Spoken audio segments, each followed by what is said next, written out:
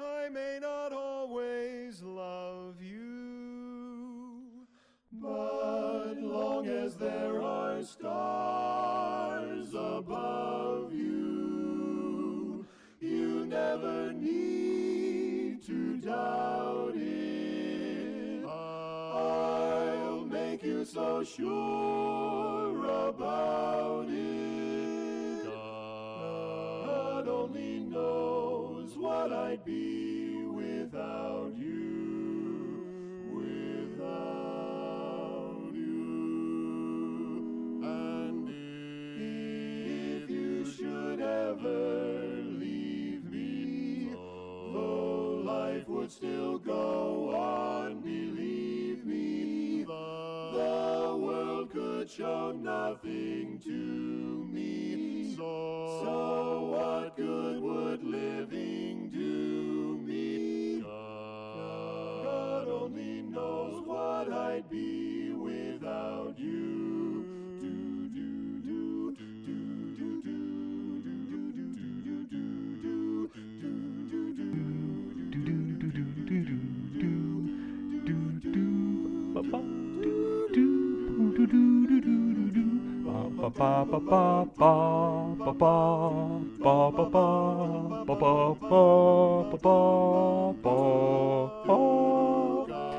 Fuck, I love this song. nerd. Careful there, Vesper, so you don't break your glass house. Careful with all those rocks you're throwing. You might break a window. Hi, Vesper. Happy to have you here. Hi, everyone. I should turn this off, or at least lower the volume a bit. Let's just lower the volume a little bit. Let's not disrespect the beat sharps.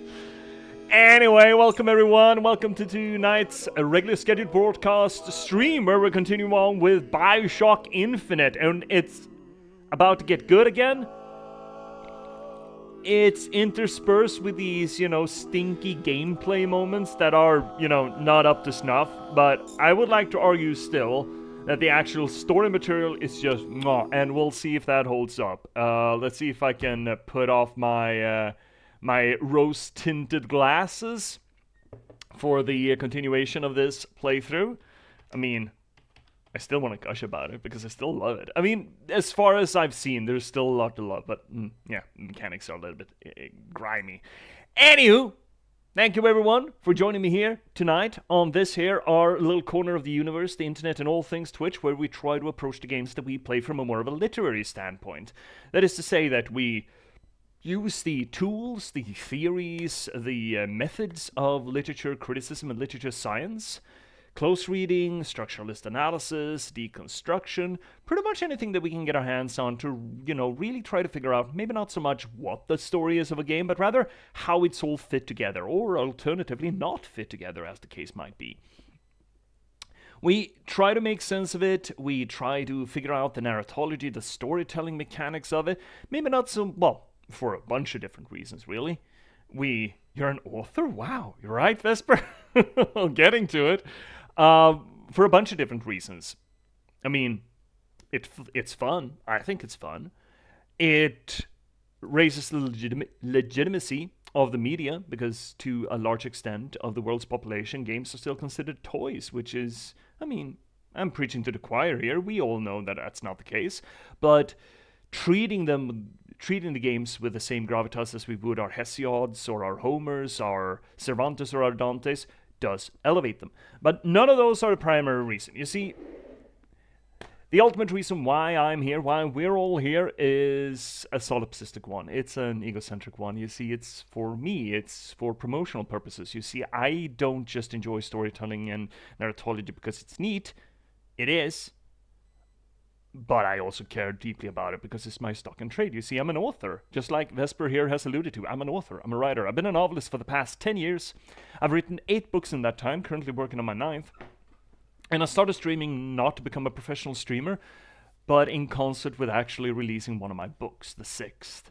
The Last Box, a cyberpunk thriller about the spontaneous eruption of sapience in a random slug of gaming code and the people who are unfortunate enough to have to try to reconcile with that fact in a near future London. It does a few things different than most other AI media. I'd highly recommend it. Of course, I'm biased, naturally, but I'm also one of my own biggest critics, and even though it's been quite a few years since I wrote this, going back to it, I still think it's a fucking banger. Large parts of it, at least. I mean, it's good. I highly recommend it. Please check it out. Now, where can you check it out, chat, if you're so curious? Well, first link down below is going to get you to Amazon.com, where you can get it not just as an ebook or a print-on-demand copy, but you can also get the first 4.5 chapters of it for free as a sample. That's almost 50 pages you can just download as a PDF and enjoy to your heart's content. And if that hooks you, if you can't put it down, if you really, really, really want to know how the rest of it ends, but you don't want to get it on Amazon.com, well, we're not chat. Second link down below is going to get you to an aggregate feed instead, books to read, where you can get it either as ebook or print-on-demand copy at a bunch of different vendors. Ton of them. Can't keep track of them all. They keep adding new ones or changing their names occasionally. But the most prominent ones are probably Apple Books, Barnes & Noble, and Rakuten Kobo. So please check it out there.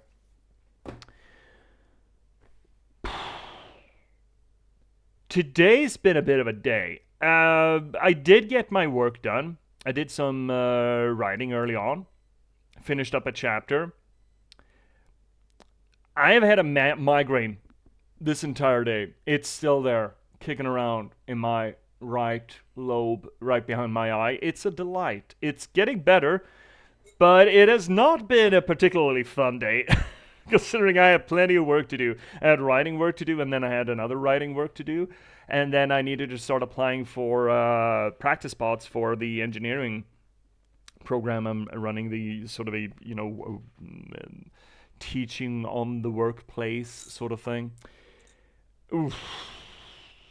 It's not been a delight, but it is getting better there, and hopefully I'm gonna be able to perk myself up while streaming here. It's better now. It's better now. I don't know what I did though. Usually I only get a migraine because I had a few beers too many, but I didn't touch a drop yesterday. I don't know how I've earned this, but well, hey, here we are. Here we are. Anywho's, we're going to be playing Bioshock Infinite. This is going to be the second stream, and I'm stoked because we are just on the cusp of meeting the hero. Who's the hero and who's the antagonist, or who's the protagonist and who's the antagonist? It's a bit of a gray area in this game, actually, but let's just say that it's at least the co-chair for main character. And her introduction into the game, I feel, sets this game apart tremendously. Because if I don't misremember, the character work that goes on between these two characters is just fucking phenomenal. No, it's absolute chef's kiss. Also going into, well, as we carry on through the game, it will touch upon... Well, it's going to touch upon a bunch of things. It's going to sort of fill in. I think we could look at it as a equivalent, not an equivalent, but as a mirror piece to Emily and Corvo in Dishonored. Because, yeah, we spent the past 6 weeks playing through Dishonored 1 and 2, and I still feel, regardless of what you might think, that there's a lot of comparison that can be made to it. Not that they are terribly similar, but they exist in the same sort of oeuvre. And what one does well, one does otherwise. Sometimes. We'll get to it. But I think it stands to show a sort of a balance between... Not stands as a comparison, a great comparison to how Arcane Studios dealt with Corvo and Emily in what we're going to see with Booker and Elizabeth. And I'm really stoked about it. So, let's get in there. However, I would like to remind everyone that we got a new button. We got a new sound alert. I just wanna make this painfully clear to everyone and also make sure that it works. So, after NBC's suggestion, we now have this. Dumb ways to die, so many dumb ways to die. Felt like you deserve that. Actually gonna squeeze the volume a little bit on it. I see it's sort of peaking a bit. Boom. Boom. Boom. Boom. Just squeeze you down a little bit. There we go. That'll probably work. So now you got that to play around with. Don't tell me I never gave you anything. So let's swing over to Bioshock Infinite, shall we? And we got a bunch of good story content that's coming up this stream. I wonder if we're actually going to be able to get through it all. Because there's going to be a lot. Right, 2K has a fucking launcher, you piece of shit. Absolute piece of shit. I hate secondary launchers. There we go, you got visual, you got sound, great. Everything is fine.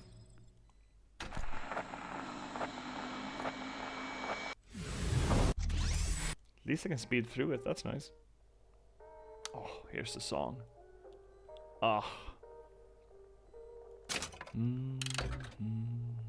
Fuck off. Do what I say. How can you tell me that you're going away?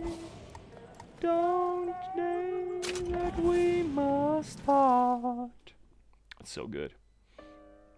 Alrighty then, we have just been shooty our way across town to get to Monument Island, where we're supposed to get the girl.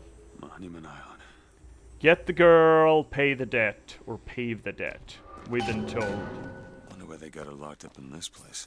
Yeah, that's a great question there, Booker. You're asking the $100 million questions there. Caution. Closed. Off limits by order of the Columbia Police Authority. Risk of death of serious injury. Close. So they're, I'm beginning to feel that they have opinions on us getting in there. How come that is the case? Also looks a little bit run down, this close to it. I'm sure it's fine though, right? Ah, the seed of the prophet shall sit the throne and drown in flames the mountains of man. You think they're closed? I mean, we could ask them, Vesper.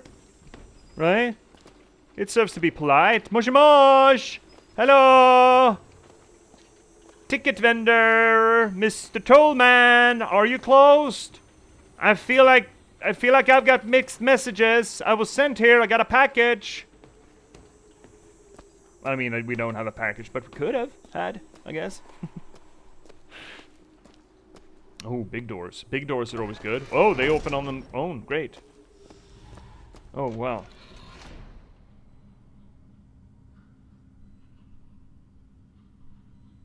Past this point, 12-hour quarantine. What do you mean quarantine?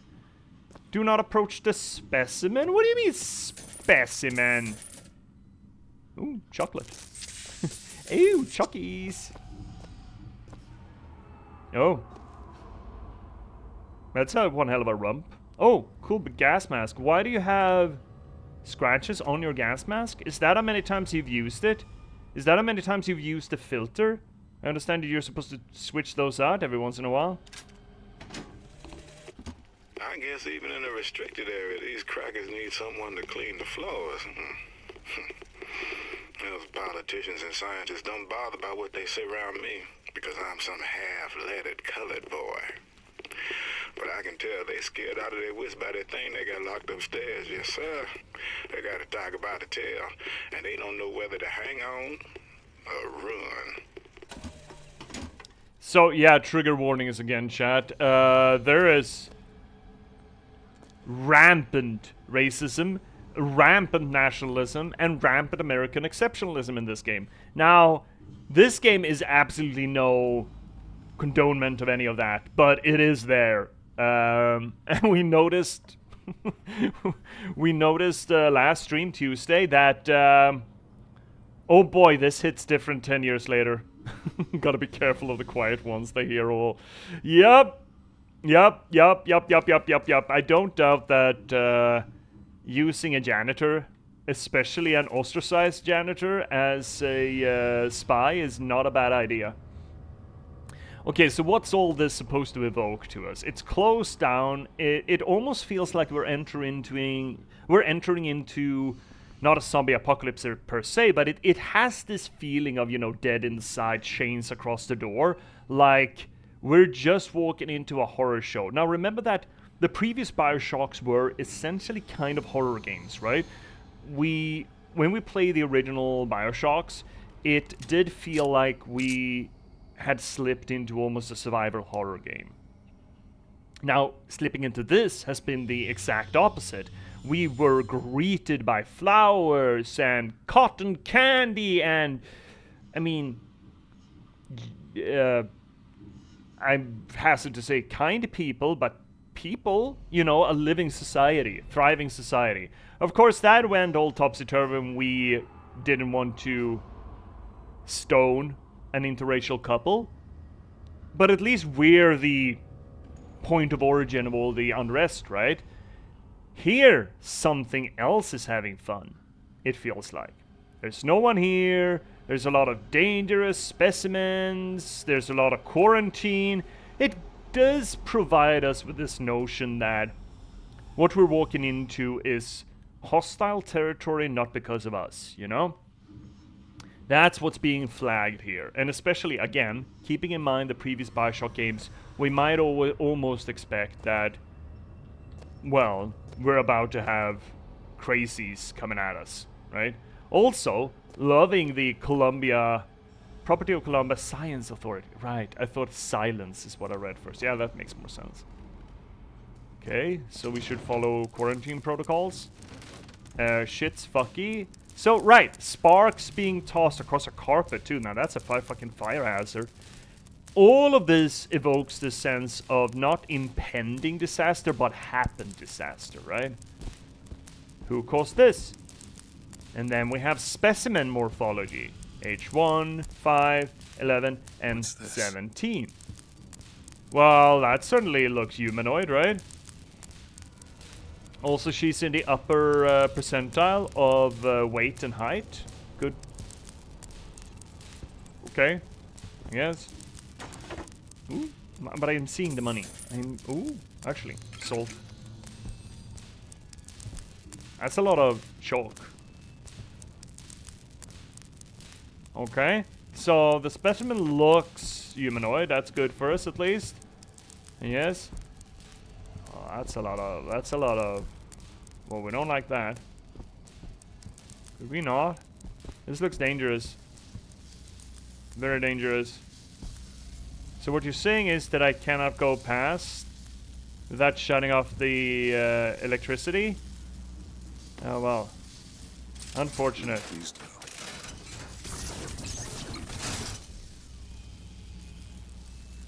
Okay. H4 companion and they switch. Okay. Poetry book. Yeah?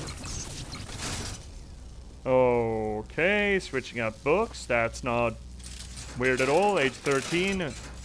Menarche. What the fuck? What is that? Banner? Oh well. Gasp tolerance in my game. They've gone woke. Oh my god. You know, that moment with satire just hits too close. It's just indistinguishable from America today. Turns out that 1912 America is 1924 America. Or 2024 America. There we go. Gone from 12 hours to 72-hour quarantine. Oh, really? They up it that fucking hard? Already? Wow. What fucking happened in this room that got so... Okay. Wow, that's one hell of a step. Holy moly. Can I sneak scoot him back here? Ah, great. Fantastic. That's one hell of an upgrade in the quarantine. So, again, quarantine seems to suggest that we can catch something, right? It suggests a virus or a disease or something where we could be a problem if we walked out. Now, that is obviously not the only use of a quarantine. You could argue the same with radiation. You could argue the same with, let's just say, pollen from an agricultural research facility, because you don't want, you know, a genetically modified strain to get out into the wild, for example. You could argue that with a bunch of different things, but a gamer's association will naturally be with sort of a zombie virus. Menarche is the first time of the month. Oh, really, Vesper? Is that some sort of stinking French thing for the Bloopies? 13. What do they do to it? Oh. Oh. Oh. Okay. Okay. Okay, that's a weird thing to save, guys, but okay, sure. Anyway, again, more foreshadowing that we're supposed to meet something dangerous, right? Oh. Yes, here's the song again. Fuck yes.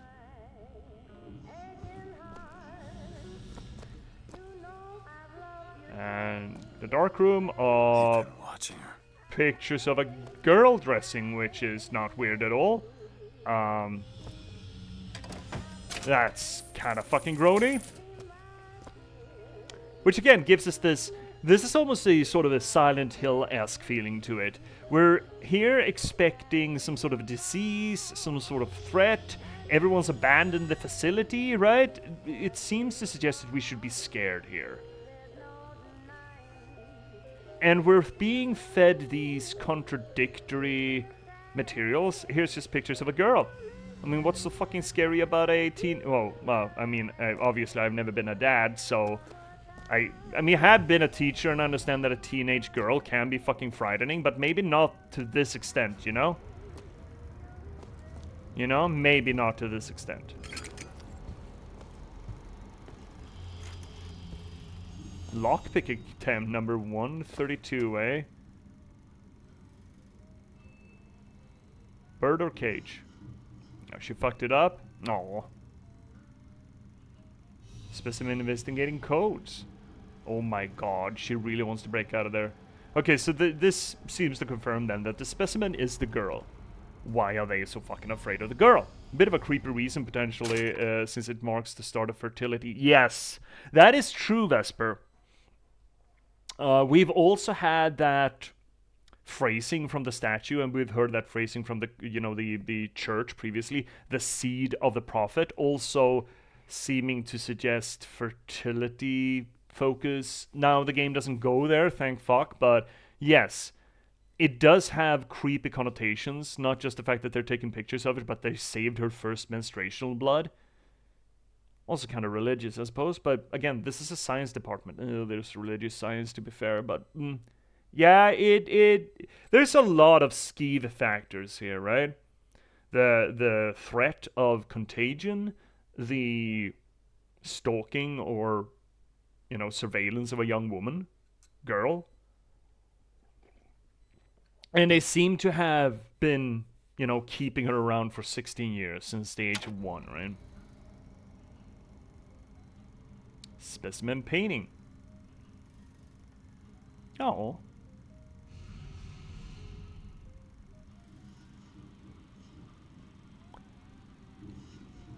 So it seems fairly obvious that they are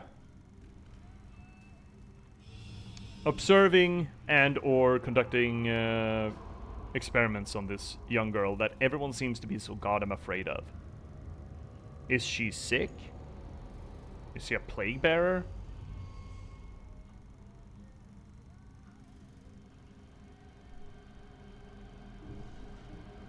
And here's another good juxtaposition with the sound, right? You got the projector. That's a kind of a scary sound if you got it in this juxtaposed position, well, the circumstances.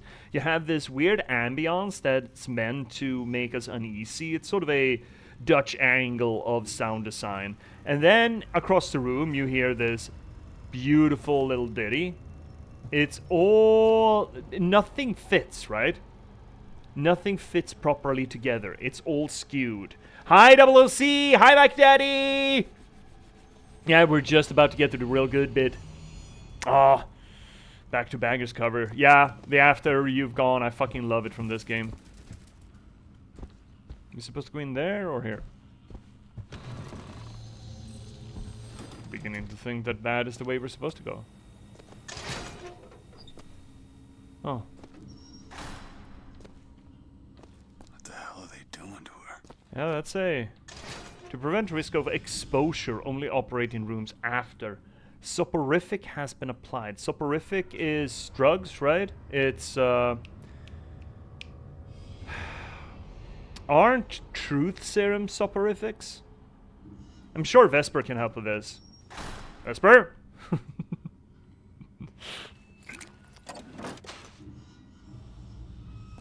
Oh, that's a lot. Blood, nails, and hair clippings. Now that's not creepy at all. In progressively larger vials. This is fucking grody, man. Also in degenerate news, I booked my tea time to leave work early to golf. Inducing drowsiness. There we go. Yeah, thank you. Okay. And still have these things. This measurement of the young girl and... Ty, what do you have to say for yourself? Mr. Thompson, sir, I replaced the entire fuse banker's ass, and the lights were all in working order last night. Last night? There they go again. We go through boxes of fuses every day as of late. Just in the siphon alone, I don't... Oh, something's happening. What? Okay. So something's happening. Poor Ty. Was a good janitor. Well, seems to be...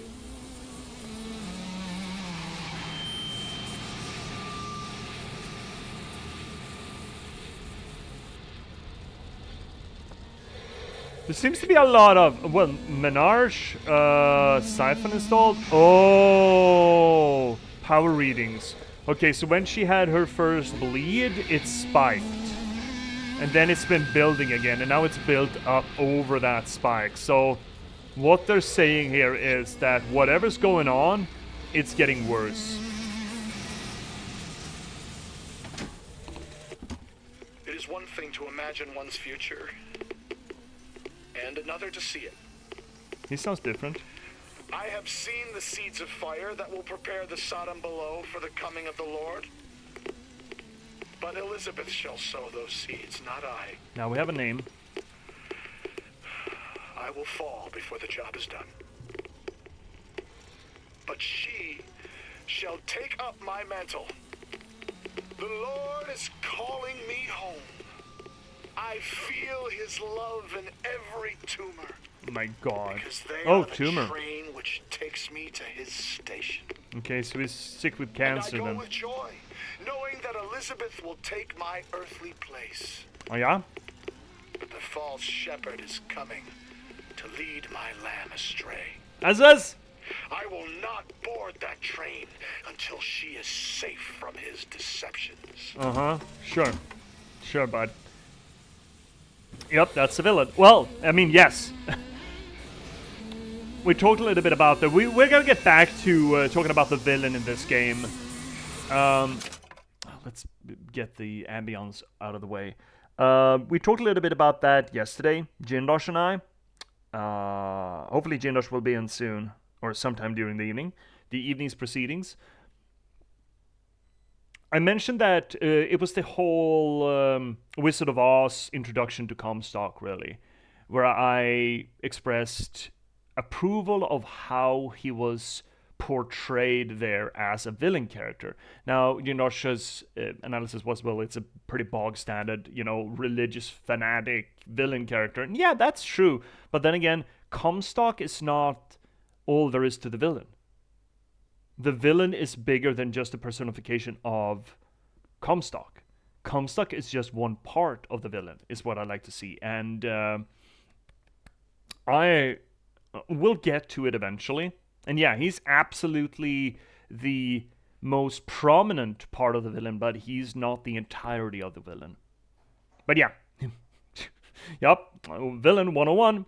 From watching Mac play 1 and 2 and then seeing a bit of Infinite via yourself, I think I'm edging towards playing these. They're very good, see. Again, I'm feeling... I absolutely agree with Jindosh saying that the gameplay is not a strong point in this game. At all. It feels clunky, it feels padded, it doesn't feel good. It is difficult compared to either of the Dishonored, really, but the story is... I still think it's fucking fantastic. Let's see here. I also meant to ask you, I have access to all the Fallout games on... Ooh, any you recommend for a noob? Play 3, New Vegas, and 4. I would argue that if you are comfortable with the old 90s school isometric RPGs, I would argue playing Fallout 2. Mac Daddy, you're arguing that 3 has the best story, but it's clunky. New Vegas is best and well-rounded. I never cared terribly much about 3's story. Maybe the main story was fine, but the world, it was cool when it came out. It was a cool way to prove that you could do a new generation of Fallout games. But there's not a lot about 3 that I remember fondly, except for Liam Neeson, but again, he was barely in it. New Vegas in my heart. There's so many good parts in New Vegas. New Vegas has less of a main story, but its short story archive is just so fucking good. And there are at least 2 DLCs of it that just makes me all weepy-eyed. It makes me absolutely fucking bawl. Dead Money, say what you will about the mechanics of it, I think the story is great. And Lonesome Road, also wonderful. So yeah, New Vegas I think is the best one. Again, graphically hasn't aged well, but New Vegas is still the best. 4, gameplay-wise, and if you like building, 4 is great, but again, story is so-so, I feel. Anyone ever played Dead Space? I did play the first one. I really liked that. Haven't played the other ones.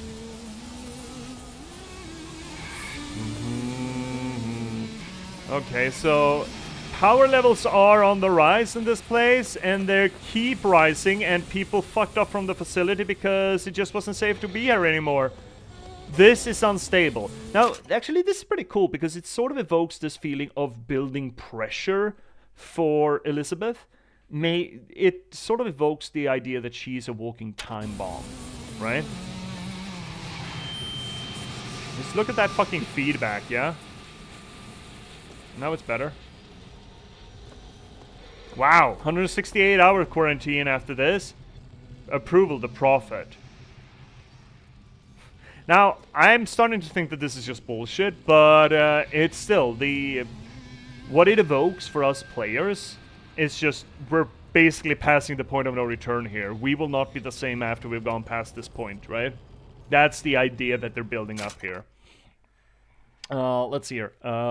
Mac Daddy, you agree? Dead Money, best DLC. I also fucking love Lonesome Road. I love the implications of Lonesome Road. Something fucking fierce. Lurking for a bit while I do the household bits, where I settle in for the evening. Yeah, you have an awesome household bit. And they're not usually awesome, but you know. Here's the open. Beautiful button, by the way. Whole week passed here.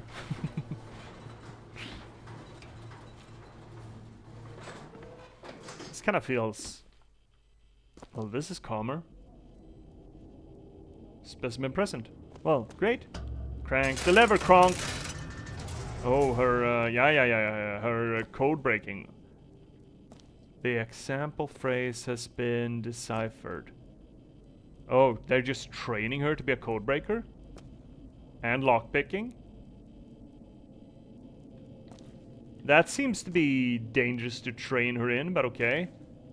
And then music, yeah, okay, fair. I mean, a creative soul is a flourishing soul. It's a little bit weird to train your specimen to break out of a place, you know?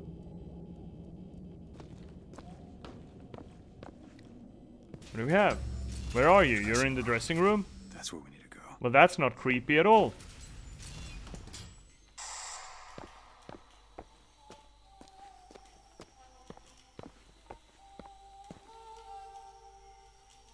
See, this is so fucking weird, right? We came from this place that felt like the Site Zero, Patient Zero site. What am I thinking? What's the term?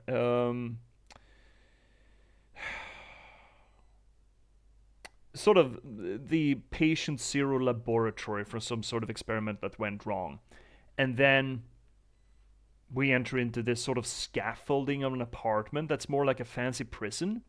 Also, a lot of switcheroos on the expectations here, and all of it building to we're about to meet something bad. Now, of course, we know that it's a young girl, but, you know, again, teenage girls can be dangerous.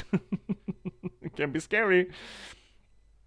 Politely wait outside and knock the door. That would be the best way. Vesper, I doubt that's what we're gonna do, though. You don't have Liz yet. You must be absorbing every inch of the map, huh? Well, Mac, I've played this game previously, so I'm just savoring it. I'm building it up here. Because I do feel like we're in a very good... we're in an exceptional even story point. Quiet while specimen is present by order of the Columbia Science Authority. And a camera. What do you have in here then, I wonder? Nothing? Ooh. That's her. Oh, mirror. Okay. That's not creepy at all. And she's just missing a tip of a finger. Which still hurts her a bit, apparently. And she just wants to go to Paris, apparently. She's got such Disney princess vibes, right? You could have taken her straight out of Beauty and the Beast. She's like Belle, essentially, right? She looks kind of like Belle. She's got such Disney princess vibes. So now we're getting the crackback, the whiplash of the expectation that were built downstairs that this is a Disney princess. How bad can it get? So long as we don't, encounter a swarm of sparrows, we should be fine, right? Right? She's in the dining room. Okay, well, I'm sure nothing bad is gonna happen in the dining room. Surely. And these fucking airlocks, too. Crank the lever, Kronk. Is this the dining room? Oh, well, those are not ominous paintings at all. Oh, what are you up to?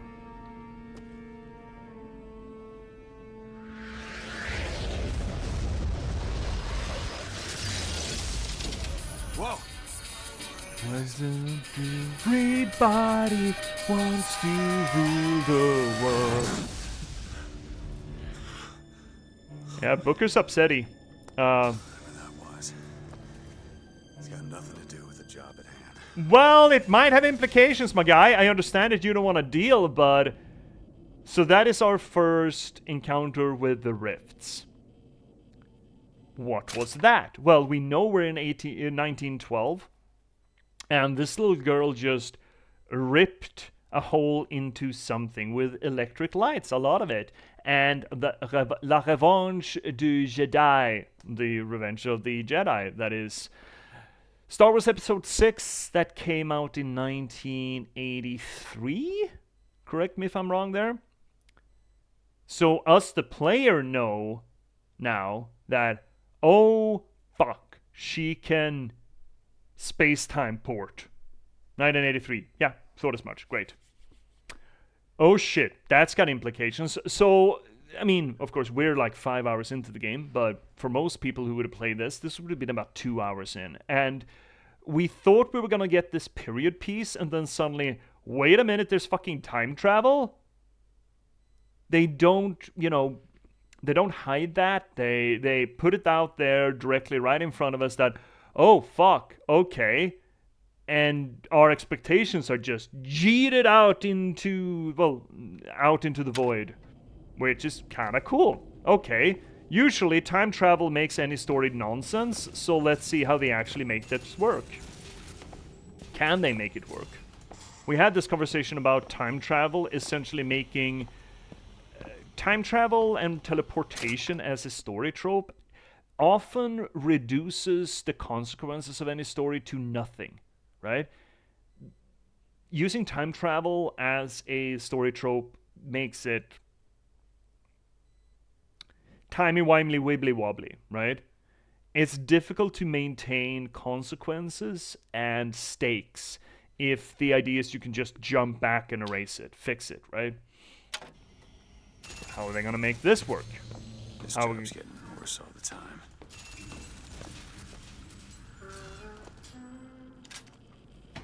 Rosalind, oh, What Lutece. makes the girl different? I suspect it has less to do with what she is, and rather more with what she is not. A small part of her remains from where she came. It would seem the universe does not like its peas mixed with its porridge. Oh. Where's me drink? Ah! Thank you, MacDaddy. The time travel throws this game out of canon to me. It's not Bioshock 3. See, that's the argument, right? If you can not just jump in time, you can jump in place, and you can even jump to alternative universes, then what's canon anymore? Anything can be canon. Now, obviously, it can be done correctly. I would still like to argue that, for example, Rick and Morty does it wonderfully, because it makes the story all about that, all about the nihilism and the ruthlessness of being able to just walk anywhere, everywhere, in any given universe, right? But that's sort of the point of Rick and Morty. It's how do you deal with that?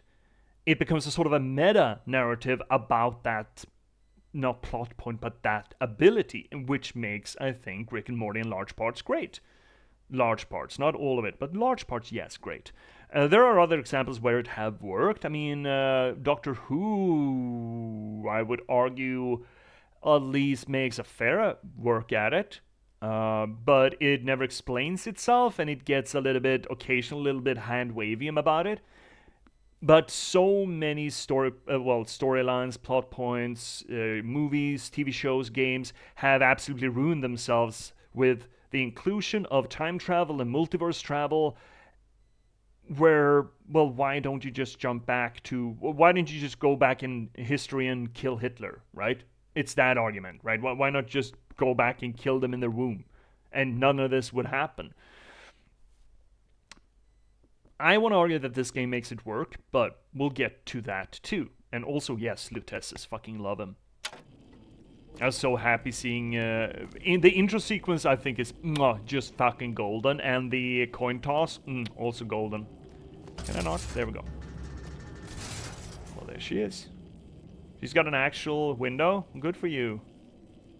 Good for you. Doctor Who even calls itself about... Yeah, right. Doctor Who is sort of semi-self-conscious about it on occasion. Especially love that... What is it? It's the first episode with the angels, right?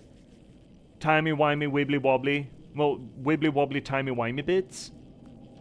Where even the Doctor goes, I don't want to have to explain it because I'm just... I don't want to get there. Please, let's just not. Where are we? There we go. Alright then, let's go. Sure, everything is fine. So now we're gonna get a lot of story thrown at us. I don't know if I can pause the game in the midst of it. I will hope I can. I think I can. Let's say that I can. Whoa! Holy shit. Whoa! I can do this. Why is there not a rope or a chain on the last bit there? Ooh, my toes. Oh, my toes don't like this. Oh, well. That door is a dentist's wet dream, I bet. Ooh, I don't like... Oh, cool bridge. A bridge in the sky. That's kind of funny. Oh, thank fuck this wasn't locked in. Oh, ooh. Can we please just get inside? What do we have here? Elevator? Elevator. Oh! Oh, shit. Ow! That fucking hurt. Hello! Ow! Ow! Stop! So... Knock it off!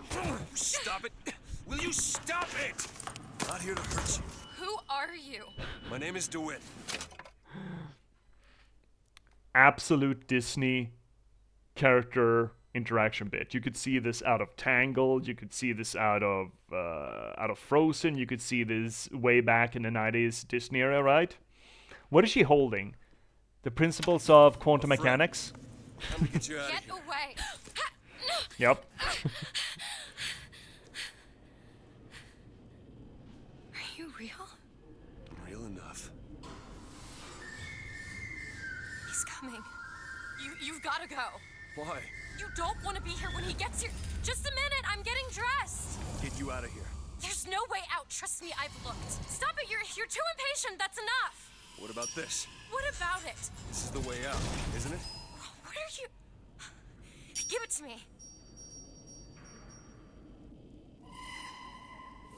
Cage of the bird. Beep, beep, beep, beep, beep, beep, beep.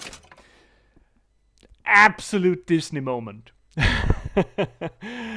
Doctor says can't go back to 1938 New York. Amy asks why. Can't just go back to 1939 New York or go to New Jersey or taxi. She's told because shush, that's why. Yeah.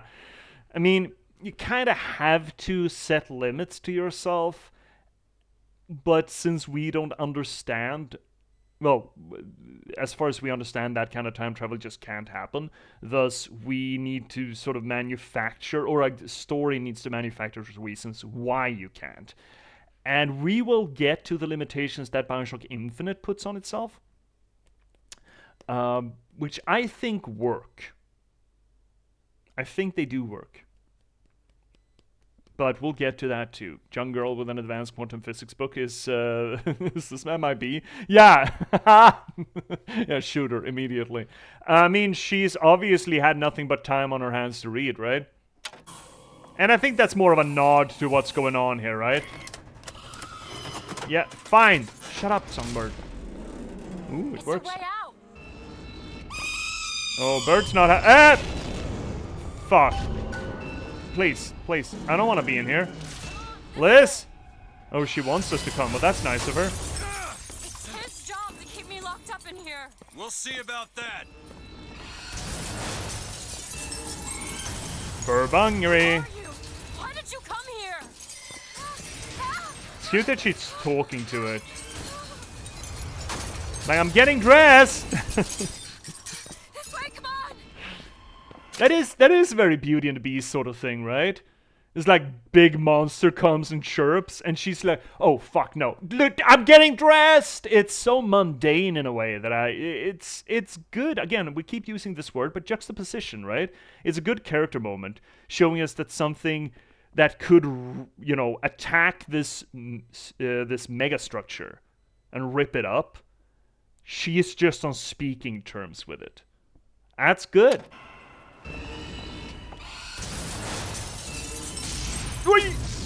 No, why? Up, see? Hurry! And sure, she is concerned, but not overly so, you know? Not to the point that she's in mortal peril. She just, oh fuck, no, I need to go. Are you taking the elevator while this is happening? Really? They were watching me all this time. Oh. Why? Why did they put me in here? What am I? Well, I'm sorry, What Elizabeth. am I? Yeah, I don't know. You're the girl who's getting out of this tower. Oh, hi. Hello.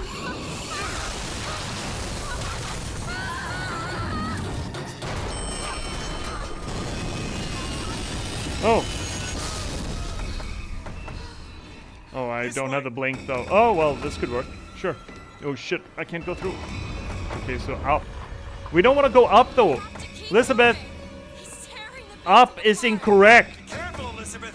How do you know my name? Not now. There's a door up here. Out of the way. Let me try. Yeah, big, strong, burly man can do it. Surely. Which way? Down, up, I don't fucking know. The way that you can go, I guess. Oh shit. Oh, my toes. Oh, my toes. Oh, that's big, bye.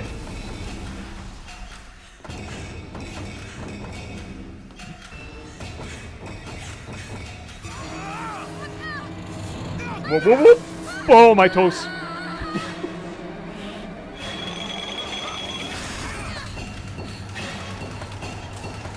Is she still hanging on? I'm assuming she is.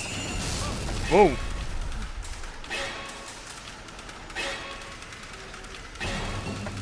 Oh shit, I missed it.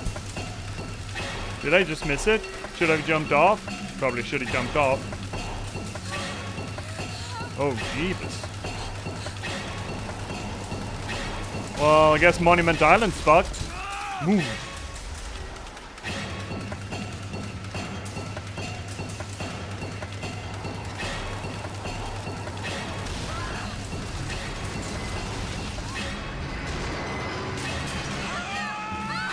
No. Booker, you're doing this incorrectly.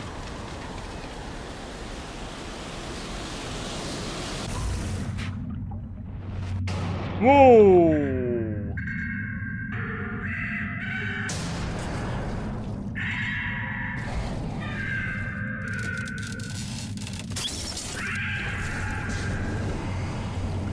Can't do water, eh? I guess Burb doesn't like water. Burb does not like water, in fact. They nurse a shock from that, though. Yeah, let's see no evil, hear no evil, say no evil. I mean, to be fair, a lot of games and movies and books, they play loosey-goosey with physics and inertia, you know, for cinematic purposes. Yeah, I would have preferred that they would have thought of it, but I mean, I feel like that is if you start going down that path, then you're gonna have to do a lot of disagreeing with fiction, you know. Anywho's, that's our introduction to Elizabeth, our first introduction, and you know, you could argue a lot that, oh, why is she just bringing him along? How does that interaction work? What's fall damage? Yeah, fall damage is it's for cinematic purposes. Unless you're playing Dark Souls. In that case, it's just magic.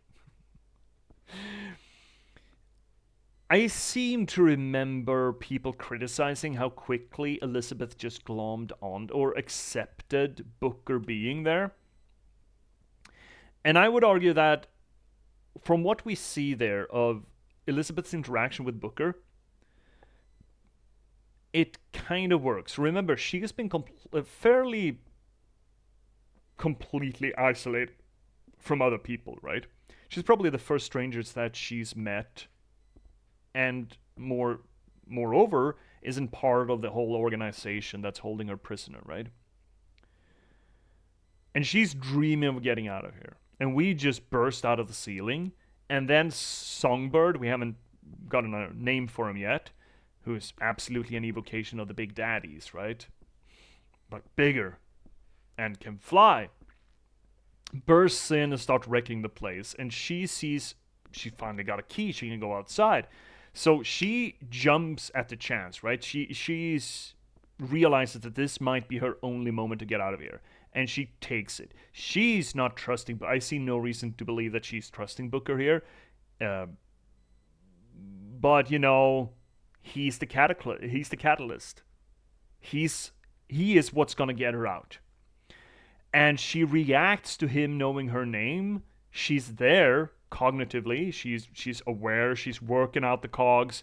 It's just that she does not have a lot of. She's intelligent. She's aware she doesn't accept him, but she has very little. She's naive, essentially, right? She's sheltered. She can't fathom that someone would lie or use her. She knows she's a prisoner in one way, shape, or form.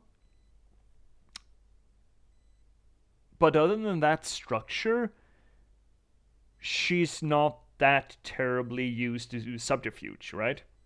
Got the book smarts, that's about it. Exactly, and she's got plenty of that. So yeah, sure, she sees Booker. Booker sets these events in motion, and she's just like, okay, fuck, this is my shot. I'm taking it. And I kind of need him to follow through with that.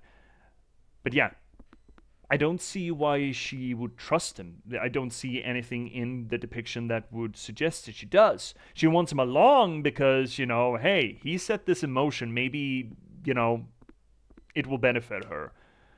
It's not Machiavellian per se, but it's certainly calculated in one way, shape, or form. So I don't mind the idea that she's just running off with Booker, considering we know that she wants out of it, right?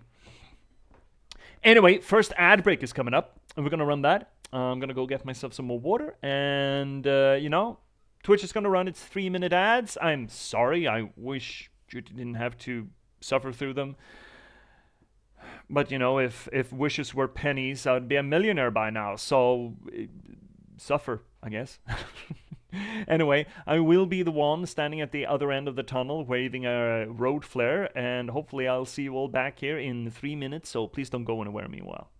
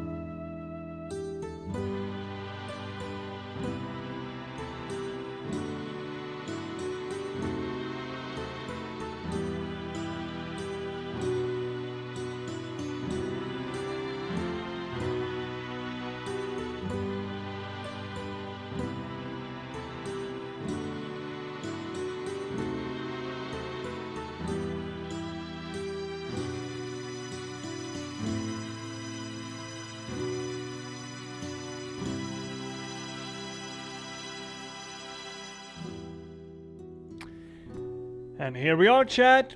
Right back at it, Krispy Kreme. Hope you're doing well. I probably shouldn't say that line. That's probably copyrighted somewhere. Well, we are prepped. We got more water, more drinkies, and we're ready to go. So, we have just escaped Monument Island. Well, by some definition of it. Also, Booker's having another flashback. Now, he seems to have these with a startling amount of regularity.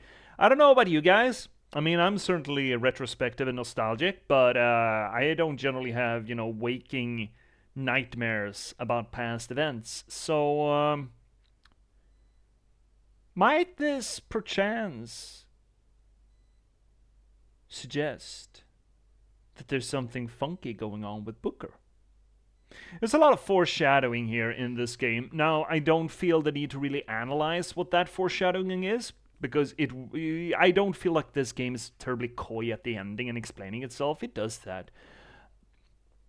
Maybe a little bit too much, even, for my tastes.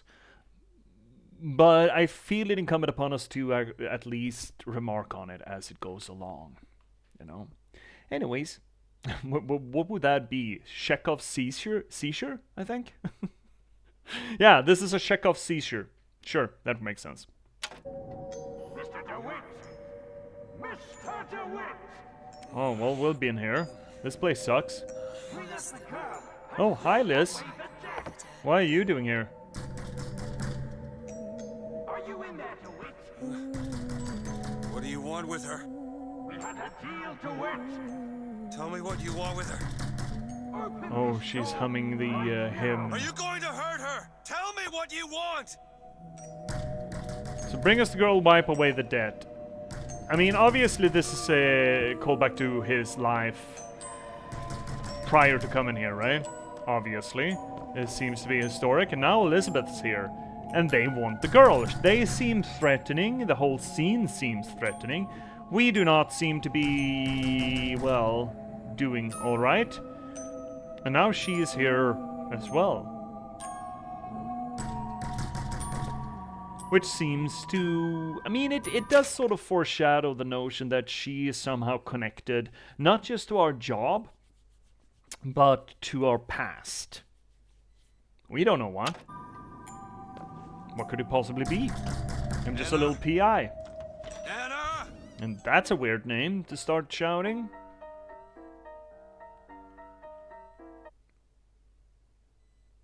I've been told to tell the girl whatever she wants to hear so long as she comes along.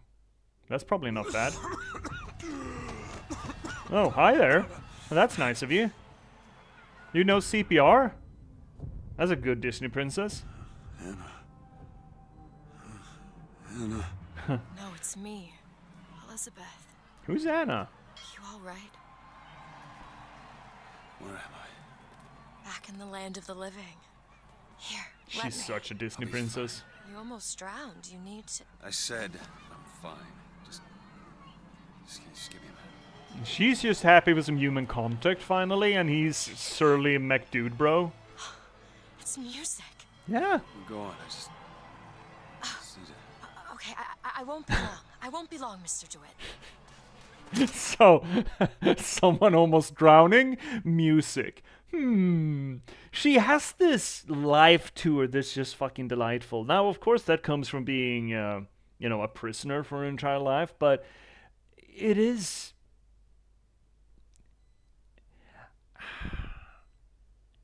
You get happy just seeing her interact with the world. I feel like her reactions here, they may seem oddball and, you know, manic pixie dream girlish, but remember, she's been an involuntary shut-in for the entirety of her life, and she's finally seeing the world outside. Don't you know, Anna is just Anna, right? Exactly. There's nothing foreshadowing about Booker for a moment mistaking Elizabeth for Anna, right? That's not foreshadowing. No, I like to think that you can get away with a lot of things in storytelling so long as you properly foreshadow it, I feel. And I like to remember that one, you know, back in the day when I played this, I didn't think much of it. Then again, that was 10 years ago, but still, it's not bad. Also, again, I like to remember people critiquing Elizabeth's behavior here. I don't mind it. I think it's actually kind of believable, right? She's just in love with life. And her love of life, her love of all of this, in her initial reaction to the world around, which we're going to keep seeing here, because we're going to spend a while on this beach. I feel that it is not just meant to be there for us to see a little bit of the joy of life that is within Elizabeth, but also portraying her in a way that will tug upon very specific strings in the player's heart. Not romantic strings, but the kind of strings where we find sheer joy at seeing someone else enjoy themselves. Spoilers. He's just conking off, yeah. You're up again, bud? So we got a time skip there. Hi, Gulls. And no one minded, did they? You guys really didn't mind that I was just lying here in the surf? Thanks. You know what? Yeah, thank you. Also love the bathing suit, by the way. Time era appropriate, I believe. Hi, kids. Your parents are weird. Battleship Bay. Ooh, basket. Ooh, stuff. I like stuff. More basket. You see a young girl, blue skirt? No? No. But I'm without an escort if you're looking to pass the time. Oh, well, that's... Hey, you see a young girl? Is this some kind of sales pitch? Because I'm not interested. Okay. Yeah, I mean, that would probably be my reaction too, to be honest. You fellas seen a girl around here? Blue skirt, dark hair? Look at this one. Why don't you just sleep it off, chum? I mean, again, fair. I can't judge them for that reaction, really. Racist though they might be.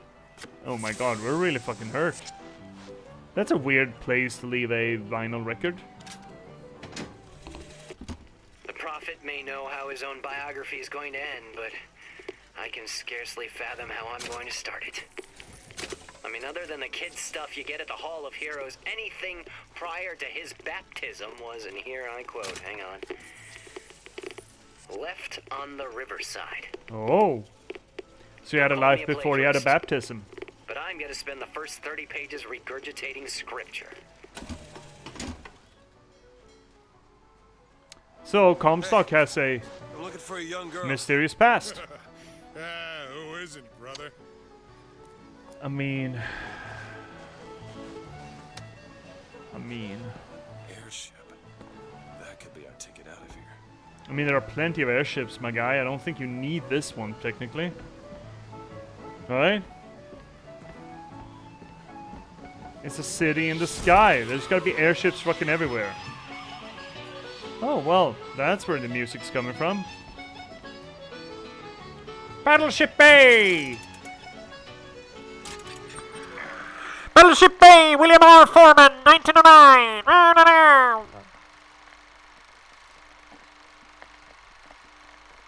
Okay, is that it? I feel like that's not safe to swim in. Where's all that water going? Holy shit. Well, that's nice. Oh, sardines. I need a help. Oh, okay, so this is what's running the pumpies, yeah? Probably. The whole thing's rigged. All I want is fair pay for an honest day's work. Here we go, that's an Irishman.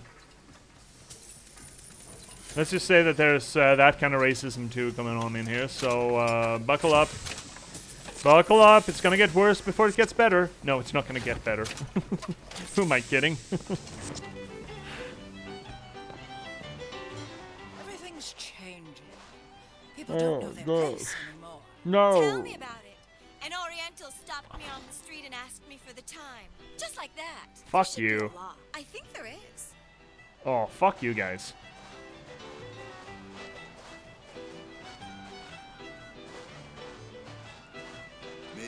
I should go for a walk along the shore. I'm not going on any walk with you. Your reputation is well established. Okay, well, you're certainly saying that in a way that holds back women, female suffrage for about 100 years. Look at him, ladies. It's a crime someone doesn't get him a nice set of trunks. That was a very good delivery. Look at him, ladies! That was a very good line delivery. Holy fuck, that was good. Ah, look at him! Someone should get him a pair of trunks. If you know what I'm saying. It's a female version of that misogynist comedy act from the 50s. What's his name? Older gent. It looks like his eyes about to pop out. It looks like he's spending way too much time outside on the surface of Mars in Total Recall. Almost like the real world, huh? Modern science. What do you mean, almost like the real world? Come take a look inside the wagon. I can probably find a set of trunks for you. Are you hitting on me? You look like you are no stranger to physical activity. I'd love to swap stories. Yes, he is hitting on us. 2, 1, 2, touch Joe. 2, up. The brains of a child. Yes. You know. To the left. Shall we say, take care of this? Wilma! Well, it's that or the shame on your family. You're damned if you do and damned if you don't. Oh, someone's pregnant. Someone's preggers. Hello, lad. No? Okay. Hi. Oh, okay. Oh, they're fucking conked off. Well, what happened to your eyes, lady? Like to swap stories and some other things. Yeah, right. Not terribly subtle for being in this... I'm sure this place is not easy on the LGBTQ community, right? All right now. You're strong. No panhandling, fellow. Didn't you see the signs? All right, miss. I've heard that before. You have to believe me. I don't love her anymore.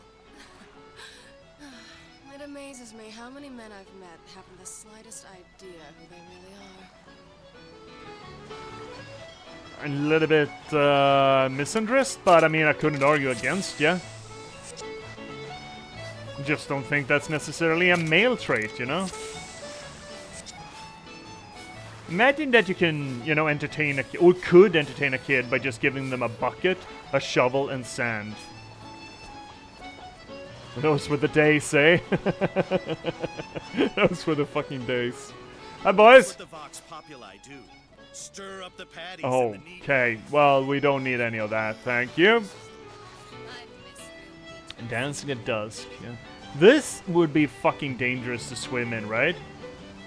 How are there waves going in? How does... Okay, as a hider engineer, or, you know, becoming hider engineer, this beach or this seaside just does not work. You cannot have a fucking waterfall there.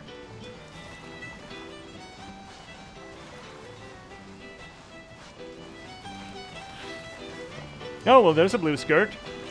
Oh, you... Look, she's just fucking enjoying herself. Isn't that nice, you know? Miss. She's just enjoying herself. I feel bad about interrupting her. Did you just... No, Booker, just give her. Hey, I need you to stop. No, Booker, don't be a fucking grouch. She's never been among people, you know? Please stop. She's like the happiest puppy right now. Just let her. All right, miss. Come on. Yeah, no, it's not. No, that's enough. Hey, Miss Elizabeth. Hello. Hello. Wonderful. Oh, come dance with me, Mr. I DeWitt. don't dance. Come on, let's Oh my go. god. Why? What could be better than this? That thing. How about Paris? Paris? I don't understand. How could we get there? That's where that That airship's thing. going, but if you want to stay and dance, we No, can... let's go. Come on, let's go. Come on, let's go right now. She's just enjoying herself. I'm out. It's hard to believe, but it's true, isn't it? Oh, there's another good tune. Girls just want to have fun. Good timing for it too. You smell that? I've never smelled anything like that before, have you? Beaches I know don't smell much like that.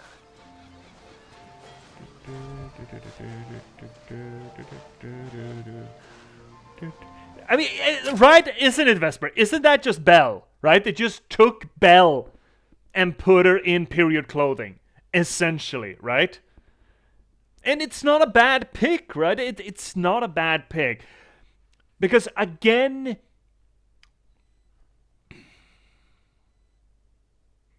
this would be my argument why Elizabeth is the real protagonist of this game.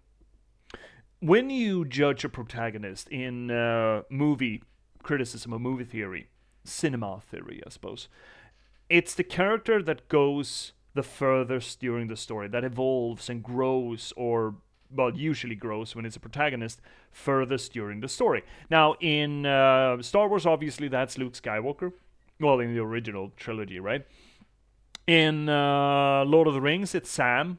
I mean, Frodo actually diminishes, but Sam becomes this massive fucking hero.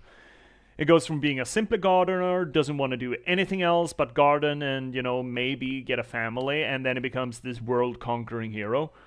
In this game, of course, we're playing as Booker. He's the action hero of it, but he doesn't grow. Well, he's got a little bit of growth to him, but not comparison to Elizabeth. She enters this world as, Belle, a Disney princess. She's just happy to be here. She's just enjoying everything. And oh boy, is this game gonna treat her rough. Can I get you some cotton candy? I don't want to eat, I want to give it to Elizabeth. Do you know this artificial beach was built in only 6 months? Oh no. How do you know that? From one of the books I threw at you. They also served passing well for reading. She's good. She is good. Should let them drown themselves. I mean, she's not dumb, right? She just hasn't been out among people. She's clever, she's smart, she's a good conversationalist, and she's just so fucking happy to be here. And we're tricking her. Booker, do you feel bad about yourself? She can take care of herself? Well, does she have a gun? Do you have a gun, miss?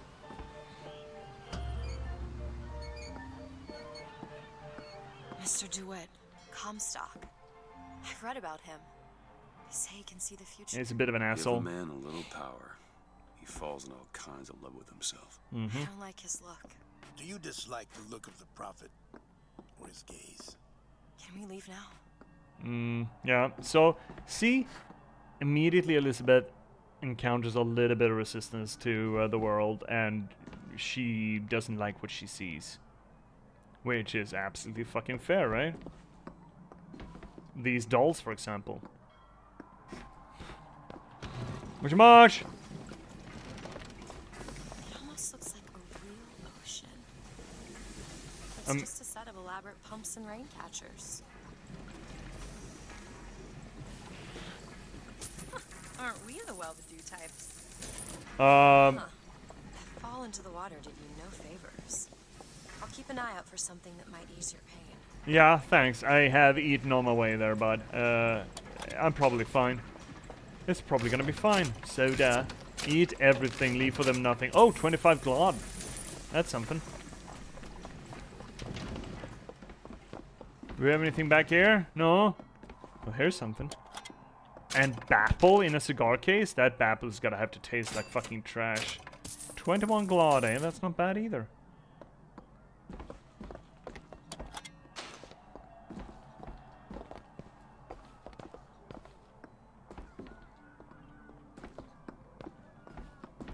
Oh, another... Oh, Lutesses. Lutesses are coming! The Lutesses are coming!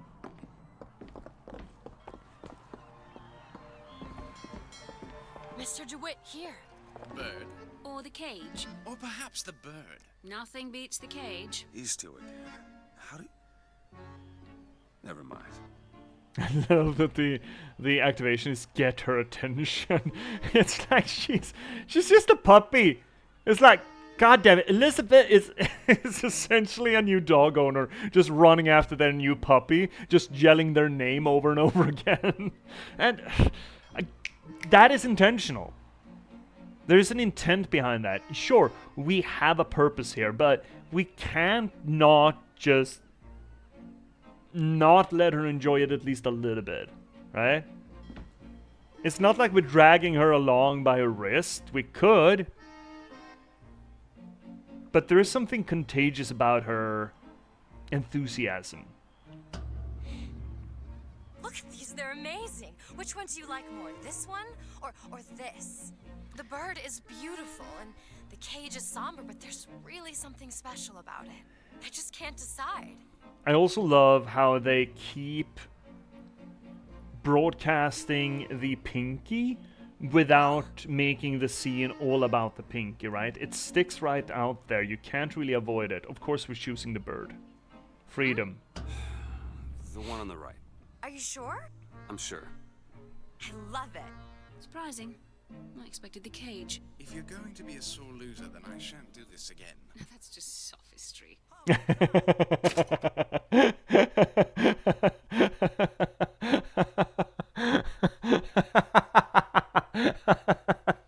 Look, that is very funny if you know who the Lutezes are. If you're gonna be a sore loser, then I shan't do this again. Oh, that's just sophistry. That's just talk. That's just, you know, nomenclature. That's just... It's not just that it's just talk. It is just... something that is technically true, but untrue. From a timey-wimey perspective. They are great. Holy shit, they must have had so much fun voice acting those people. Oh my god. Look. Are you alright? It was my home. We should get out of here. Let's go. He tells us what he deems wise. It's okay. It's okay. Oh, Frederick. And she genuinely looks, you know, a little bit relieved, but also kind of sad, you know? It's very good. It's exceptional mocap for the face, right? On her and her alone, but then again, it's essentially, she's essentially the only person that really needs it throughout the game, so I don't mind that the other people are sort of, you know, absolutely fucking bland. He'll set this right. He's the sword of vengeance. We got the name, Songbird. Move. What I want to know is, why is there never a handyman around when you need one? I don't think the lack of a janitor is what caused that. Just saying. Make sure you have a piece of photographic identification ready for presentation. Put those arms up now. Fingers apart. Oh no. Legs apart. Stand still. Now hold steady. Liz, I don't... Yeah, I'm skeptical too. I ain't getting through there. Holy shit, you're skeptical. Just the thing. Come on. Have you? Oh, okay. Booker, she's so much smarter than you are. Look at this one. He's suspicious, if you ask me. Oh, shut up. A key? Damn thing's locked. Elizabeth! You're a roguish type. What does it look like? Done. Did you learn to pick locks? Trapped in a tower with nothing but books and spare time? You would be surprised what I know how to do. I mean, fair, right? She's been stuck in a tower with nothing but a massive fucking library and lockpicking tools for like 17 fucking years, if not more. This is absolutely fucking fair. I mean, this is pre-internet, people. You gotta remember that. This is pre-internet. Also, she has this way of... There's exuberant adventurousness about her. Right? She enjoys life. She enjoys the good things. I guess we haven't seen any moment of hers where she shows compassion. Technically, we could just assume that she is an absolute fucking sociopath at this moment and just doesn't care about picking locks or shit. She made a little bit of a joke about us just taking money. Are those red flags for her character, perchance? Because again, we haven't seen her actually be compassionable. Yet. We'll get there. I mean, Booker's a piece of shit. We know this. Always address patrons as sir or madam. Uh-huh. Do not speak to the patrons unless spoken to first. Uh-huh. Saltines. You must take any task with more than the slightest complexity. Oh, hello, sir. Don't you pay me no never mind? Just some foolishness, you know. Just monkey shines. Oh my god. Please don't. I understand where you're coming from, buddy, but Over here. Oh, welcome to the Circus of Value! There's a vending device over there. Oh, thank you. There might be something to bring you back to health. It's probably a good idea. I mean, I've been eating Garbo for a while, so I'm good. But you know what we could do? No, I can't. Okay, I cannot. Oh. Okay, chore's done. Chore's done. Welcome back, Z. We'd like to help you. Do I know you? Back at the lottery, without you, we wouldn't have gotten away. Daisy always said somebody like you would come along. I'm getting a hat. New booties. Increase the weapon damage by 30% while on Sky Alliance dives. Yeah, okay. Thank you, I guess. Also weird boots. Colored in Irish washroom. Are we judging shitters? See? Is this our shitter watch? Maybe this is our shitter watch. Yes, okay. Okay, fine, we're doing shitter watch here. Okay, so public restroom. Nice doorway. Shipped tiling. Obviously the leak. I mean, someone has put a bucket at least. I feel like I haven't been around for ages. Yeah, we were a little bit tuckered out on the shitter watches for Dishonor because we kind of evened it out at around a 5. Okay, so have no doors or no intention of doors on the stalls, and they're facing each other. There is toilet paper. We get toilet paper at least, so there is 1 toilet paper roll. 2. I mean, 3. Okay, is there a toilet? There is a toilet paper roll in each cubby. There is alcohol here, which I think is a plus. Plumbing on the outside. Yeah, okay. This is the cursed most shitter. Okay. Oh, that's not ideal. And why does that leak? Ew, this has got to stink like a motherfucker. That's sewage water coming up from there. Ew-wee. Okay. So what's the benefit of this place? Well, I mean, the woodwork is nice. It's got tiling. Is this like a challenge shitting? Regular toilet or small pipe? You just plug your ass onto the pipe, and it's essentially a catheter for your poop. Look, it's even got a flared base. The pipe has a flared base, people. So, it's got tiling. It's got good woodcraft. It has toilet paper.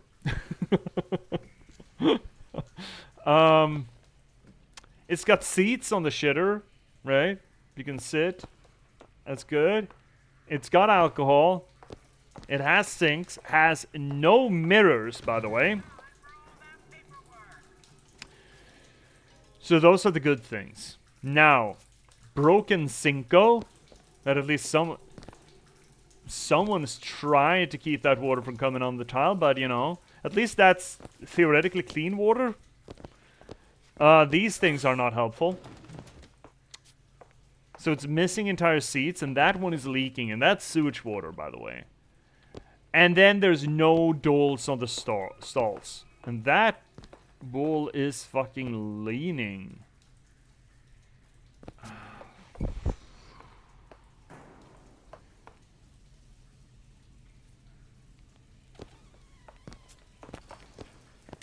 I'm gonna give this a 3. I'm thinking general cleanliness is a -2. I mean, it's just a little bit the cleanliness, except for the sewage or the free running water here, the cleanliness is not bad. I mean, the tiles are chipped, but there's no mold or anything on the sinks. The shitters are a bit ewed, but I mean, that's what you get for a public toilet, really. Drink flask of what now? Unknown booze. It's toilet hooch. Did you see the state of those bowls? Yeah, they're not great, but again, it is a public shitter. It is a public shitter, you need to remind yourself. And there is a wooden seat for them. I would give this a 3. I would give this a 3. The general structure of it mostly is good. It's run down.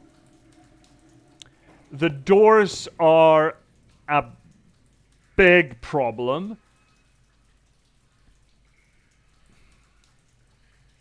But again, if we were exploring Pompeii and we had one of those public outhouses where you were supposed to sit, you know, knee to knee with, you know, 25 other Romans, I wouldn't give it. I wouldn't subtract points necessarily for no use of doors, right? That's not necessarily what this is, but I'm just saying that it says something, but it's not enough to bring it down to like a minus. There's no minus on the scoreboard. And remember, people, do you remember some of the shitters in Signales? There was a squat shitter without any, not just no doors on the stalls, no stalls at all, where each squatter was facing each other and they had like half a meter between them.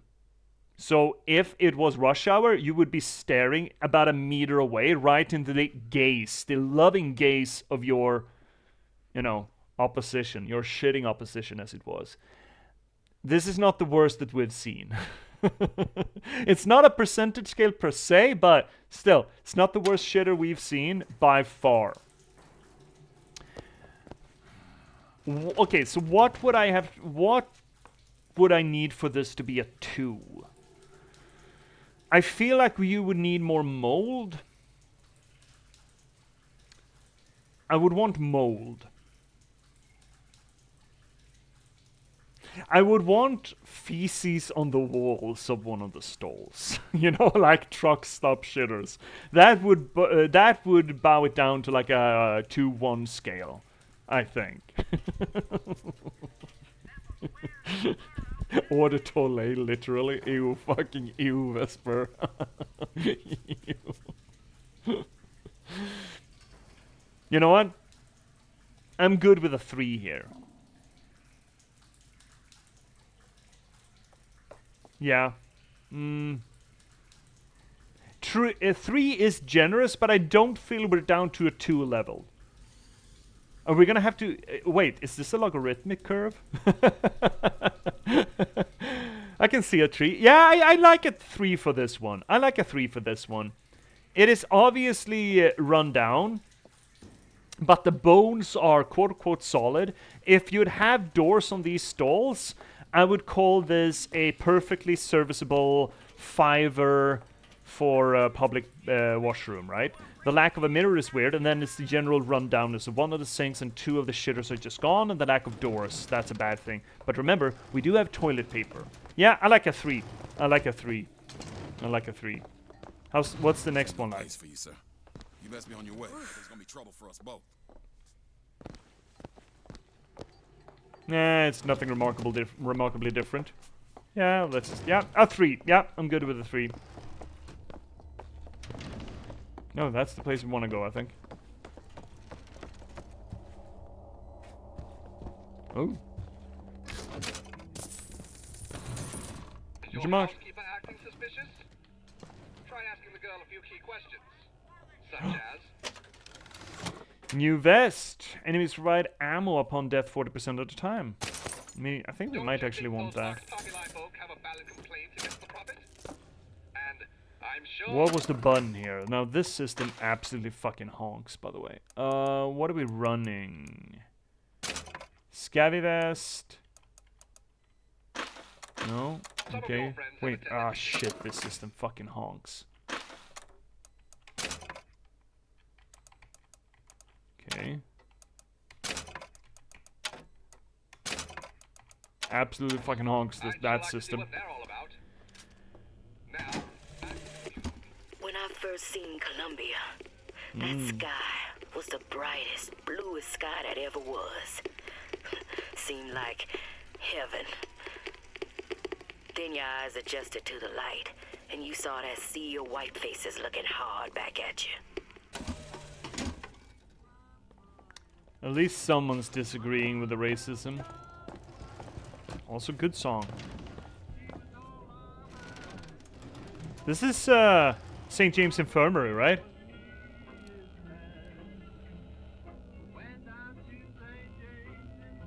Yeah, it is.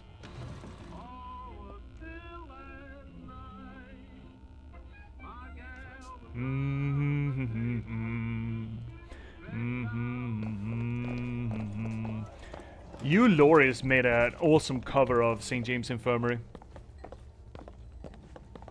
Would highly recommend. Well, that redhead is not doing it correctly. Hate to be the one to have to tell them this, but they're fucking it up. Ways to die, so many dumb ways to die. It's your cotton candy. Isn't it good? Isn't it good, C? NBC wanted some dumb ways to die, and I deliver. Oh, you got a cotton candy! Yay! You enjoy that, Liz. Perfect, right?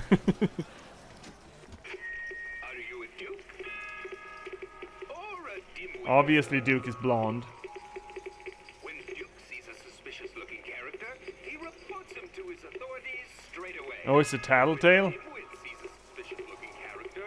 ignores him and focuses on his new scooter. Remember, boys and girls, don't be a dimwit. Yeah, let's see. Yeah, I have seen that. I have seen the video of the raccoon being given cotton candy and just preparing to washing it, and it just disappears in their hands, and they're like, "Oh."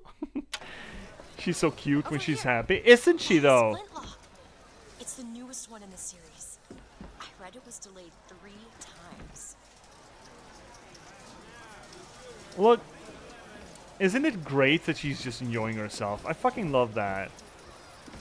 I really do love that. And again, there's a very good reason why she's designed that way. For us to witness, right? That is meant to evoke a certain feeling within us. That she just going around and enjoying things, you know? Did you know we call it candy floss here? Candy floss?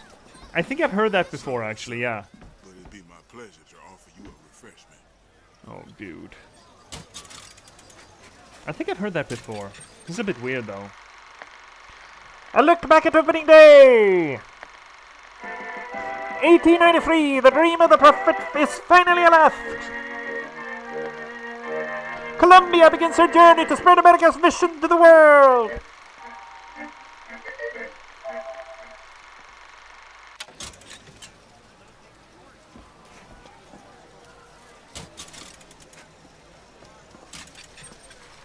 The prophet stands up to foes, within and without! 1901, the Chinese boxers take hostages of American innocence! Innocence? Has there ever been? The prophet in Columbia stand up for America! What thank does Columbia get? Washington Comstock, stand down! We stand behind the prophet! We've seen that, right? I think. Have we seen this one? Yeah, we have. Whites. Oh, so the white shitters. Are we gonna rate the white shitters too? Why is one bathroom for colors and the other for whites? Oh! Well. Seems like an unnecessary complication. Oh, well, Elizabeth, let me talk to you about apartheid. Do you have about 3 days? So again, this is the sort of interaction that I would have wanted in Dishonored. Of course, in the main game, the Dishonored 1, you only really have Corvo. In Dishonored 2, unfortunately, they locked one of the characters away. I thought that they were going to do things concurrently to build that relationship between father and daughter. I would have enjoyed that, but they went another route. But at least in the first DLC of the original Dishonored, when you had Daoud and Billy Lurk, why didn't they have that kind of conversation, that kind of back and forth, you know? Also, this, of course, shows two things. That little bit shows, number one, that Elizabeth may be from here, but she just doesn't understand racism. She can't even fathom the notion that people wouldn't want to mix with other people. She looks at it like, why are you making this so complicated? Why isn't that just one shitter? Right? And it shows that even though Booker, from our choices, obviously isn't a racist himself, at least at this point, he has accepted it. It's just a reality of the world to him. It just is. Right? So just that little tidbit, that little interaction, shows us something of both characters. That is what I like to see when we're talking about character development or character interaction, where just these little moments together permit us a look into the inner world of the character. Are you trying to get us both arrested? What, me? Oh, racism. Okay. Well, these sinks are nice. Still no mirrors though. And plenty of towels. Oh, I love a shitter that has towels. I've been to shitters like that. Oh, you got drapes. Oh, they got covers. Oh, well, look at this. Oh, doctor's bag. What business do you have in here? Me? I'm looting, Elizabeth. Okay. You are looting too! You're also looting. Don't you fucking give me that. What business do I have in here, Elizabeth, if that is your real name?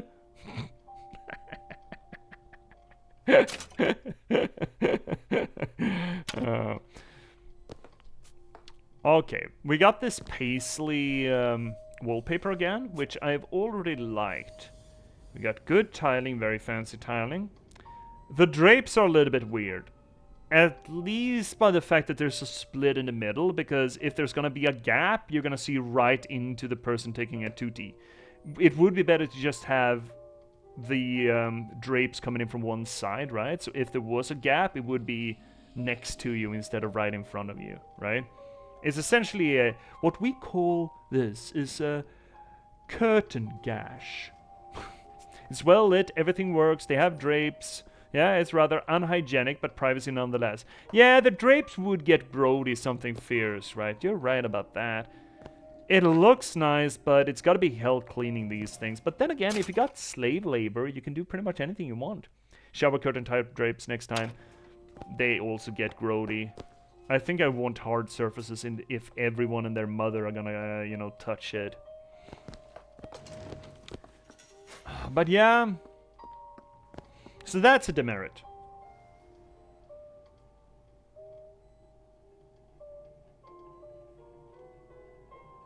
No mirrors, that's still weird.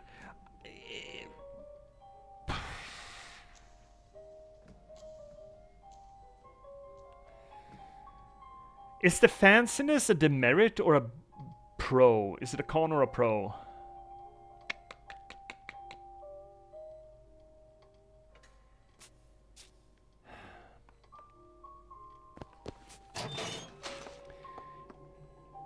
It's so overdone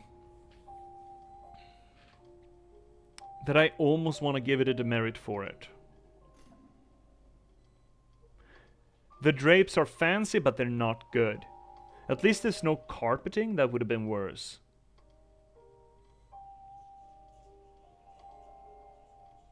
There are 5 sinks and 8 shitters. That's not a bad disposition, actually. Towels are nice, but they have no bin for the used towels. And you kind of need that. I think if you're gonna go this route with the drapes and the towels, you'd want a shitter attendant. So obviously a girl in this part, that's just her workplace is this, to keep it spick and span and clean. Especially when you have so much organic material, you know, wood, drapes, You have... Oh no. That cheater's seat is up. This is the female. This is a women's bathroom, right? Why is the seat up? You're gonna say 6 from me? Yeah, I thought about a 6er as well from me. I would even go as far as the 7. If it weren't for the drapes, I would be comfortable with the 7. But now, considering that the seats are up on the shitters, I'm suspicious. I think there's shenaniganery going on in here. Okay, maybe my ignorance is showing here, but why would women need to lift the seat? All of the seats are up. All of them are up. That is highly suspicious. Huh, we wouldn't, exactly. That's gonna bring this down to something between a 5 and 6 for me, actually. That sort of suspiciousness is not something I can get behind. Maybe the cleanup's just been in. We can't get in there to look inside the shitter. You know, down the... Can't really see. There's no light inside here as well. It's gotta be very dark. Yeah, that... No! Yeah, I'm down on a 5, actually. It's a bit too fancy. The curtains are a... It sounded better on the chalkboard.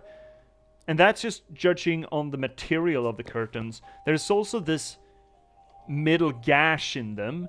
They should have put that gash at the side of the curtain. Just made it one long curtain. Well, broad curtain instead of 2 ones. The raised seats are a red flag. And there's no bin for used towels. Yeah, it's gonna top me. That's actually gonna send me all the way up to 5. Or all the way down to a 5.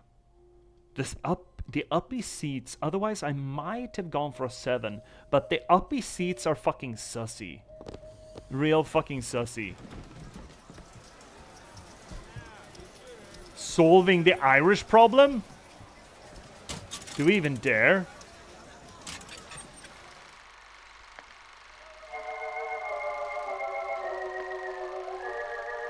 Meet the drunk, the laggard!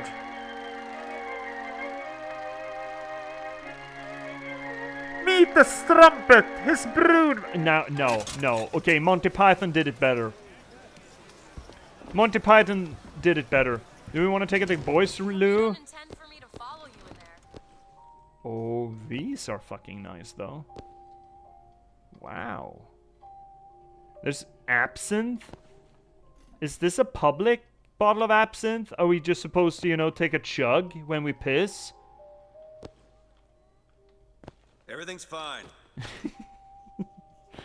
They have a fucking attendant.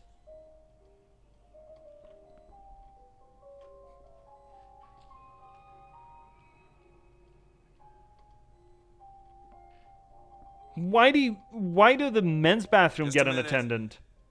Jesus Christ, Elizabeth, we're doing a bit here. Oh, these are nice, though. These are very nice. You know what? The niceness of the piss chutes, along with the present attendant, is actually gonna strum this up. And also, it makes sense that the seats are up here. That's gonna send this up to, I think, a 7 for me. This is gonna get to 7, while the ladies was a 5. Sorry, ladies, but that's just the way it's gonna have to crumble, I think. As a boy, I had a dog named Bill. Oh my god. Like all dogs, Bill was a loyal friend. If we had not fed him, Bill would have been loyal. If we had struck him, Bill would have been loyal. Only when the colored man can make that claim will he take his place in society. Oh my fucking god. Come and take a photograph with the father of our Sometimes country. I think the Vox Jump down the Populi cherry are... tree. He crossed the Delaware. What do you think about this? Oh, Elizabeth just doesn't think anything about it. That's fair, Elizabeth. Yeah, let's get out of here. What time is it? It's fine. Yeah, let's just fuck on off out of here. Excuse me? Oh. Annabelle, it's me, Esther. Oh, no, I'm not Annabelle. Are you sure? My name is Elizabeth. Do I know you? Elizabeth. Isn't that a lovely name? That was odd. Suspicious is what we like to call it, Elizabeth. Last customer. Park's closing. Park's closing, everyone. Yeah, these shoes sure could benefit from a shine. Guess I haven't paid much attention. Hey, you want to watch out? Excuse me. I just swapped that. Esther, I don't trust you. Have you got sauerkraut? Sauerkraut? I guess so. I'll take, one, please. How much? One silver eagle. All right. 1 sauerkraut. I'm paying a full fucking silver dollar for that. Well, that's also kind of suspicious.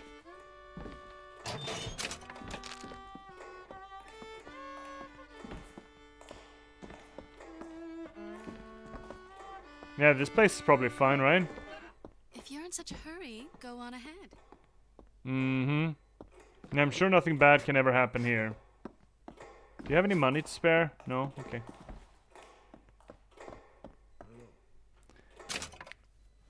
Ambience music disappeared. All you got is this pacing of droplets. You have at least 2 characters acting very strangely, all of which is, of course, supposed to put us on edge, right? It's supposed to make us feel that something is off.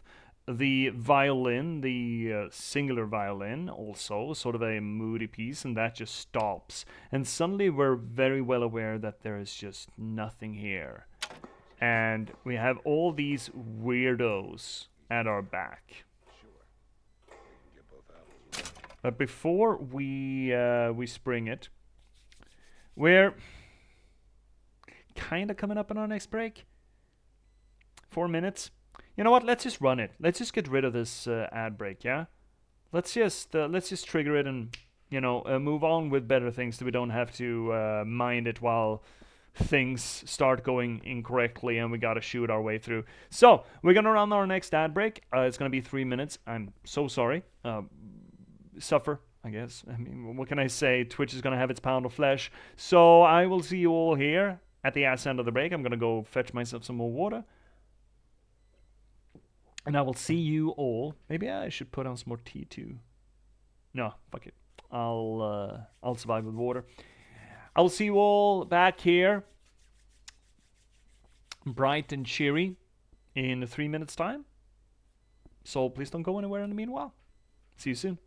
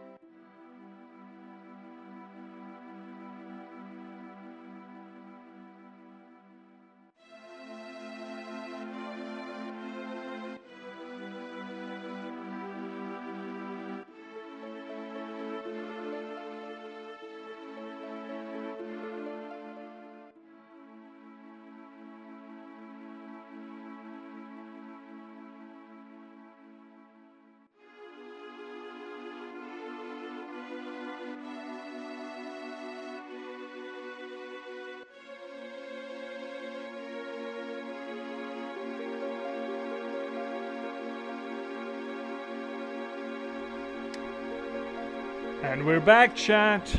Right back at it. Let's get cracking. Let's go.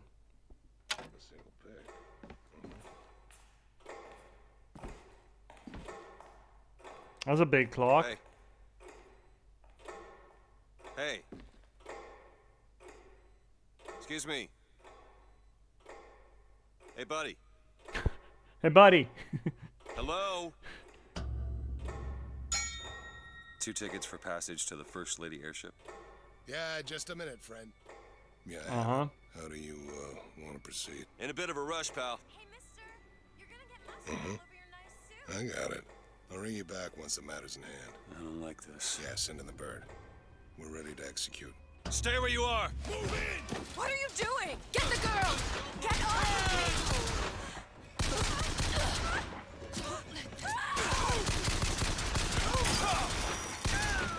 me! Shit. Oh shit, actually shit. Let me out! I want out! We're fine, Elizabeth. I want this gun. Oh, she's having a reaction to us starting firing, but Elizabeth, they were all... This... I mean, I understand. Shit, but we have... Oh, shit.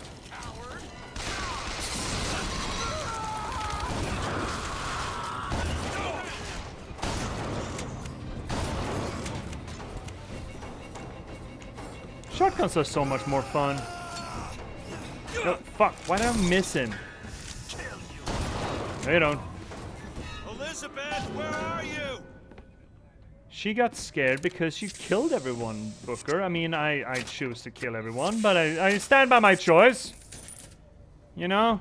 We're in hostile territory here. I understand, Liz, you don't use the violence. I get it, it's fine, but I swear it was valid. Also, I saw a boosty up your back here. How do you think we get back there?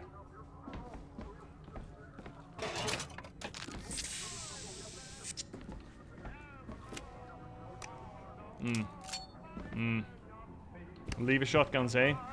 Big fan myself. Big fan. Oh, fuck. Yeah, okay.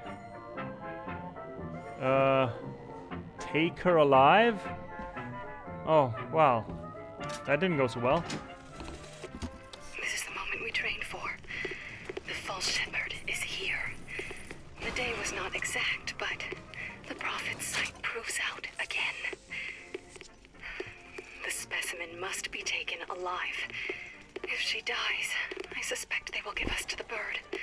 And whatever pieces it leaves behind will bear no names. That was cigarette number 6. This waiting is insufferable.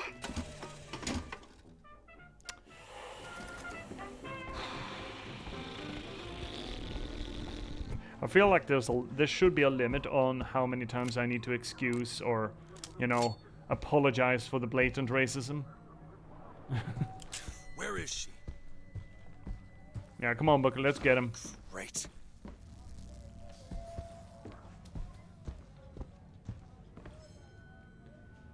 I mean, to be fair, Booker, what did you expect? You started shooting people in broad daylight. Well, kinda, ish. I don't know how broad the daylight was, but you know, close enough. Isn't it just better to get shield? I feel it's just better to get shield. Nice. If it's not supposed to be just plain better to get shield, then I'm assuming that we get more health from each of those. I'm assuming. That's the balance, I'm guessing.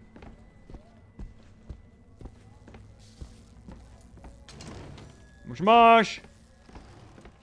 Is this the way we're supposed to go? I hope not. No. Great. Fantastic. Oh! Money! What is this? Soda? Machine gun bullets.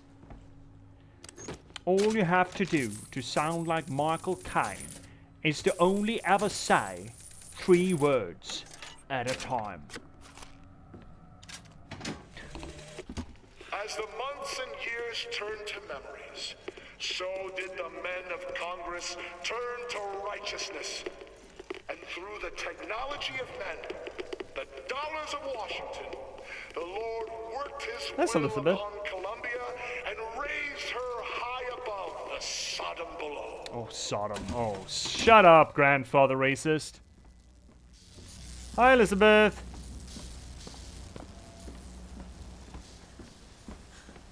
Get away from me! Hey, come back here! Elizabeth, don't you pull that lever. Don't you pull that lever before I'm on it. Elizabeth. Elizabeth. Look, I'm... See here? Okay, so... again, with the criticism that I remember from back in the day, that Elizabeth somehow, you know, just gloms on to Booker a little bit too quickly. As soon as Booker throws down, she's like, "Oh, what the fuck?" I mean, this is a reasonable reaction, right, from a person who's never experienced violence before. Well, real, you know, bloody bang bang, fucking shoot you dead kind of violence. And her reaction to just get away, get away, get away, get away, get away, get away, get away, right? That's not a bad reaction to have. No, I don't want to pull the lever. I want to comfort the hyperventilating teenager. Booker, I mean, he's not a good dad. That's established, I believe. Fairly well established. I can't believe you did that. They're all dead. You killed those people. Yes, I did. Elizabeth, You're a monster. Yes. what did you think was going to happen? What? Do you understand the expense people went through to keep you locked up in that tower? You think people like that are just going to let you walk away? You are an investment, and you will not be safe until you are far away from here. What do they want from me? I don't know. One thing I've learned. If you don't draw first, you don't get to draw at all. Might not be the best lesson to teach to, You're bleeding. Come here. What happened back there? It's not the last of it, is it? I don't know. There. and now her body language, she's crossing her arms over her belly, protecting her sore spots, her vital organs. She is defensive, she's withdrawn. The joy of life has vanished once now that she has seen the grimmer parts of life. She hears what we're saying, right? She reacts to our description of the events. Not just events here, but you do realize that people are not just going to let you leave. And she realizes, I guess, in that moment, you kind of see her, she has that half turn between us and away. And she's staring off into nothingness while we convince her that, you know, what the fuck did you expect? Her sauce box? Is that what we're calling the abdomen? Her sauce box? Her sauce box seems a little bit more dirty than just her abdomen, see? She has this moment where she realizes that, fuck, I'm not out of it. I'm still in the tower. The tower's just bigger than I thought, right? And she has this question. That's not going to be the last of it, is it? And you could see, I mean, she's a clever girl. We've seen that. She's good at rolling with the punches. She's good at adapting herself to the circumstances. And she has this moment where, oh, fuck, I still need this guy. It's going to keep getting violent, and this dude is violent. So I need to stick with him. And she rolls with that realization, right? And I mean, it's kind of a little bit manipulative that she just flips and then starts taking care of him when she just a moment before was ready to just run away from him in a sort of panic attack mode, and she stabilizes herself. Again, I'm gonna keep leaning on this memory that people disagreed with her character interaction here with Booker, but I feel like it tracks. Again, she's clever, she's adaptable, she thinks fast on her feet. I'll buy this. I buy this most certainly. We are given this moment when she works through the problem, right? We talk to her, her panic attack is mellowed out once she actually has human contact. Even if we are a monster, I mean, she's not incorrect, right? He doesn't argue against her. He's essentially saying, when he's not arguing against her, when she says you just killed him in cold blood, you're a monster, he rolls with an, and he doesn't say right out, but we will see soon though. He essentially says, by not disagreeing with her, yes, I am also the kind of monster that you need. I think that's what she hears there, and she realizes, I'm still not out of it, and yeah, I need him. And yeah, it's a little bit of a sociopathic behavior, but considering what they bred her for, I don't think that's unreasonable. Maybe it would be a little bit weird to look at it that she's this quote-unquote manipulative without actually have had any training, but I mean, you don't need to be trained to have a personality, you know? Wait, was that not what you said? I think sore spots.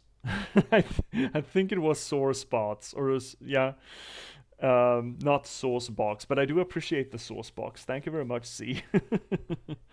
Anyway, great character moment. Again, it's not a lot of time that's spent on it.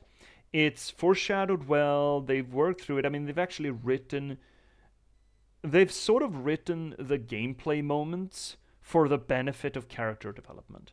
And I approve of that tremendously, right? We were given that scene where we were our first violent moment with Elizabeth purely for the opportunity for her to have this reaction, this sort of a wake-up call. Life is not just beauty and music and sunshine and cotton candy. Life is also this. And she is visibly disturbed by it and feels threatened by it. But she's still determined to carry on.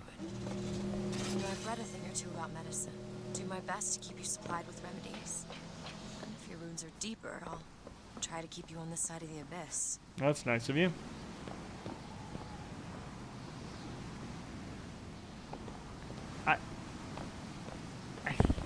I mean, I think that this is a lot of good character work, you know? Can of beans! Beans! Oh, money. Oh, that's a lot of seagulls that you've killed. With a shotgun? I mean, I guess that's how you do it. We could have just taken this airship. You don't need to have the lady airship. You can just take that one. You know? Also, this just won't work. That water just goes off. If it would have been collected and pumped back up, that would have worked. But this just, no. This, too much volume is being lost there, but...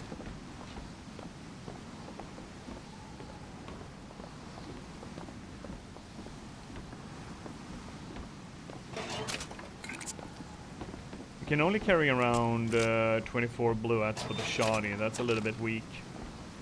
Whittle weak. Whittle weak. Okay, onwards and upwards, eh? Let's see how racist we can get. They think the girl is something out of prophecy. Folk will die for their beliefs or kill.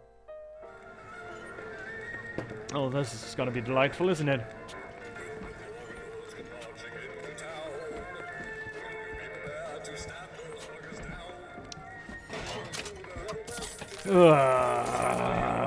Militarism is something that has aged terribly poorly for me. If I could find some genuine lockpicks, I might be able to get this door open. Well, Elizabeth? I'm sure I saw some interesting things on the other side. I'm sure there is. There you go. Thank you, Liz.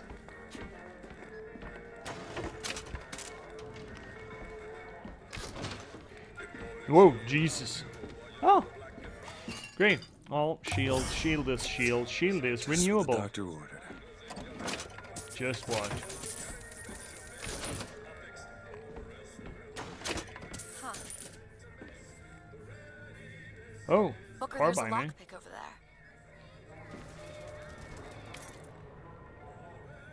there.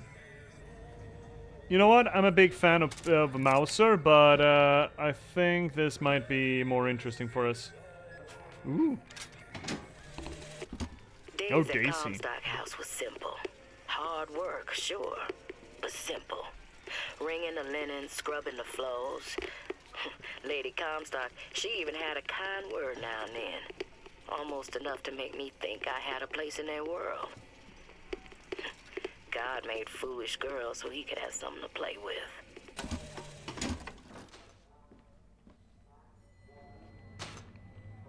Requires 5 picks? Are you fucking high?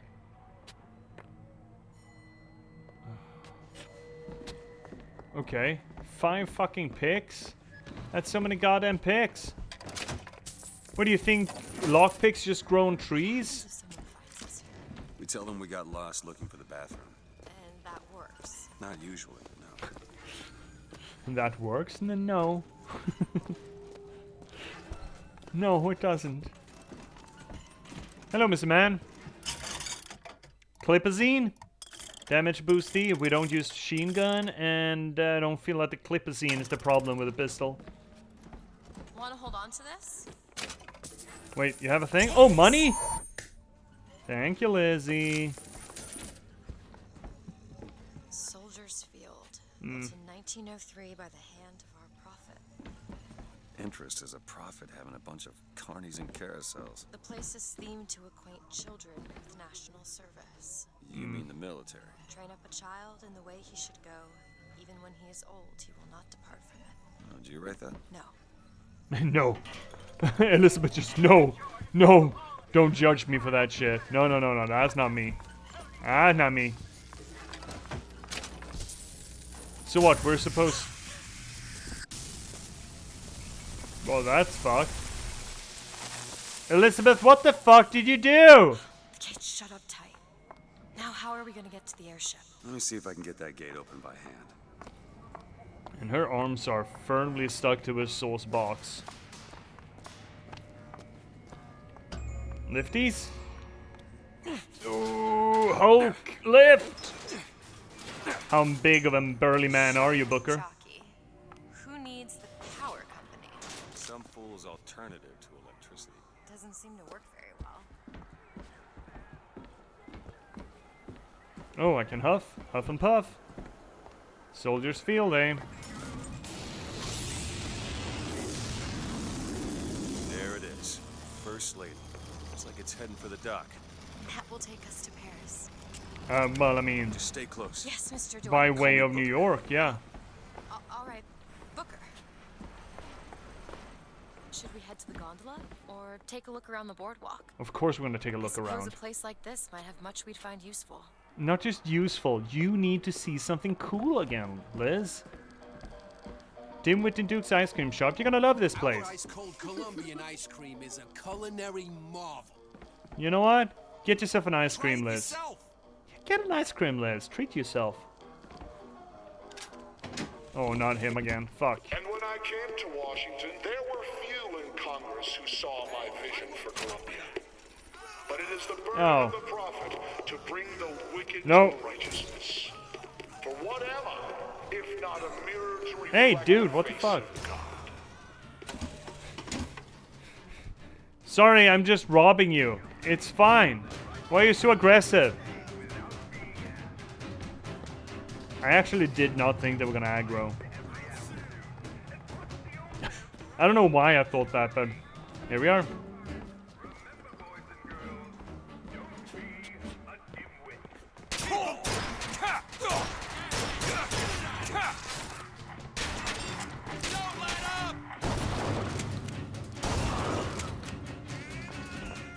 Some big booms.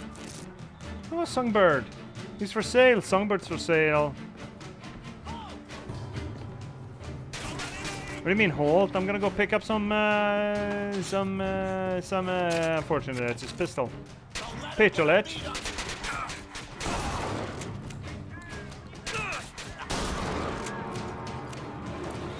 Boomstick. So if the rifle is not gonna hurt them more than that, I wonder if we wanna pick up the pistol instead.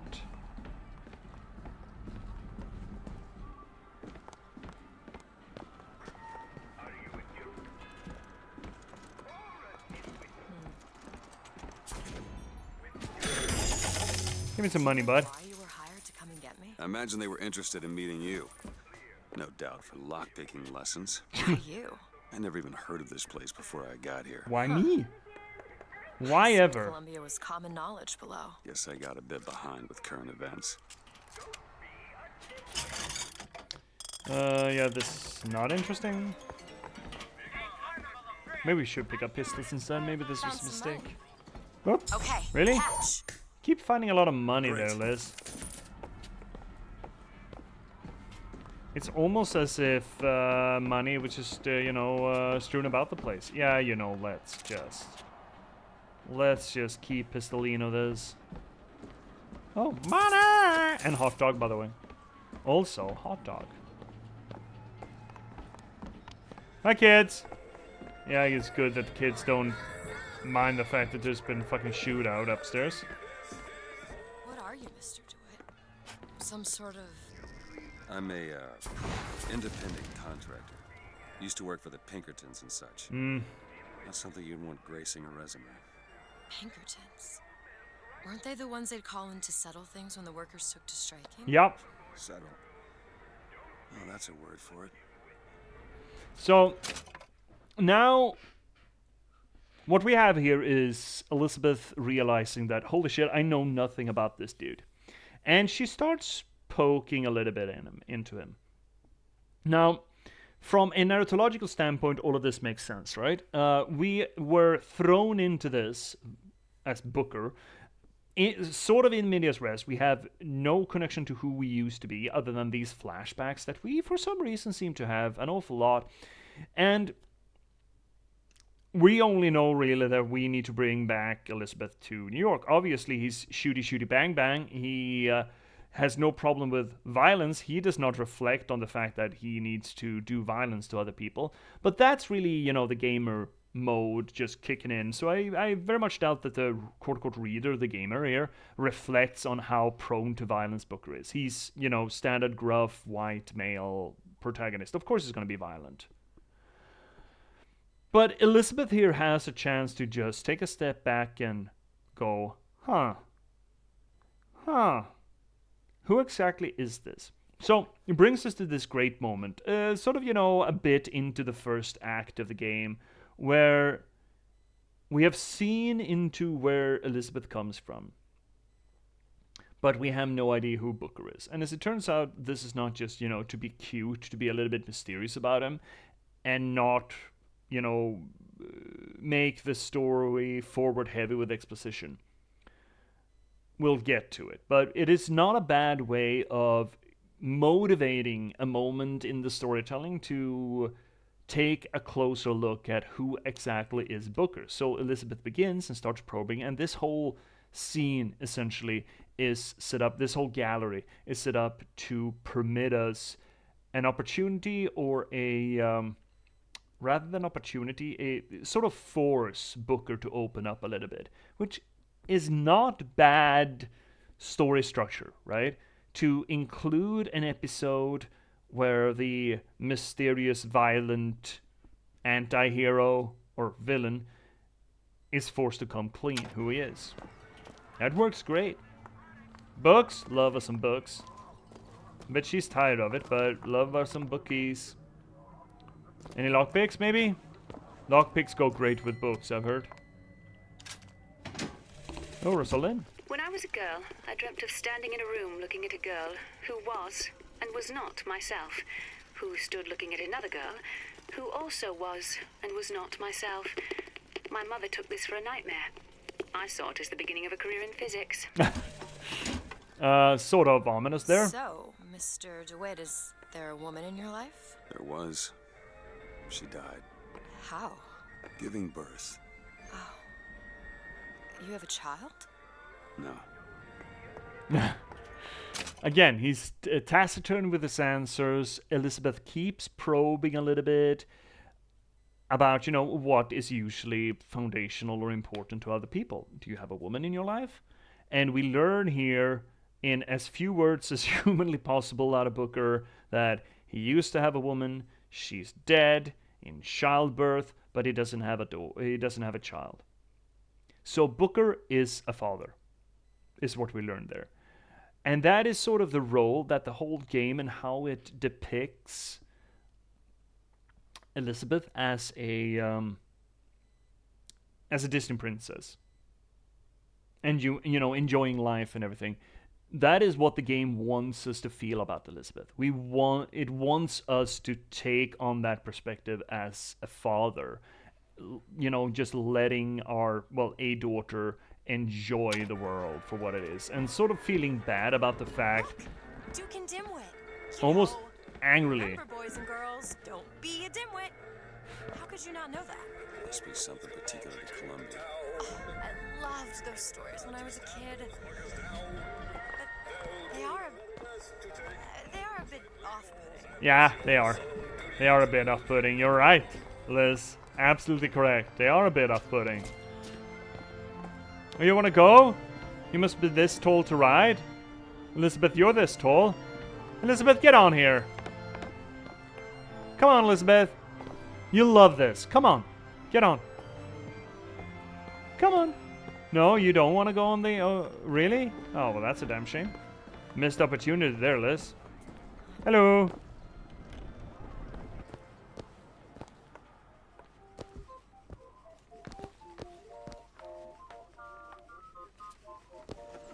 That's a big songbird plushie. Oh, well, would you look at this? Working heater replica. Nah, we're good.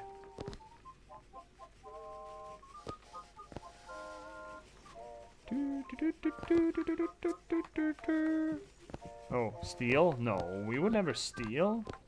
Surely we would never steal. Of course we're not gonna steal. Ooh, I saw glowies. What is this? Oh, lockpick. That's good get, actually. Hello. Oh. I didn't know this was a multiracial hub. Good for you. We do have enough money to upgrade our murder crows now. As soon as we find a thing. Anyone else here being all suspicious and shit? No? No suspiciousies? Okay, great.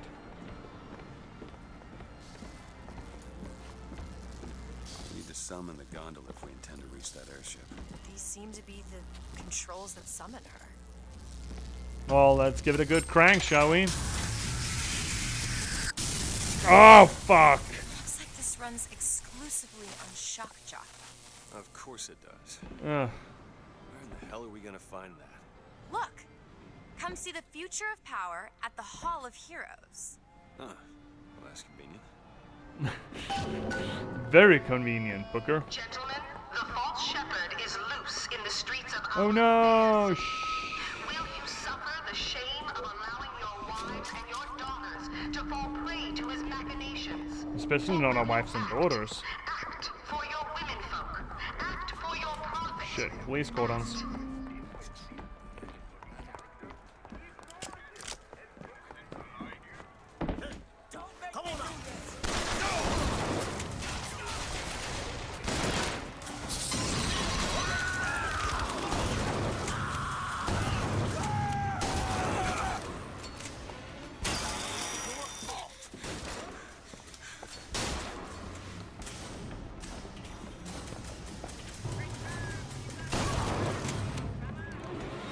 Buddy.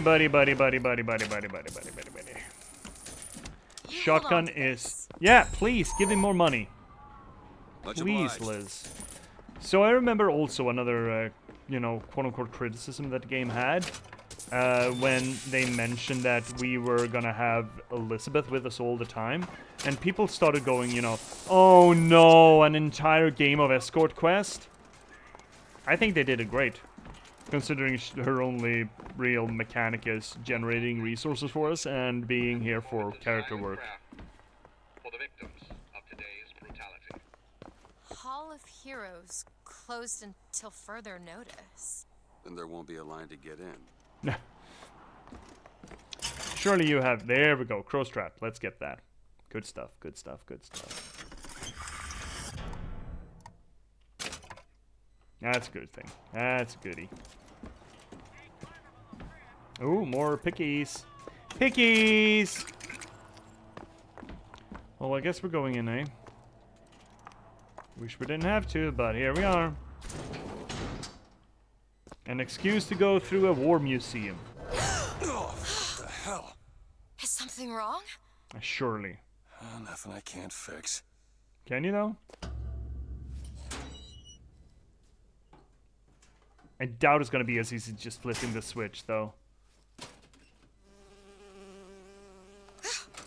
Oh, it's a bee. I hate these things. Hey, bees Just are kill it. fine. No, No! sting me. Elizabeth. I have a better idea. Wait, what are you doing? Opening a tear. Oh, shit. What is that? It's a tear. I used to open them all the time in my tower. What is a tear? It's like a window. A window to another world. Most of the time they're dull as dishwater, a different colored towel or tea instead of coffee. But sometimes I see something amazing and I pull it through. Elizabeth? There. Good God. I don't suppose you've got an airship in there? I don't think so. But there is. There is something. And then the songbird. Oh no! Close it. I'm trying! Close it!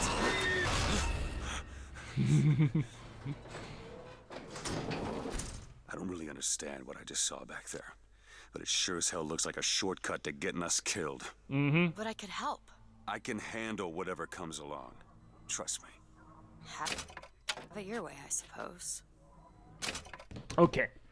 So let's have a little bit of a conversation about the tears, yeah? Before we get into the tears, notice the back and forth of Booker and Elizabeth. She's like, oh, a bee! She's doing the thing, you know? A bee, it'll sting me! And Booker's like, just deal with it. Elizabeth, I'm doing a thing, just deal with it. That tone of interaction is a very specific tone. A very specific tone. It's a tone that is endemic to very specific kinds of relationships. Those little things is what I have talked about previously, right? It's the show, don't tell. It's showing us how two people interact with one another so that it doesn't have to tell us what their relationship is. You know? That's how I think character work and storytelling through character work should function. You give them these little moments, and story just sprouts like fungal mold out of them. And I think it's beautiful. Now, moving on to the tears. What do we see here? She just rips a hole, she gets to a window, she plucks a rose, she is able to bring the rose out with her, and she explains this not in words of time travel, not in multiverse travel, not in teleportation. She explains it the best way she understands it. It's like a window to somewhere else. Sometimes it's boring, sometimes it's a different color of towel, tea instead of coffee.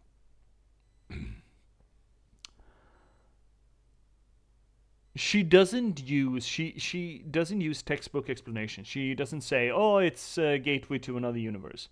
Oh, it's a teleportation. It's somewhere else. She instead talks about it like, I get to see things. Where these things are, when they are, how they are. That's not the right question for her. Right? To her, it's just, I pull it open and there's something on the other side. She has no concept of continuity. She has no concept of canon. She just pulls it open and there's something behind it. And then she closes it again. And her mention that usually they're boring. A different kind of towel, tea instead of coffee. Now, of course, that to us, the gamer, the reader, entails that she is opening tears to other dimensions where, you know, the alternative histories, as it were, where instead of brewing coffee, you brewed tea in the morning. That's the only difference. There's not much else different. But she has no way of navigating or understanding that. This establishes to us that, yeah, she can open tears. She can open tears at will, which is, wow, cool as fuck. But she has very little control of destination. She has very little control of navigation. She has very little control or understanding of what it is actually that she is doing. And I feel like that ignorance, let's call it, is key to understanding the limitations that the games or the story puts on itself for this power. She just doesn't know. Now, you could argue that, as we've mentioned with time travel, the problem with time travel or multiversal travel is, well, you could solve any problem with it. How do you maintain tension? How do you maintain consequences, integrity of the story if you can just, let's say that Frodo has the power to jump universes. Well, let's solve this. Let's just jump to a universe where Sauron isn't around. Fixed. Or let's just jump back in time and kill Sauron as a baby. Fixed. Everything is fine. But that assumes that you have complete control over where you jump or how you jump. What Elizabeth shows us here is that she essentially doesn't. She has no control. She has control of opening and closing, but she has no control of the address at all. Or the exact function. Is it a jump in space? Is it a jump in time? Is it a jump in time and space? Is it a jump between alternate realities? She doesn't know, and thus her control over it and the utility of it is dramatically increased. If it's essentially random to her where she goes, then how is that terribly helpful? And as Booker says, that's terrifying. That's kind of fucking scary, because the possibilities are endless and the control is non-existent. That's a scary circumstance. And I feel like here, in this moment, in this elevator ride, the game applied this restriction to itself as to what is possible with this power. Now, as the game progresses, those restrictions will morph. We will get to it when we get to it, but I feel like this moment is the initial establishment that there are limits. She doesn't know. She can't control it. Nice rose, though, Lizzie. Good rose. This guy sucks. To the sky, Comstock bent his knee and saw with holy prophecy an Eden floating in the mist, by man forsworn, by heaven kissed. Okay, sure. Cool story, bro. Tin. Well, someone's been here. Oh, the Vox have been here and roughed it up. Fair dinkum. Something glowed there. Oh, luckies! Great. We need one more and we can open the thing. For Columbia. Whoa, shit! He was armored. Died though.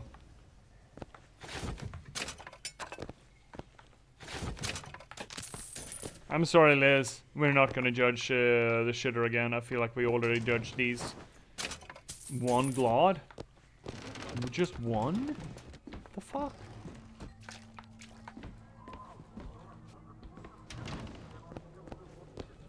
No one in here? Look! Fink Industries. Seems like they're the ones responsible for this shock jockey product.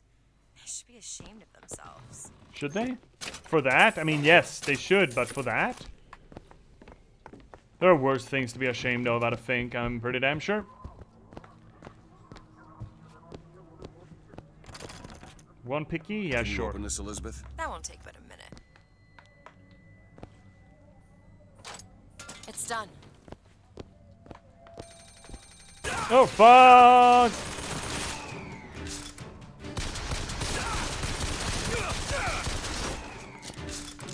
Oh, I can aim down sights.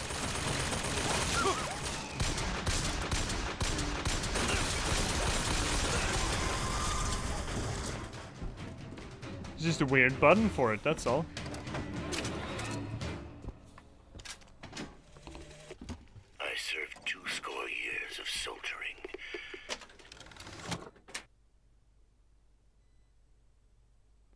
sure take it, but... Every heathen land I've known is less peopled for my passing. I hated no special enemy. Until now. Comstock.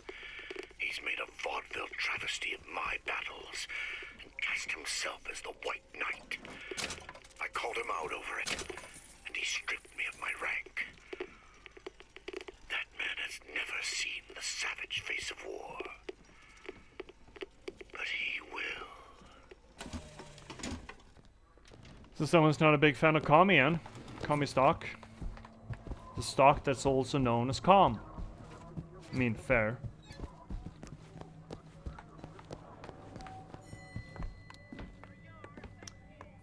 There's a lot of bucking, Bronco. Gobble gobble. These bottles are really cool, by the way.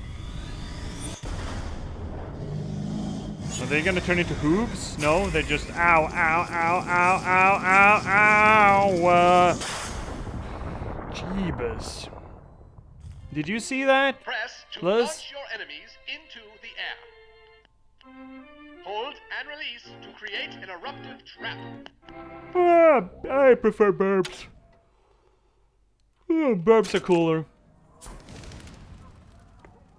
Burps are better. When we strike, we will teach Cornelius Slate a lesson. Now, I know you've all come to think of Slate as some kind of war hero. Wow. Let me be abundantly clear. Cornelius Slate is no hero. He's been living down in Frankton so long that the man has gone native. If Slate had his way, the damn collards and potatoes I can't listen to this bullshit.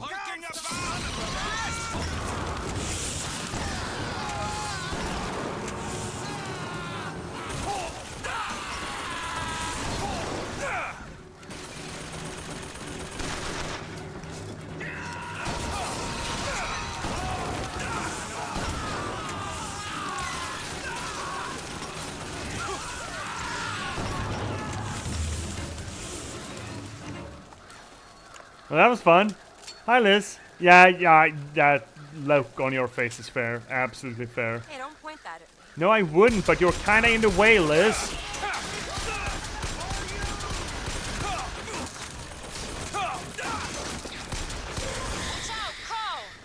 What do you mean, crow? That's my crow. Oh, no, that's not my crow. Ow, fuck. Got a shotty though. Okay, on second thought, I think those tears of yours might come in handy next time. Well, you changed your tune There quick. has to be a tear around for me to use. I can't just pull them out of thin air. Isn't that exactly what you're doing? What is this then? Code book? What do you mean, code book? It's a code book for a cipher. A secret message from the Vox Populi. Oh, yeah? Secret codes. The cipher should be around somewhere. Elizabeth can decrypt ciphers that hide secret Vox Populi compartments. Find a cipher in its corresponding code book to uncover hidden treasure! Delectable.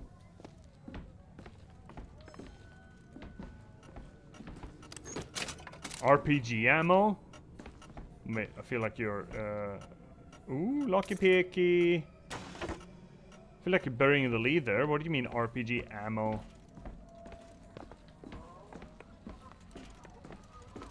What is this? Use kinetoscope? Who are the Vox Populi?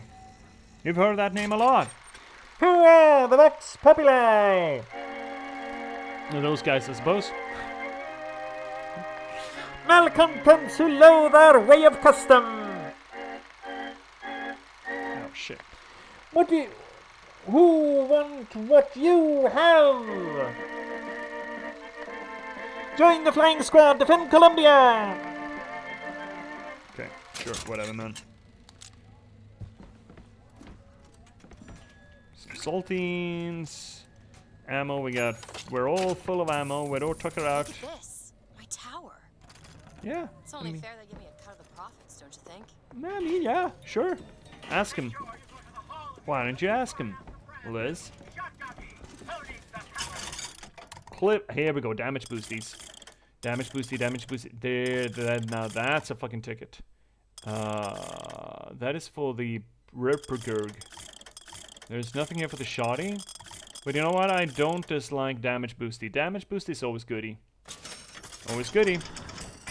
And I do appreciate, I do like the Mouser. I really do like the Mouser.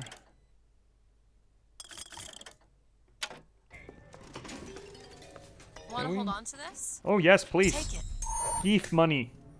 Thank you, Liz. Speaking of which, I can also do this. Yeah, a little bit. 3 picks. Holy fuck. So many pick requirements around here. I'm assuming that I can't unlock everything. I need to be a little bit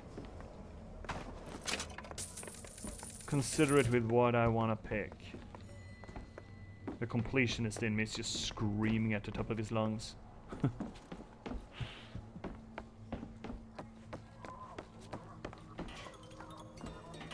Rinky-dinky-dinky-dink. Pickies! Now we got 5 pickies.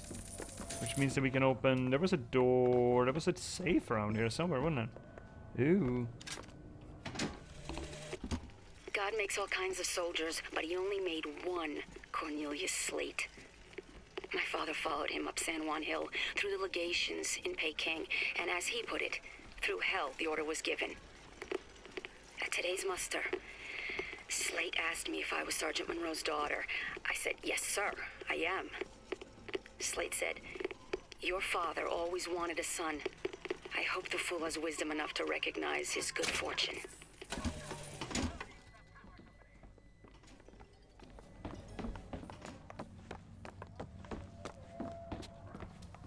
Where was that place? Oh, never mind. We're gonna find it again, I suppose.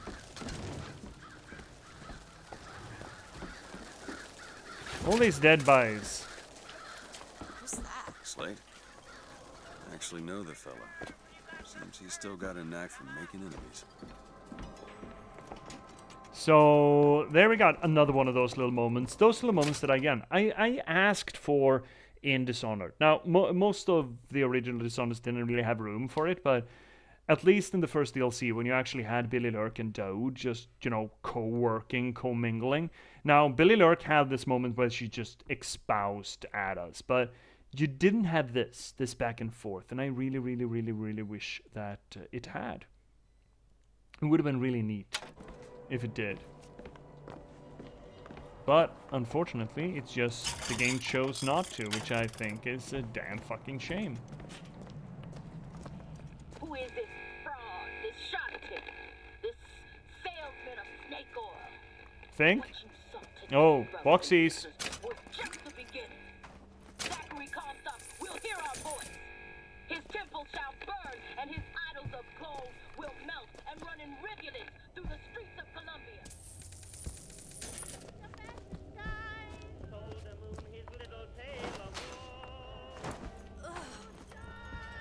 What are you ewing about? Ooh, Luckies. Welcome to the Circus of Value! Love me some value. Love value. Yoo-hoo-hoo-hoo. Oh, well, this fucker's got dead. He got dead real hard.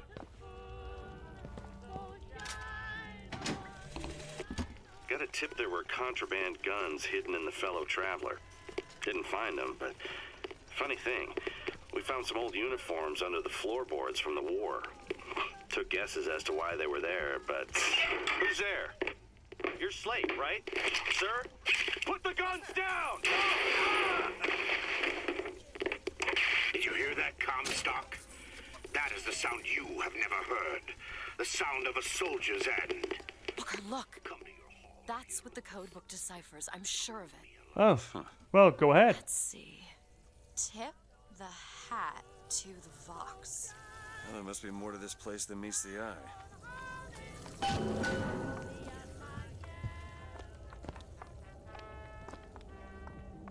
Tippy Hattie.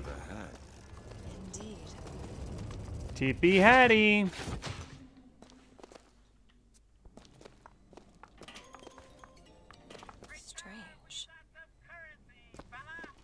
Is it though? Is it really that strange? More PG ammo? Oh, I think that's a PG. Oh, the good potions. The potions? Potion seller! Feel better already. Give me your strongest potion. Daisy You can't. Fitzroy. I've read about her. Books say she's out to tear Columbia from the sky. Everybody's got a dream. The one thing people need to learn is that fear is the antidote to fear. I don't want to be a part of their world. I don't want to be a part of their culture, their politics, their people. The sun is setting on their world, and soon enough, all they gonna see is the dark. Yeah, so kill it with fire, eh? Yeah, that's always a great way to, I mean, I understand it. Oh, we got them both? No. Oh, this much.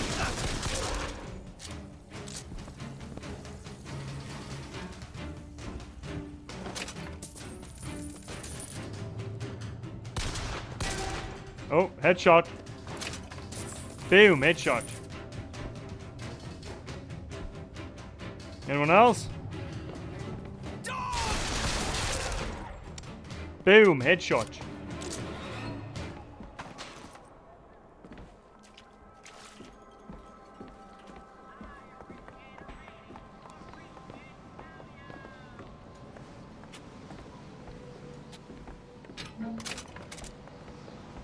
They shut down gondola access to the Hall of Heroes. We can fix that. What's going on with that man's slate? Well, I suppose we could take those. This is going to be fantastic. Oh no. Oh. Elizabeth, be careful with that. Think that keen eye of yours could find some ammunition lying around? I sure could use it when there's trouble. No, we'll I'll full. take some scrounging, but I'll do my best. We're all full. The line's clear. Whee! She just after us? Yeah, here she comes. Here she cometh.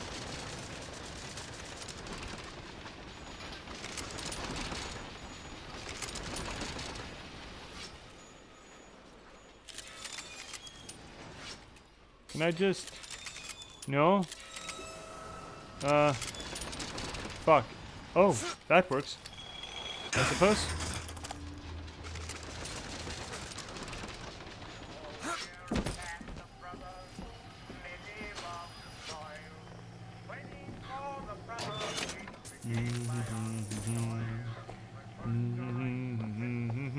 Probably a bunch of racist shit. Probably a bunch of racist shit. Veterans! You shed your heart's blood for Columbia! Sorry, bud. Lost limb and viscera in the godless Orient! Yeah. Comstock did nothing! And yet, look up! Whose image squats above you even now? At every angle and insult! Sorry, Liz. If the prophet would make a painted whore of our past, what fresh rape does our future hold? Wow, that's a lot of words you're using there, bud. Make our stand and fill yonder hole with true heroes. That's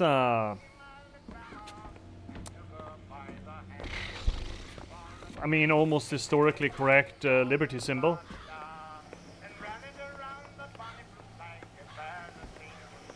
Cool eye patch. Probably bunch of racist shit. Hurrah! Hurrah! Full of horse. Ah! What are you doing? Booker, sniper rifle. Oh, really? Where are they then? Up here somewhere? No, incorrect. That's Fuck. all I've got.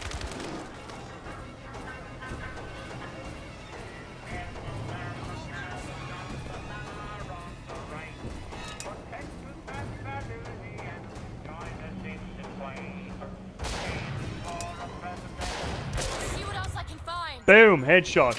Racist shit, hurrah! I mean, it is Mac, right? It's probably, here's just probably some racist shit, hurrah! Just find that shot jockey and get Let's see here, Mac. I had on my job is meeting on meetings. Oh, well, yeah, that sounds horse shit. That sounds dull as dog shit. Hurrah! Where is he?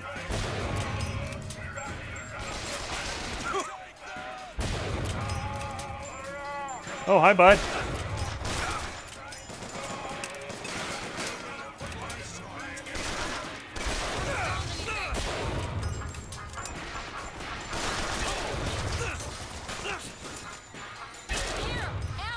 Ooh, thanks. A whole ass gun. I mean, I guess that's technically ammo. I mean, it could be.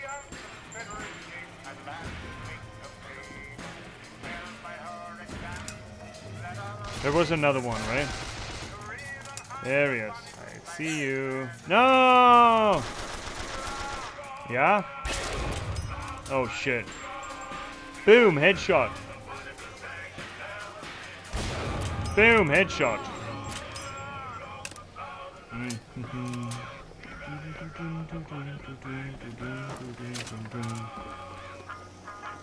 There's a lot of Comstock heads you got there. I mean, to be fair, do you remember that? Ooh, well, let's pick our pistol back up. Do you remember that? What is that painting? It's from the Revolution in France, right? Famous French painting now, where there's essentially a topless lady holding up the French flag of the Revolution, right? She's tits bare, and everyone around you just running up with guns and saying hoorah, right? This is sort of reminiscent of that.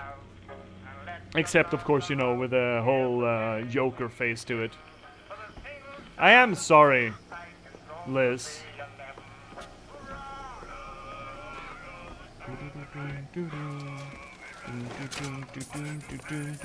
I'd array for titties. Oh yeah, titties. I mean, it's a great battle cry. For titty and beyond, right? Free the tits!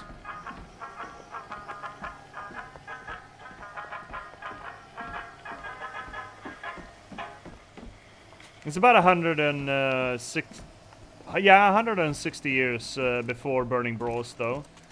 Welcome to the Circus of Value! Now, of course, there are some things that are reminiscent of the original Bioshocks, right? Like these vending machines, essentially. So there's this weird feel to the game that it sort of belongs in the Bioshock universe, but kind of isn't. Now, the fun thing is that it actually has an in-game reason for it. In-game lore reason for it. Because didn't have no bras. Hurrah! Hurrah! Titties are all out. There's probably is some racist shit at the back of this song. Hurrah! Hurrah!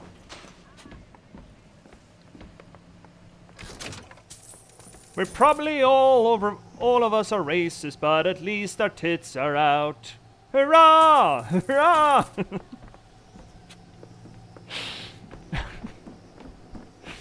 We got our tits, hurrah! Who needs the power company? Who does need the power company? Fuck the power company. Who needs the power company? Does your life need a jolt? Don't blast the kid. Trey Fink MF motherfucking grease jockey! Thanks, Mr. Fink, for motherfucking grease jockey! Oh, ads are coming up. It's a good moment for it. So, chat, unfortunately, ads are coming in. We're gonna run them. It says MFG. Motherfucking Greece? I don't know.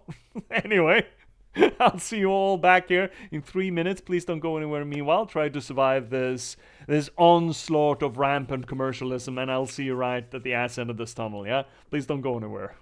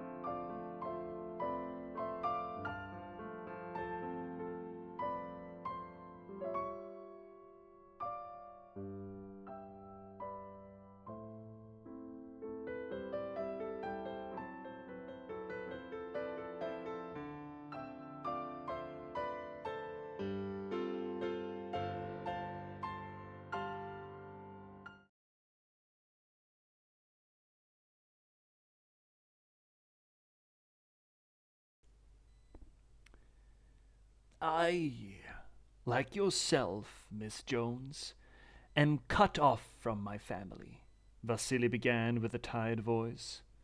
Although for me it was not due to unfortunate circumstance. It was a choice, my choice, that severed those familial bonds. That itself is not something I regret. Perhaps, though, that I did not do so sooner. A number of things would have been better if I had had the courage to do so sooner. Time does that, he continued. It makes victims out of heroes, and it makes valiants out of cowards, though always too late, only after the fact. It is a cruel thing how life teaches you your lessons only after you are in need of its teachings. Time makes self-conscious failures of us all. Sorry, I don't have another book, so when we're at break, I just picked this up and flipped to a random page, and I just found something here that I'm again, kind of proud of.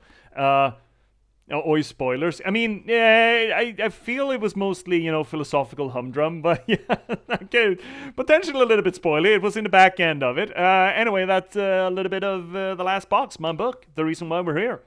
I just found it, I kind of liked it. I don't remember all of what I've written here, but, I mean, word for word, I remember very little of what I've written here. But sometimes, something just catches my attention. I'm like, oh, I'm happy that I wrote that. I'm so happy. Oh, you spoilers. Yeah, I mean, you're not wrong. You're not wrong. Anyway, welcome back from the break. Let's keep on trucking, shall we?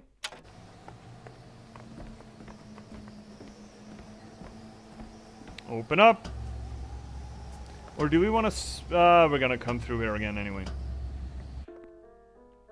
Slate. Man's always been half a fool, half a hero. Never could tell which side was more dangerous.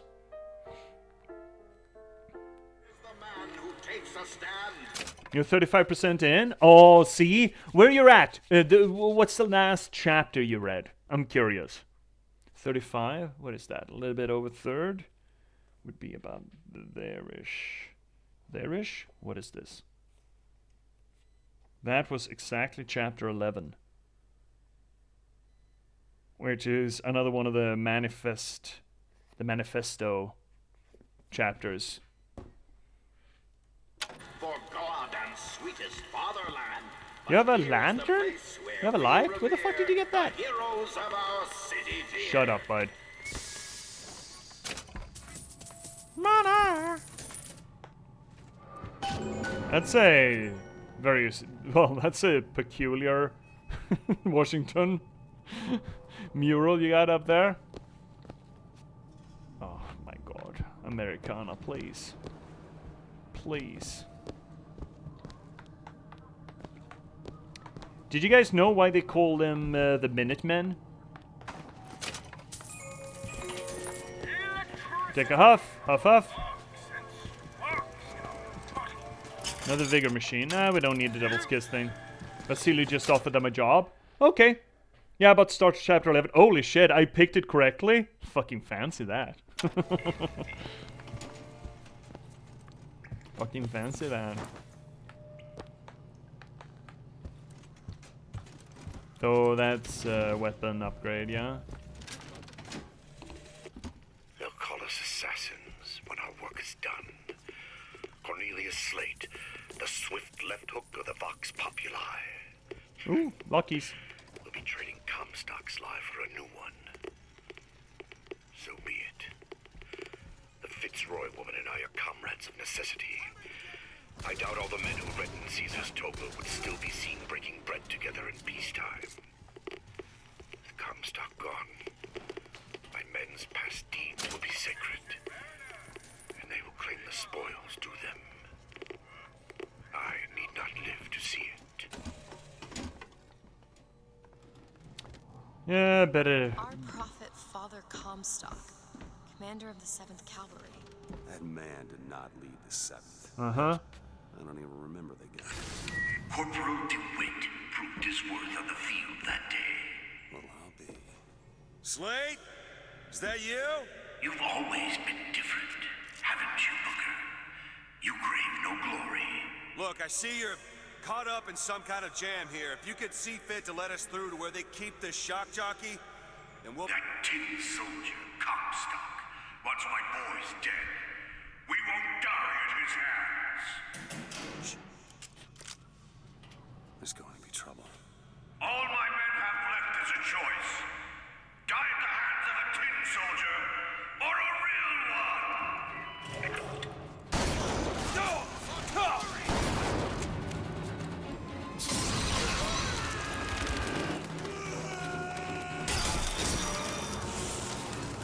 The button scheme is not perfect system. Oh well. Just give us the shock jockey. If you want the vigor, you will give my men a soldier's death. They wait for you with wounded knee and baking. So, interesting moment here. I mean, we mentioned earlier that Elizabeth has started to try to figure Booker out a little bit. You know, low keys, like casting him not intrusive questions, but, you know, focusing on him more because now she's, you know, traveling with a monster and it behooves her to be careful but also get to know him better. And we mentioned that was sort of a foretelling of what was going to come with this whole segment. Now, finally, we found someone who knows Booker. Apparently, Slate. So this veteran of wars, he considers Comstock to be a fucking liar, suggesting that Slate was there. Booker confirms that, yeah, Comstock is full of shit. He was never there. Slate and Booker seem to know each other, and Slate considers Booker to be an actual soldier as opposed to Comstock. What did he call him? A murderer? No, a killer, I think. So, now we get a chance of actually exploring a little bit of Booker's backstory. Someone who knows him. And Elizabeth's right here for the ride. Good for her.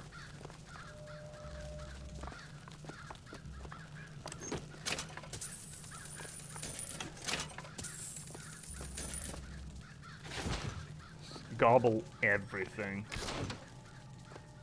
Gobble gobble. Gobbly gooby.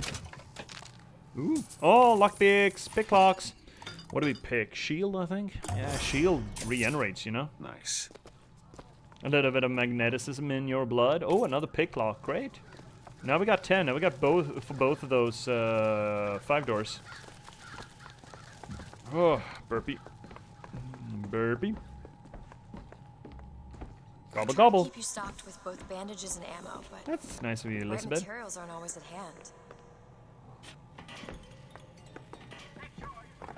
Wounded Knee, Boxer Rebellion. He said to go to Wounded Knee, right?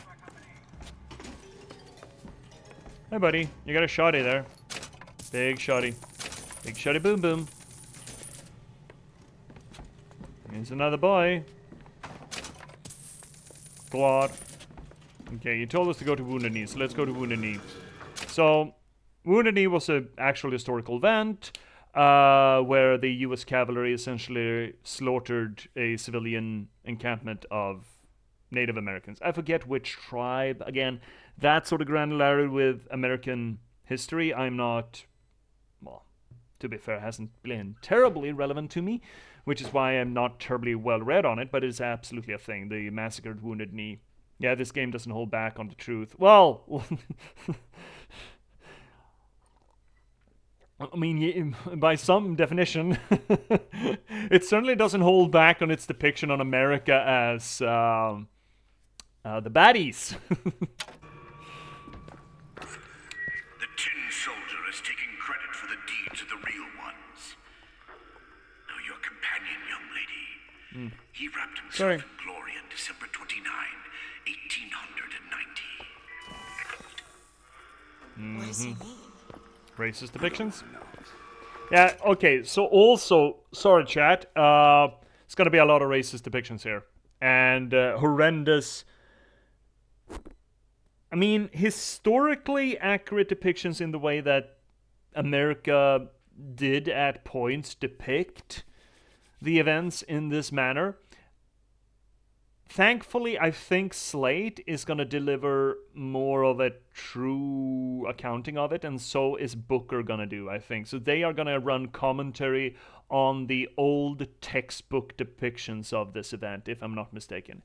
Yo, no lie, what early Americans did to the native people was tragic. Yeah, so has been with every colonialist effort, really.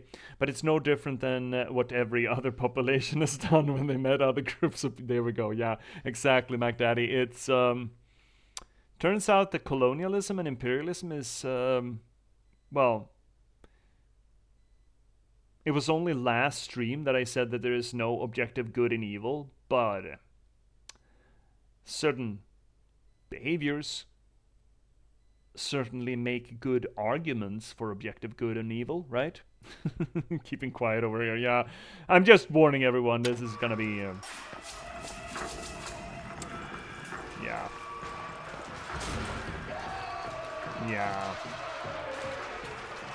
Yeah. Yeah. Yeah. Yeah. What is this? Oh, Perpiggy? Yeah, I'm sorry, Liz. This is not perfect system. New pants. Decreases shield recharge delay. Increases shield recharge rate. Ooh, kind of like that. We'll see. We'll see.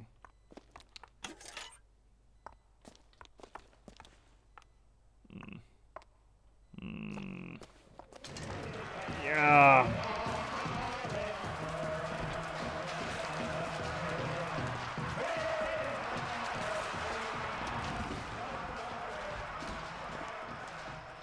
Yeah.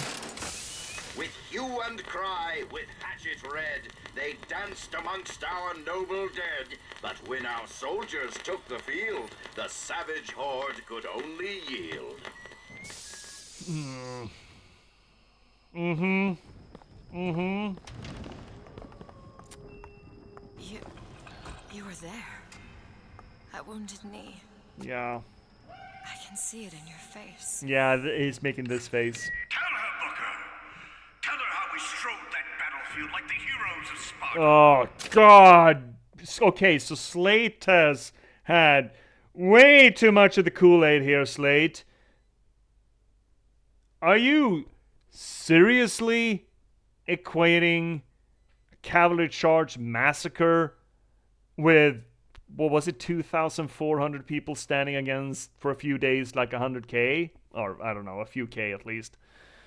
Wow. Oh, let's see here, MacDaddy. Like Australia is still dealing with their native people, and that they literally took the children of. Yeah, well, so did the Americans as well. Forcefully replaced children into quote-unquote internment camps, education camps, to integrate them, assimilate them.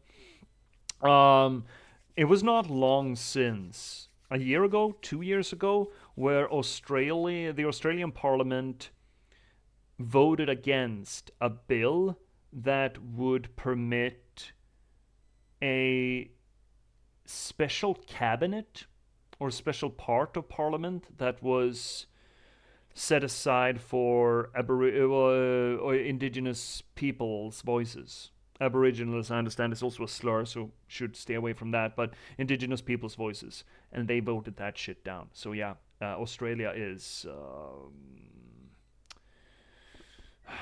still having issues with this. I still hear the screams. Let's come, stop. Who wants to live? Here's the soldier I spoke of. The kind of man Comstock pretends to be.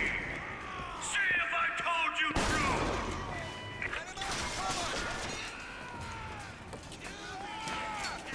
You wanna come down here instead?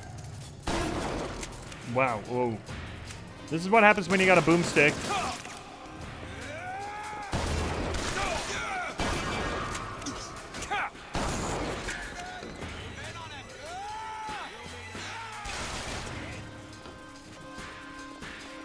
Yeah, what you gonna do?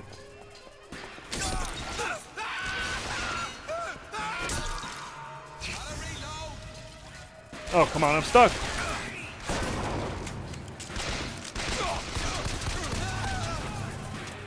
Is there more?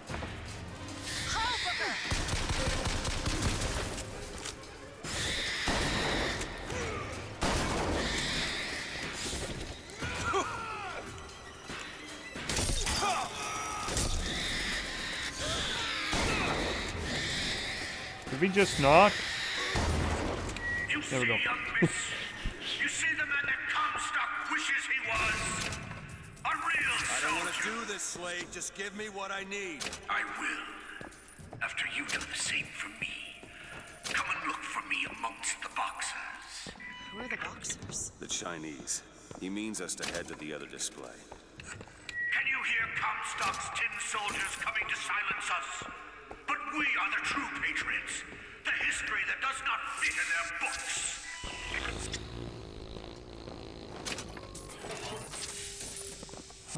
At least we're done here. Now we're gonna go to another racist depiction of what happened. Sing mode?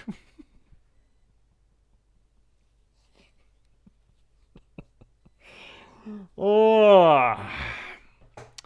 Right.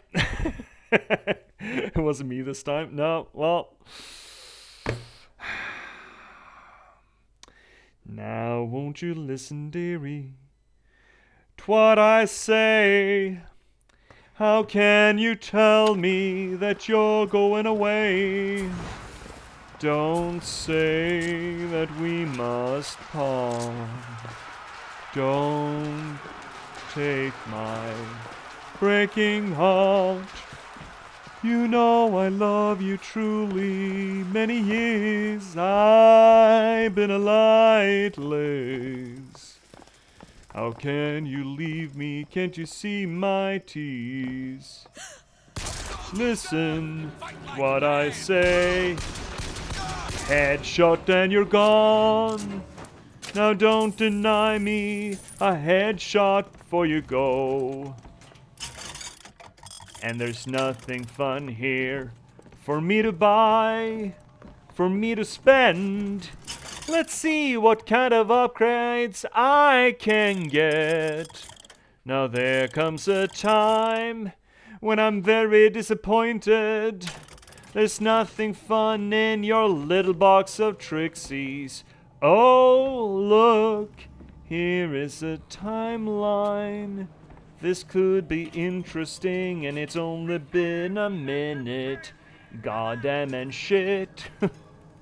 Holy hell, 5 minutes is such a long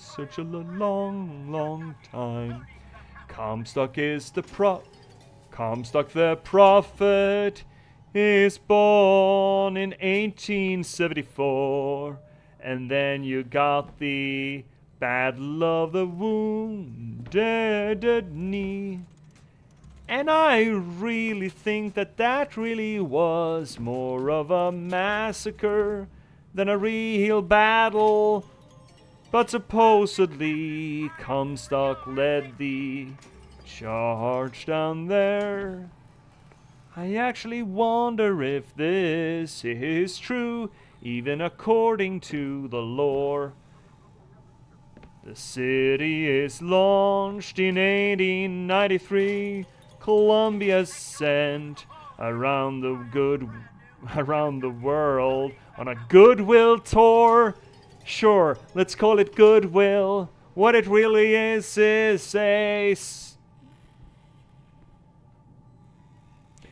demonstration of power.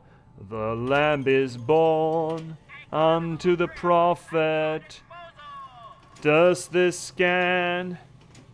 It might actually do that. 1893. That would make her 19 years old this year.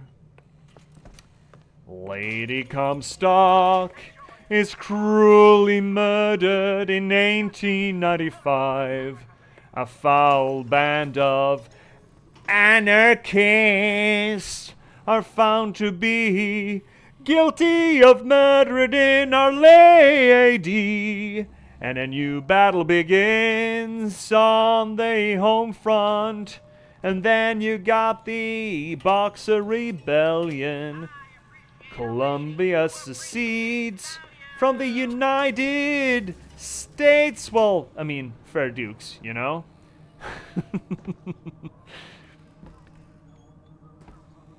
So this is actually kind of interesting.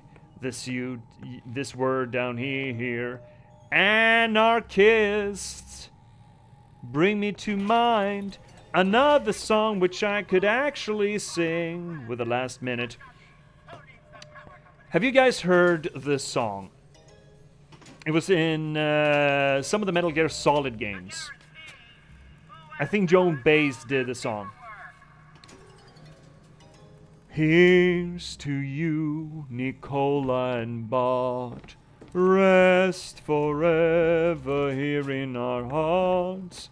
Your last and final moment is yours. Here, your agony is your triumph. Here's to you, Nicola and Bart. Rest forever here in our hearts. Your last and final moment is yours. Your agony is your triumph. Don't ever tell me that I don't do my due diligence. And that was 5 minutes. Nicola and Bart, that J.P.S sings of. Now, back in this day, back in the early 1900s, back in the 1900s, it wasn't terrorists. That was the big, big dude. Congratulations! Congratulations! Congratulations! Congratulations! Congratulations! Congratulations! Congratulations! Congratulations! Congratulations! Congratulations! Congratulations! Congratulations! I just can't hold it in when that penguin starts gawking. That's here, MacDaddy. Classic cult behavior. Make self-profit, marry young girls, be crazy. Yeah, essentially. But Nicola and Bart were two historic people. Nicola Sacco and Bartholomew Vanzetti. They were Italian... Congratulations! Congratulations! Congratulations! Congratulations! Congratulations! Congratulations! Congratulations! Congratulations! Congratulations! Congratulations! Congratulations! Congratulations! Congratulations! Oh, I love that sound clip so goddamn much. It's so long. It's so fucking long. That just makes it so much better, you know? Anyway, that song that I sang is a song by J.P.S. It's about Nicola Sacco and Bartholomew Vanzetti. They died in 1927. They were accused of a bank robbery. Or an armed robbery against a shoe company. And they were sent to the electric chair. Now, there's a lot of discrepancies in the trial, and they were largely politically attacked with the terminology that they were anarchists. That was the big bad. That was the terrorists of the day, really. And I think they actually found the people who did it a few years afterwards, and I'm not sure if Vanzetti and Sacco were ever exonerated of the crime, but they were certainly killed, executed for it. Because there was this prevalence in America at the time that demonized the anarchist, pretty much anyone who didn't fit into the status quo, sort of, similar to what's happening here in Colombia, right? So that word, this little bit, that they blame Comstock's murder on anarchists, is essentially the same as today saying that, yeah, terrorists killed her. What terrorist? We don't give a shit. You don't need to explain it. Anarchists did it. Just another scapegoat. Yeah, I'm so fucking sorry. I mean, xenophobia is another thing. Now, the Boxer Rebellion, if I don't misremember my Chinese history, I believe that the Boxer Rebellion was a response to the opium trade. It was essentially... Look, the British government had signed a bunch of really shitty, not quite colonial deals, but trade monopolies with China. And flooded the country with opium to destabilize the nation, essentially, so that they could maintain power, that trade power. And if I don't misremember, the Boxer Rebellion was a reaction to that, when the public in China essentially got sick and tired of these trade embargoes that the British could levy on them, while the British just flooded their country with drugs.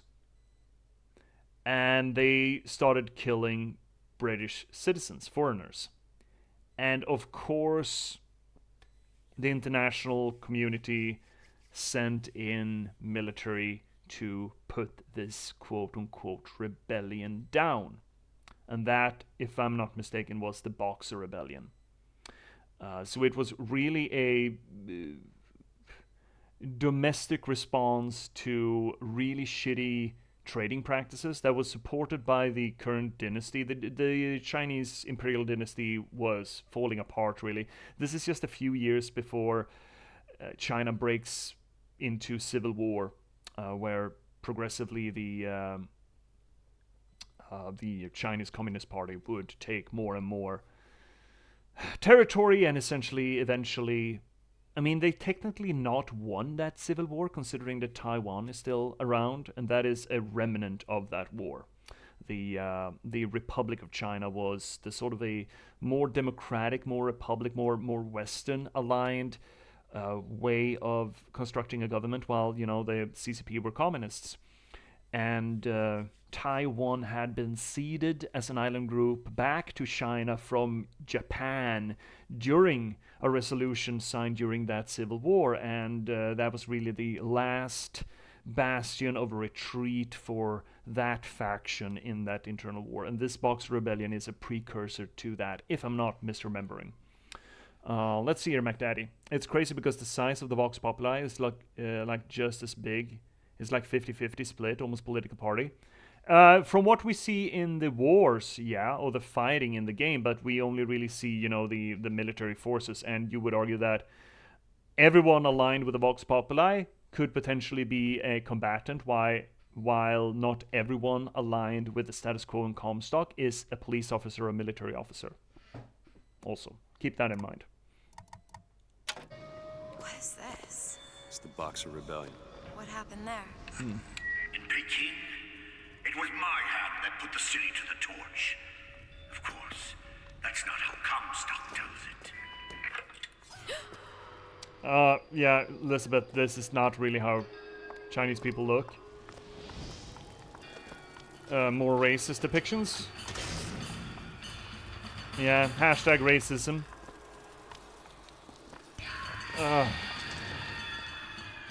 So much goddamn racism here. Oof. Oh, money! And clothes. Melee executions have a... okay. Well, I mean, we're gonna take it. Gun? Okay, let's go. Yeah, this is not the history that you should be learning. Oh, hi, buddy. I really thought you... Oh, I did shoot him in the head.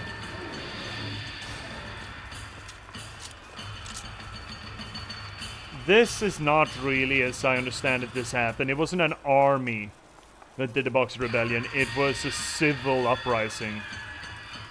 Sure, they killed Westerners, but, you know, not for completely ass-over-backwards reasons, though. 'Twas yellow skin and slanted eyes that did betray us with their lies, until they crossed the righteous path of our prophet's holy wrath. Yeah, Elizabeth, this is not the history you should be learning. Oh my god. Oh my god, this is so fucking horseshit. Comstock led the Colombian troops to Peking. Comstock wasn't there! You tell her. The Boxers took my eye and 30 of my friends. Is there even a stone to mark that sacrifice? Tin soldier! Whoa. Oh, it's a fireby.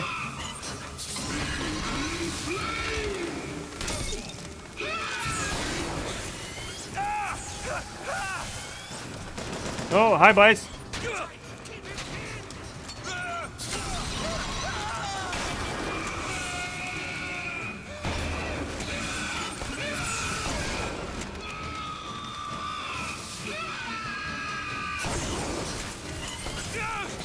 Shit. Shit. Shit. Ow. Ah, god damn it, I'm stuck! I'm fucking stuck! Oh, shit. I got stuck. I didn't ask for this. I have no quarrel with these men. Heroes never ask. I never claimed to be no hero. Then what are you?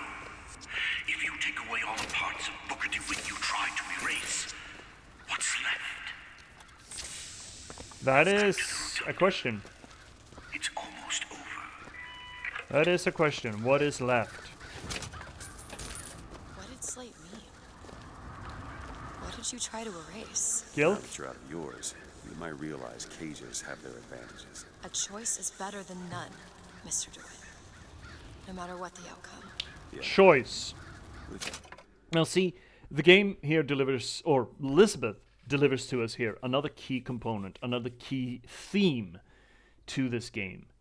Choice. Now, we should view everything in this game through the lens of choice. Yes. Everything. If you're working with a narrative that has time travel, multiverse travel, there are only so many emotional or philosophical themes that you can play around with that mechanic. And choice is essential to the multiverse, right? Because the multiverse is essentially, it's a depiction of all the possible choices, right? That's the point of the multiverse. That every choice you make has a manifestation. And that is what makes you unique, your choices. That is what makes you you among all these other fucking gnats that are trying to pretend to be you. They made other choices. I made my choices. Choice becomes this red cord through the narrative that we need to keep in mind. Choice. Now, of course, we have these binary choices strewed in here. Throwing the baseball, shooting first. I like to remember that there are a few others. But that is essentially what we can talk about when we're running a multiverse narrative. Your choice matters. Elizabeth tells us as much right now. Booker says that he would have preferred not to have made a choice at all, while Elizabeth tells him that a choice is always matters. If you woke up one day and realized you didn't like what you chose. Yeah, would you have wanted to change it? Elizabeth speaks here from a position of relative privilege, really, right? She hasn't had an opportunity to make those poor choices yet. Booker has. Booker has made those choices and he has to live with them, and he didn't want to live with them. He wanted something else. Unfortunately, he will have...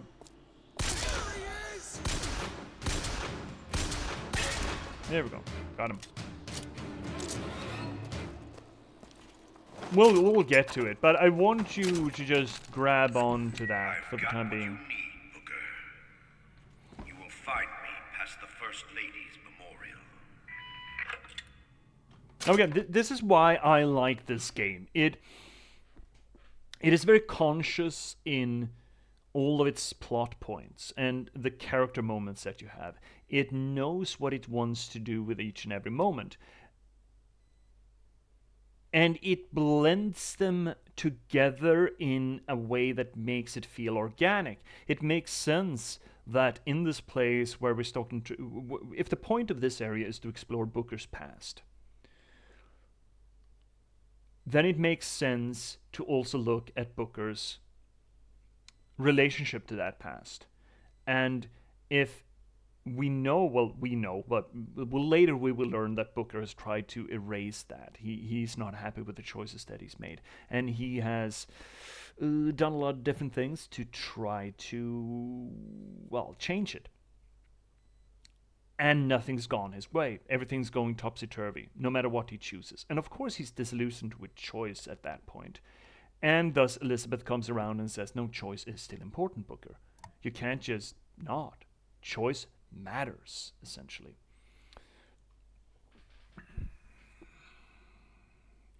And thus, from a plot point that is only, quote-unquote, initially meant to introduce character and history to Booker, and permitting Elizabeth to interact with that and internalize that.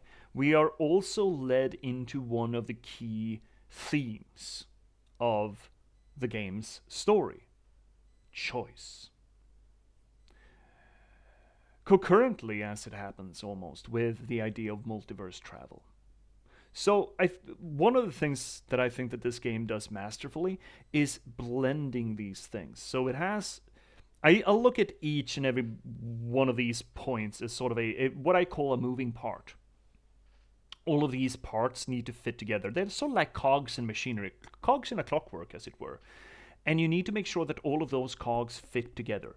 And when one moves, then it will inevitably affect a myriad of the other ones. And, oh, I'm sorry, I got shit in my eye here. Oh. There we go, I think. Well, good enough for television, at least. When one moves, a bunch of others are affected. And the art, I feel, a big part of the art of storytelling is to make sure that all of those moving cogs not just fit together as a solid state, in a steady state, in a frozen state, but also that they affect one another when they move. If you find that they don't, maybe you're missing one or you're misplaced one. And I think of it sort of like a cog work, right? Depending on the story you're telling, these are going to be harder or more linear. Sometimes it's just a series of cogs, and then you got extra cogs on the sides of them. Oh my god. We almost got through the entire stream within one of these bastards. But occasionally you get this great big tapestry where there's no single line and it's all just a milling of cogs. And I just feel like the writers, Ken Levine and the company of the writers here with 2K, who wrote this, who made this, have treated or worked with these cogs, these moving parts, absolutely masterfully. Because it is clear when just taking a chapter of the game and looking at it, okay, what's the point of this chapter? Well, the point of the first chapter was to make us feel discombobulated and sort of ripped out of our natural state, and then prove that Booker is a violent man. Second chapter, meeting Elizabeth, is providing context for how Elizabeth works and what her motivations are, and, giving us a look into the character of Elizabeth, which it did wonderfully. And then this chapter, the next chapter, the point of it is to glean the history of Booker and how it sort of blends together with Comstock, hint, hint. Those are the main reasons, and I like building chapter structure that way, that each chapter should have one distinct reason for being, raison d'être. But the cool thing here is that the game doesn't just give us these blocks self-contained. They weave in these through lines, these thematic points or foreshadowing parts, almost like directions to future chapters. They strew this multifaceted breadcrumb trail through these boxes and string them together so that they make this kaleidoscope or this quilt eventually. You will see that it's a straight line, it's a linear game, but each and every moment affects so many other moments.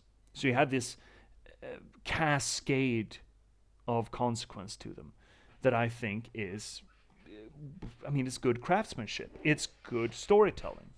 It's really good storytelling. Oh, hi, boys. Elizabeth, you probably shouldn't be in here. Where's the boy? The boy ran past us, right? There he is. Sorry, Liz. They kind of ran right at me. I couldn't help it. Couldn't help it, really. Say what you want about Lady Comstock. The woman had an eye. You've seen what Comstock has done to my history. Fun. Now see how he's rewritten his own. Oh, right, this area. I kind of like this area, if I don't misremember. That is that statue again. Monument Island statue. Oh, this song is good, too. It's probably gonna flag on the VOD.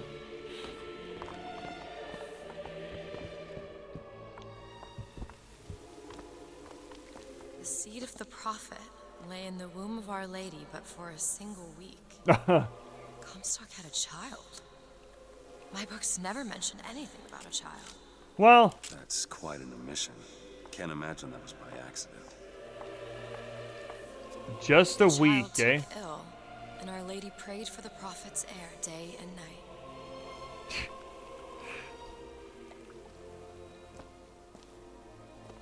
Just a week, eh?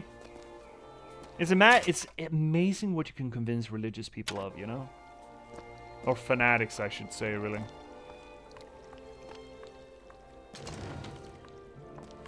That's my tower. Lo, while Daisy Fitzroy has murdered my beloved, she shall not have the child. She shall not come betwixt her and prophecy.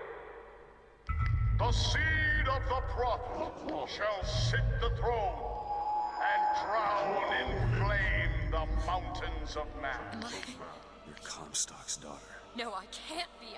I can't. He wants you to follow in his footsteps. Well, I want a puppy, but that doesn't mean I'm gonna get one. Look, that's... I mean, it's not just the writing, it's the delivery there, right? Here we get a little smattering of where Elizabeth comes from, too. Of course, it's a little bit suspicious that Lady Comstock was only pregnant for a week. But we'll get there, too. I want a puppy, but that does not make it so.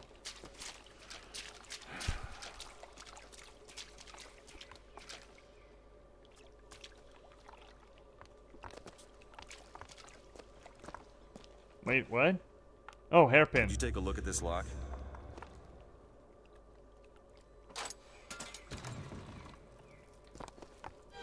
Oh, wow. The cruel murder of our dear Lady Comstock by the anarchist Daisy Fitzroy.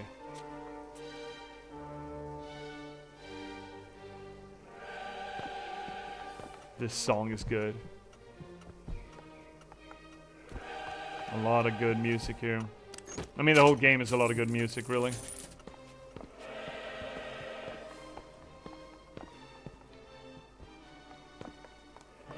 Weird place to have a memorial in a theme park, you know? Over here. Yeah, I got it. To those who loved me, I was the most generous of souls. There was no pain I would deny them, no betrayal I would not gladly give. And when I had scorched the hearts of all who loved me, the prophet said, "There is nothing you can do for which I will not forgive you. For God has granted me sight, and through his eyes, even you are loved." Uh-huh. Surely. Surely. Oh, money! Oh, money! Okay, so supposedly Fitzroy strangled her while she was praying. Imagine that. Such cruelty.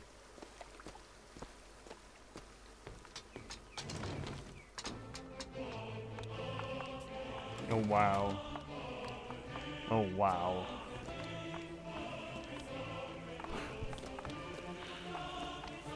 The prophet bearer of the sword brought his wrath down upon Daisy Fitzroy and the Vox Populi. He pursues them relentlessly to this day. Uh-huh.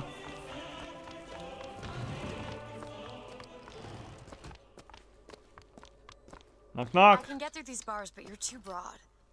Broad? Did you just call me fat in these guns? Let me scout ahead, see if there's some way to move forward. Uh-huh. This looks like a combat arena. Oh. Is that? It's a tear, something I can bring into this world. It's a freight hook. Well, that's convenient. As I said, it's a form of wish fulfillment. Do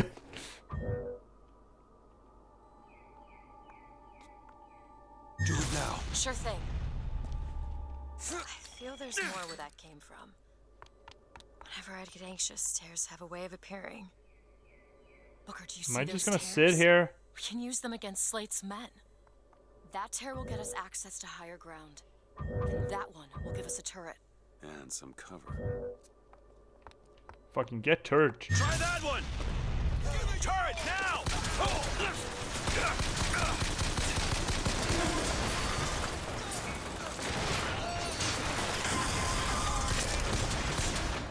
You already killed it? Oh, that's a grenade launcher. Grenade launcher.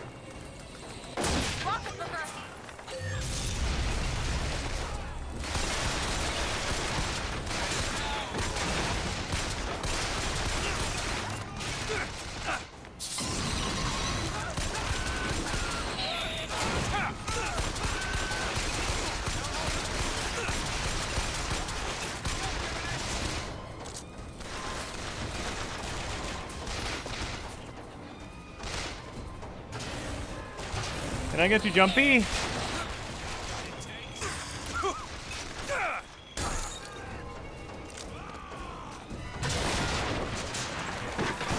Really thought I killed ya.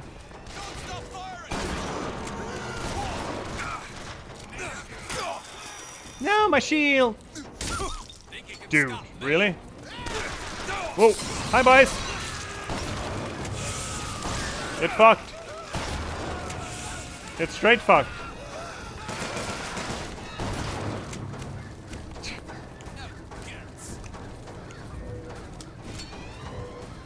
What would you look at that? Discount dollar bill. Dude, come up here instead. I got mines for ya. No tin soldier like me. Oh no!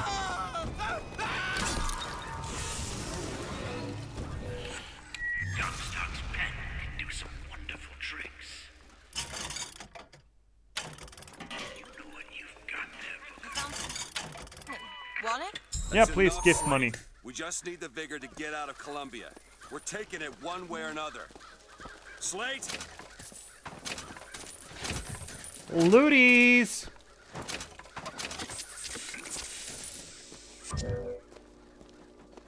feel like gaming has absolutely destroyed gamers' expectations of what, you know, a battlefield, for what kind of loot a battlefield will give you.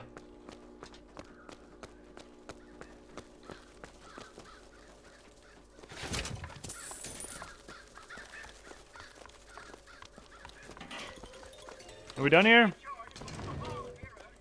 Keep your eye open for that shock jockey vigor. Here we go. Damage boosts, boosties. Anything interesting? No. Vigors!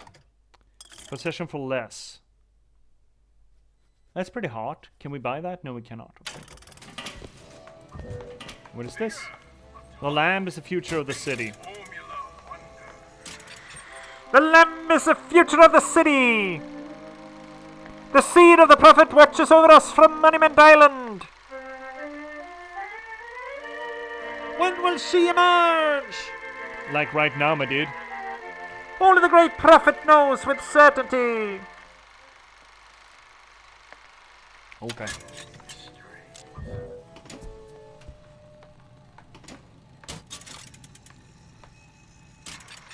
Behold the miracle child, the prophecy is fulfilled.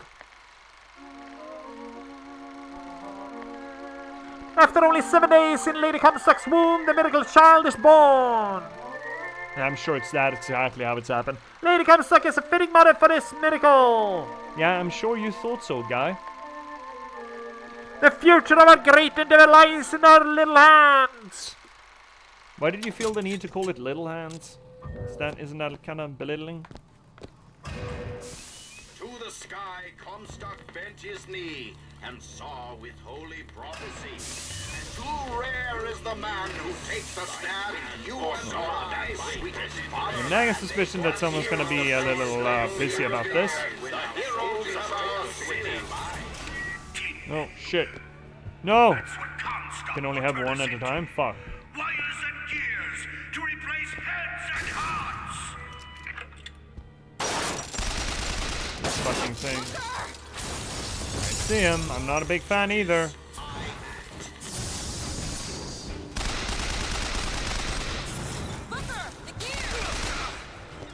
The what sits now? Oh, please, please, please. Automaton, activate! Run, run, run as fast as you can. You can catch me. I'm the gingerbread man.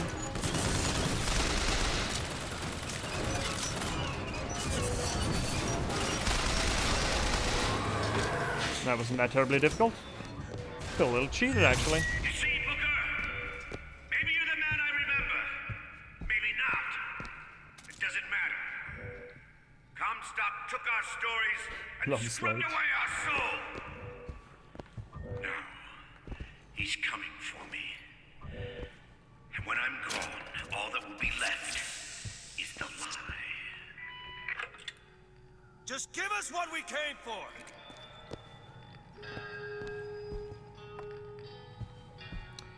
Racism, racism, racism, racism, racism, racism, racism, racism. Racism, racism, racism, racism, racism, racism, racism, racism.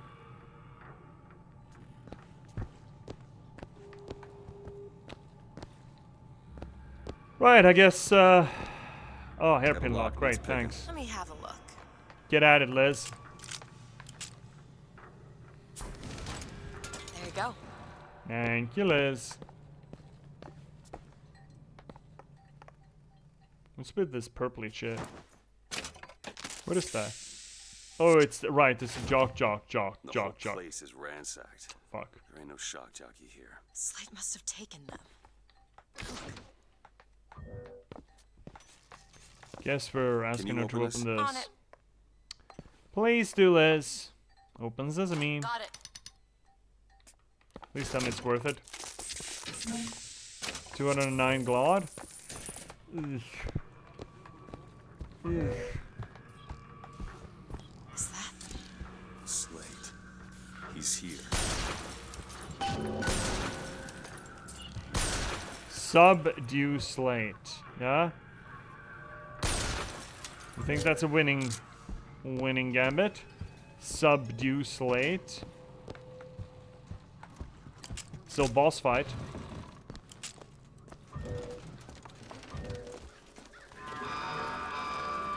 What is that? Comstock ships. He's coming for Slate. It was Slate who killed for his country at Wounded Knee. It was Slate who stormed the gates at Peking. Slate! Oh, Slate! there he is. Comstock's coming, Booker. But our lives won't satisfy him. Oh, no. He won't rest until he's turned us into tin. I won't let him. He took my past. But that's all he's getting from me. Just give us the vigor. We don't need to do this. We really don't. A soldier's death awaits. Do you have to?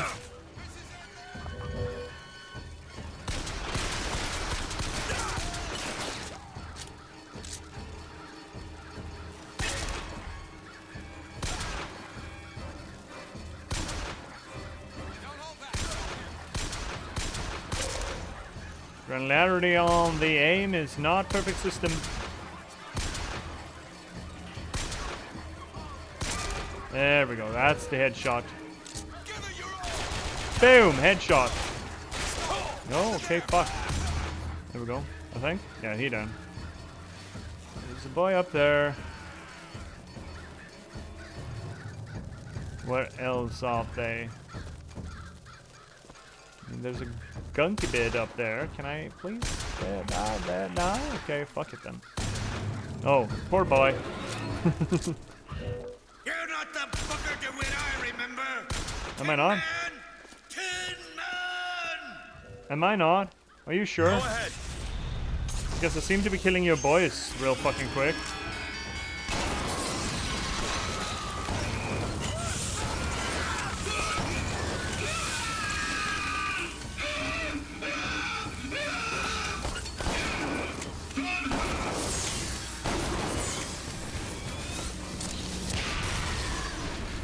La Boomba! Yeah, Is that all you can muster, soldier? The, Come on now, DeWitt. crows are fucking insane. The boys? I would never want to disappoint the boys.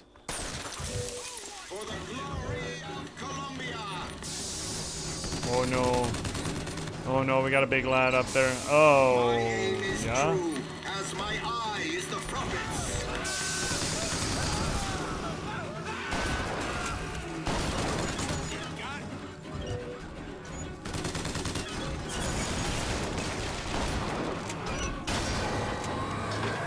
Got him.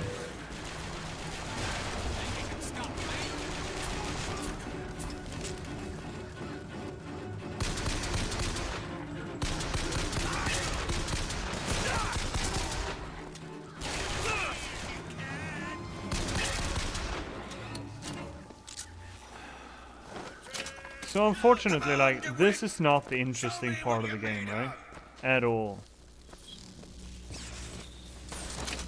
Oh, ads are coming in. Oh, real hot. Okay, we're gonna let him run. We'll hopefully finish up this area and get Slate, and then we're gonna call it quits, yeah? So, unfortunately, ad break. Please don't go anywhere. It's gonna be 3 minutes. I will see you soon.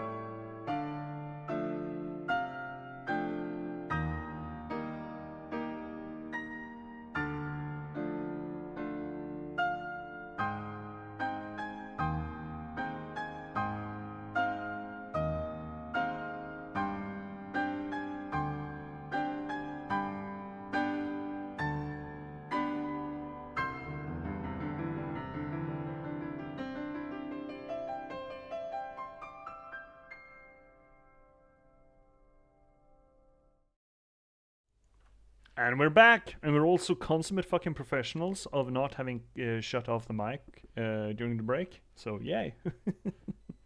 Anyway, let's get cracking and see if we can get Slate down before the evening is down. I would very much like as much. Anything in here? Gun? Gunlet?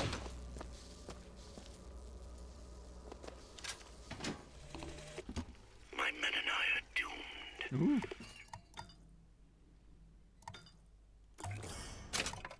Doomed as noble Custer was at Little Bighorn.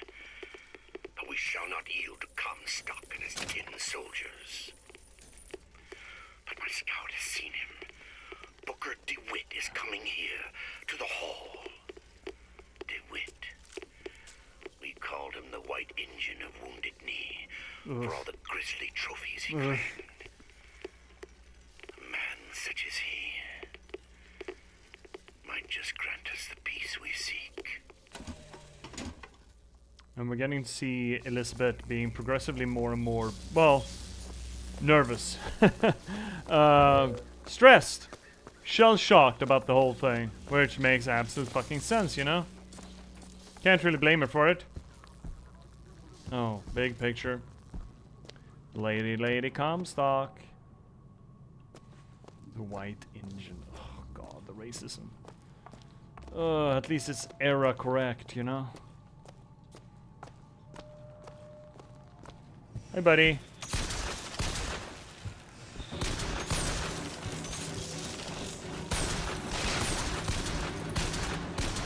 Can I please? Oh my god.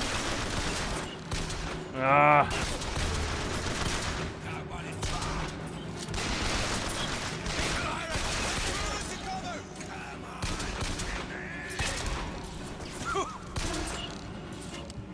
Headshot. Eventually. Yeah, the controls are not... They are not sensitive. They are kludgy and chunky, but we're getting there.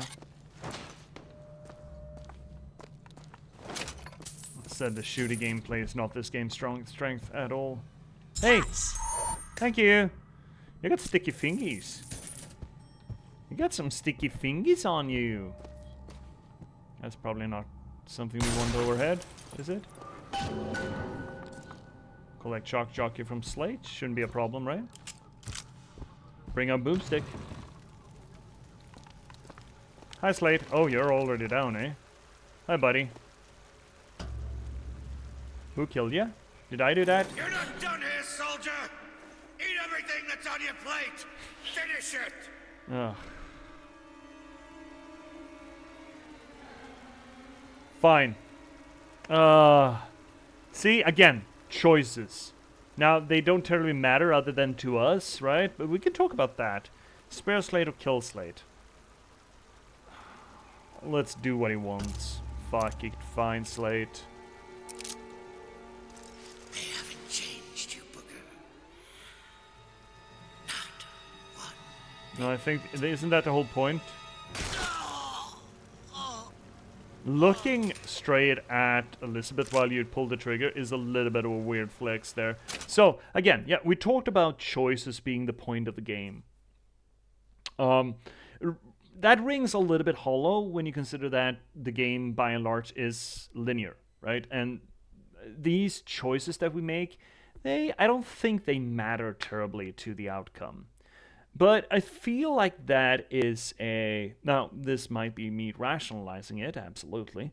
But we as gamers are trained to think of morality and choice only in the way of generating different outcomes. We're looking at it as input to function A produces result. Right? And if the input is different, then the result should be different. That's not quite... choice and consequence is not quite that simple in real life. It's just not. Look, it doesn't terribly matter which tea I pick to brew for myself in the morning. That's not a moral choice, sure, but a lot of the choices that we make, especially the moral choices that we make, don't or won't have terribly, well, grand effects, noticeable effects on us. Gaming has unfortunately taught us that every choice is transactional. Everything is transactional. And that is not quite how the world works. It teaches us that relationships are transactional. If you give enough gifts to this character in Stardew Valley, they will love us. That's not how it works. And you could argue that these choices that we make here, they may not matter to our outcome or the outcomes of this event, but it matters in other ways. It matters to who we are. It matters to what Elizabeth gets to see. It matters in ways that, sure, the game mechanics don't depict, and that is a bit of a weakness to the game mechanics, maybe. But they are still choices. I don't think it is to our benefit to look at choice and consequence simply as a transactional thing. Now, shooting Slate here, I don't actually know what any of these consequences have. Not throwing the baseball gave us a hat. That's not that's not relevant from a moral standpoint. That's again just cost-benefit analysis. But we're given choice. And I feel like the point of giving us a choice here is for us to consider the choice. The consideration of the choice is a consequent in and of itself of offering that choice, you know? Now, of course, we're high-minded philosophy here and not necessarily game mechanics and storytelling, but then again, choice and the consequences of those choices can still be a valuable theme and conversation piece, even in strictly linear media like books. You can still have that conversation in a book without, the interactive element. So it almost feels like the interactive element of gaming gives us a skewed expectation of reward for our choices, or consequence for our choices, that has never been a factor in storytelling before. Now, maybe it should, but I still feel like we need to get away from the idea that we're rewarded for a set of choices as opposed to just getting to make them, Hi, Jindosh! I think the A-B decision, the bird or the cage, kill Slade, keep Slade, etc., were all an attempt to give the illusion of player agency and an otherwise on-the-rail, literally gameplay experience. There's no world-changing events like there was around Aramis Stilton. It's the illusion of choice. If you're looking at it from that gamer perspective, yes. You could just as much argue that there's no consequence to Aramis Stilton either. It's just cosmetic. We get to see him on our boat. We don't really have an interaction with Stilton. We get to see that the area around... now, of course, you know better than me what the consequences are, of course, so maybe I'm completely off it. But from what I could tell, the great consequence wasn't the Dust District. So it has a lore relevance, but it doesn't really have an ending relevance to us, does it? Us getting back on the throne was not affected at all by Stilton. Maybe it was. I mean, it's more of an effect, sure, than this. Absolutely. I'm not arguing that, but other than a short-term gain of just seeing him alive and seeing the palace be essentially changing out the level, that is a change, yes, but it's not... Take, for example, another a good example of choices actually making a difference. Witcher 3. No, well, let's see here. No, you're correct. Bro, how do you game for 4 hours? I could never... One of these days I'm going to get too old for it, Mac Daddy, don't you worry. Continuing with Jindosh, but I think it had some effect, some tangible effect. We saw it immediately, yes, an immediate effect. That is in itself some effect to your decision, yes.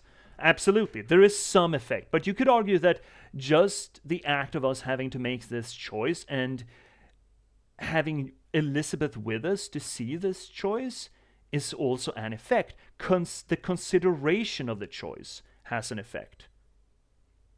In a real world setting, at least, not game mechanic one, obviously, but if you're looking at a game not as a progression of mechanics, but as a game, as a piece of media like a book or a movie or a TV show, those things are also completely on the rails, but still, you can still talk about the consequences of choice. Sophie's choice isn't a matter of who she's going to pick. Sophie's choice is about the process of her picking, right?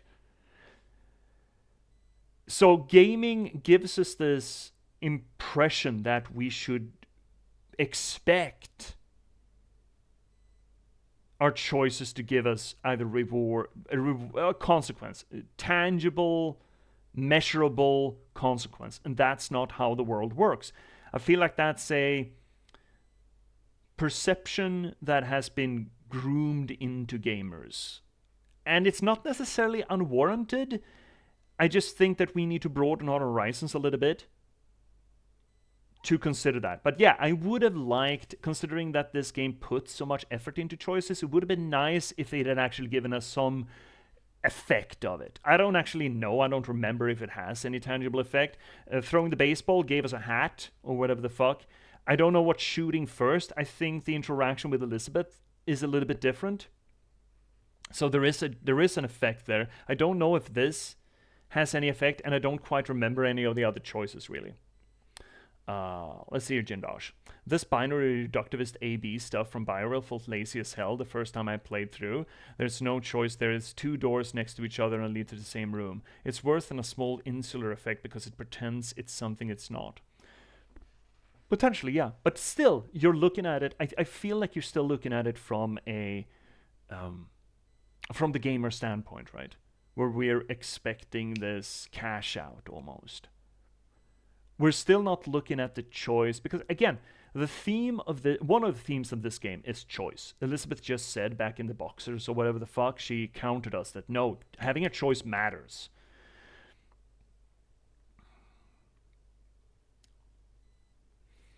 And that works, I think, with the lower mechanics of the game, the multiverse travel and the time travel, because it seems to hollow out that we can't just run away from our choices. We need to meet them. And, you know, spoilers for the end of the game. The whole point of the end of the game is to go back to that first choice and do it different. And just the fact that we have both, again, spoilers, all of this is going to be spoilers, that we have both Comstock and Booker, the results of different choices combating one another, and both of them are bad. Both of them together are the collective villain. I don't feel like the lack of visceral result from any of these choices undermine that narrative theme. Now, it would have reinforced the theme better if there actually was a feedback to it. You know, a solid feedback. But again, remember what I said about how I feel like this game threads its setups fairly well. It offers us more than enough foreshadowing of things to come. It builds that foreshadowing in an organic manner, and it's good at threading those suspicions and implications and character moments through these blocks of these objective blocks that are the chapters, essentially. If you add permeability to that, if you add potential change to any of those moments, or any of those choices, it's going to make your job, well, close to impossible. It is, chat, speaking from experience, it is hard enough to make a cohesive, interesting, and rewarding narrative with a lot of moving parts without you mucking it up. But then again, if that's the case, why offer us the choice at all? Would it have been better if we didn't have these choices? I don't think it would. I don't think it would have been better without the choices. Because if anything, maybe they are sort of cutting themselves, well, they're sort of hoisting themselves by their own petard here, but the fact that there are choices in the game puts the player into the mindset of making choices, and thus puts the player into the mindset of the theme, but it unfortunately also creates the expectation that their choices are going to matter, which is a bit of give and take with the same hand kind of thing, and fortunately, yeah, the results are mixed. I remember that people complained about this game being linear despite the choices. And obviously then that is a problem. If a big enough audience thinks that undermines the messaging, that is a problem.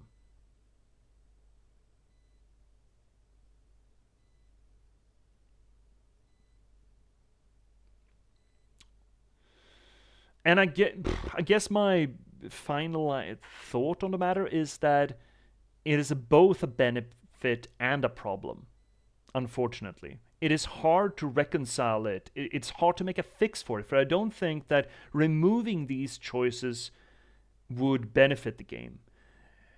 Nor do I think that giving us visceral change, depending on the choices, would be to the benefit of the story being told, because it would have made the story so much harder to put together, I think.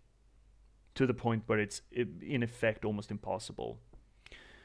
So I think it's both. I think it's both a strength and a weakness, essentially. I think it's demonstrably a weakness, considering people are bugged about it. But I think it's also a strength because it does enforce the main theme of the game. Fuck, things are difficult. Let's see here, Jindosh. The irony that choice has no effect in a game whose main drumbeat is choice matters is hilarious. The ludonarrative dissonance is heavy.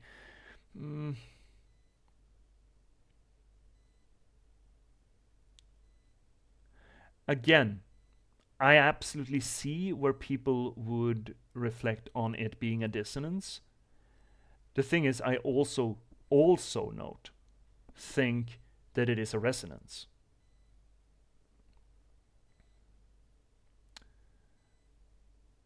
And I do think that it's dangerous. It's a slippery slope and a thin ice for me as a storyteller and writer to complain, to make the complaint, you know, that the audience just doesn't get it. That's you don't want to end up there. You don't want to end up there. If a big enough part of the audience has a visceral reaction to your storytelling, obviously you have, well, a visceral reaction, has a reaction that you didn't want from your storytelling, then you have done something quote-unquote incorrectly.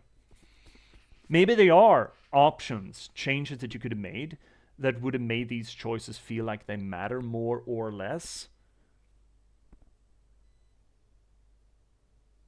Or maybe just presenting it in a different way than just 2 button prompts. It can be, you know, user interface questions as well.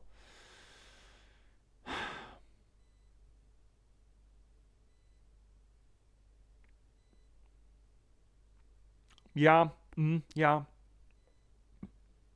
It's certainly not elegant, regardless of where we end up. It's not elegant at all. I don't think it can really be a resonance in this case, because there's no meta fourth wall breaking, really. Wait, I think if we're looking at ludonarrative dissonance, yeah, wouldn't resonance be the opposite, that you don't break the fourth wall?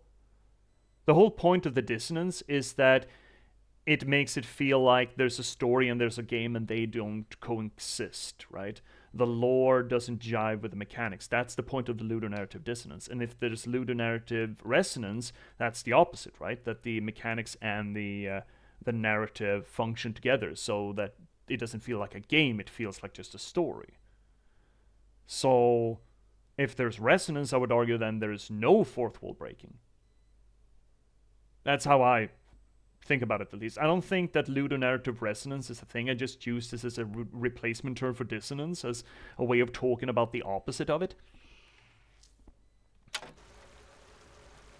Yeah, I'm so fucking sorry, Liz. Shock jockey. Oh, this better be worth it, Slade. Gobble gobble.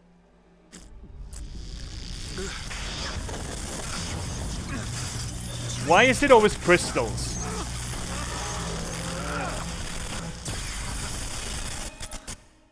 Ow! Press to shoot a bolt of electricity. Hold and release to create a shocking trap. Yeah, I get it. Still, I suppose it was Burbs are mercy. best. Comstock's men would have taken him. I suppose it was. Do you ever get used to it? The killing. Faster than you can imagine. See, Jindosh, again, pulling back to Dishonored, this is the kind of interaction that I would have wanted to see primarily between Emily and Corvo in the second game. Fellow Corvid enjoyer, yes. This is exactly the kind of back and forth that I would have loved to see between Corvo and Emily in the Dishonored 2 game. And then they just ripped one of those characters out, which I felt was a damn shame. But primarily, I would have loved to see this between Dode and Billy in the DLCs of the first game. This. Or the first DLC, I suppose. Because we've had so many moments tonight where this is like the fucking, the drug of choice. I've loved some of these moments. And it's been short little bits in just delivery. Yeah, Dishonored, The Knife of Dunwall. Oh, Doto? Oh, Death of the Outsider. Right. We don't want to play. I will get to it. Well, they had that opportunity in the first DLC for the first game too. You had Dode as your player character, and then Billy lurking around and just dropping in with exposition, and Dode never interacted with her. I would have wanted this in that DLC. Okay, maybe, but sure, they add it later in a later DLC. That's fine. I wanted it here. I wanted it there. I wanted it in the first DLC of the first Dishonored, and I complained profusely about the fact that there was none of it. Dode never spared a single word to Billy, and then they were supposed to make me believe that he cared. Just didn't work to me. Just did not work. And this, the fact that Elizabeth is here and we're building a relationship with her, that's what I wanted. I wanted it in Dishonored 2 as well, the main campaign. I really wanted it. And it was just not there. Can I get a save icon somewhere around here? Clicks game. Savies? Oh. Holy shit. Really running through bullets on that one. You know, those vigors seem very powerful. I'll do what I can to keep you stocked in salts. Thanks. Thank you. I just want a save spot. Who do I have to fuck around here to get a save spot? No, that's just gonna be more shooty. Ugh. Where is the last... 1018. Oh, that's not that long ago. Yeah, okay, fine. You know what, chat? The thing is, it's getting late, and I got an early day tomorrow. So unfortunately, we are gonna have to cut it off there. And it's very unfortunate, but it is what it is. Oh, but I have liked this session. Oh, I love Booker's and Elizabeth's interactions.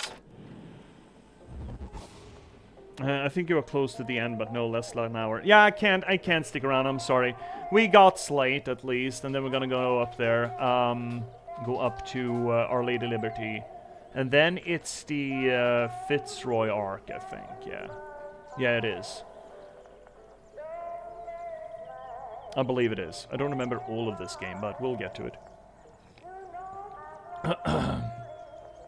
But yeah, mechanics-wise, yeah, it's a little bit rough. Graphically, it's fine, but it's nothing compared to Dishonored. But these character moments, these interactions that you get, they are very good, and they're abundant, right? Like less than an hour DLC, question mark? We're probably gonna run Burial at Sea after this. I love Burial at Sea. I loved, at least. I remember it fondly as all hell.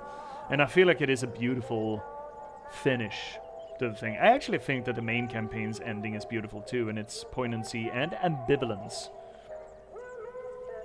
Yeah, Burial at Sea is great. Absolutely fantastic DLC. And ties the game together with the rest of the Bioshock series in a way. So we'll probably do that. We'll see how long this takes, really. This main campaign playthrough. Considering we're talking a lot. I mean, it took us like an hour and a half to get through the beach episode, I think. But there was so much good stuff there, right? The character depiction of Elizabeth is just so fucking good. And it's worth its time to look at. So far, I am a little bit shocked with how clunky the gameplay here feels. I don't remember it being this... yeah. Cinderlopper on pipes. Yeah?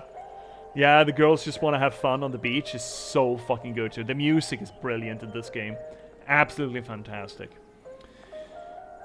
The shooting galleries I'm still not a big fan of. At least now, in the shooting galleries, we get these little reflections between Booker and Elizabeth. We have the reflection that Elizabeth is essentially, she starts off as a Disney princess. She's just straight Belle, out of Beauty and the Beast, it feels like. But again, responding to some of the criticism that I seem to remember from 10 years ago, I feel like her behavior pattern fits perfectly with what you'd expect from a very intelligent, very well-read, but very inexperienced person who's been sheltered to the extreme. I mean, basically fritzled. Oh, St. James Infirmary now. Nice. She's like old Disney princess locked in a tower like Rapunzel, looks like Snow White, etc. Yes. I mean, Belle. You look side to side, Elizabeth, early game, and Belle from Beauty and the Beast. They got different color coding from the dress, that's it. Otherwise, they're the same character. Also having that Beauty and the Beast interaction with Booker, essentially, or with Songbird, for that matter. She's absolutely Beauty and the Beast. Belle. But again, she changes, right? She has an arc in this game. Even if Booker, we argued the case previously that Elizabeth is the main character. She's the protagonist in the way that she has character growth. She changes over the course of the game, while Booker really doesn't. The change in Booker is what we see laid bare, and that is static at this point, right? We're gonna get more into Booker's personality change and his static existence vis-a-vis Comstock and Booker at a later stage in the game. But Elizabeth, sure as shit, has changed. Even to the point where she begs us to make sure that she doesn't change in a specific way. But we'll get to it. So, yeah, we'll get to it. Anyway, I still think that the theme of the game, for me personally, this ludonarrative dissonance, as you call it, between the choices that we make in the game not really affecting the main storyline, I don't think that's necessarily a problem, but I understand where that comes from, where that argument comes from. And it is a slip-up in the design to have that so heavily featured, the idea of choice,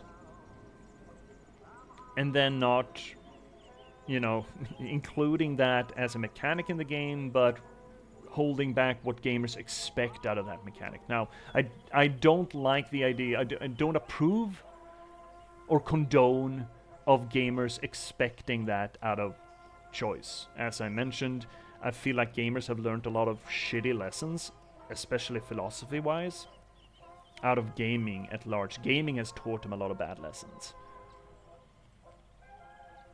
And I don't think you'd have this conversation if this took place in a movie or a book instead. Because then the experience of getting through to the choice, there's a expectation of that being as important as the actual choice. Look at The Alchemist, Paulo Coelho's The Alchemist, where the whole book is him chasing a dream, and then at the spoilers for a not 100-year-old book, but like an 80-year-old book. At the end, he realizes that in reality, to get the reward he was looking for that entire journey was right under his bum in the beginning of the book, and the point is the journey. And I feel especially in narrative where you have time travel or multiverse theory or whatever hell, the best narratives in that space are narratives that go beyond the visceral consequence of the choice and make it about the choice itself instead. The choice and the process behind that choice that you make is more important than what you get out of it. So, in that sense, I feel like there is no ludonarrative dissonance in the choices that we make in the game not, you know, affecting the end outcome of the world around us, because the point is not the reward or the punishment.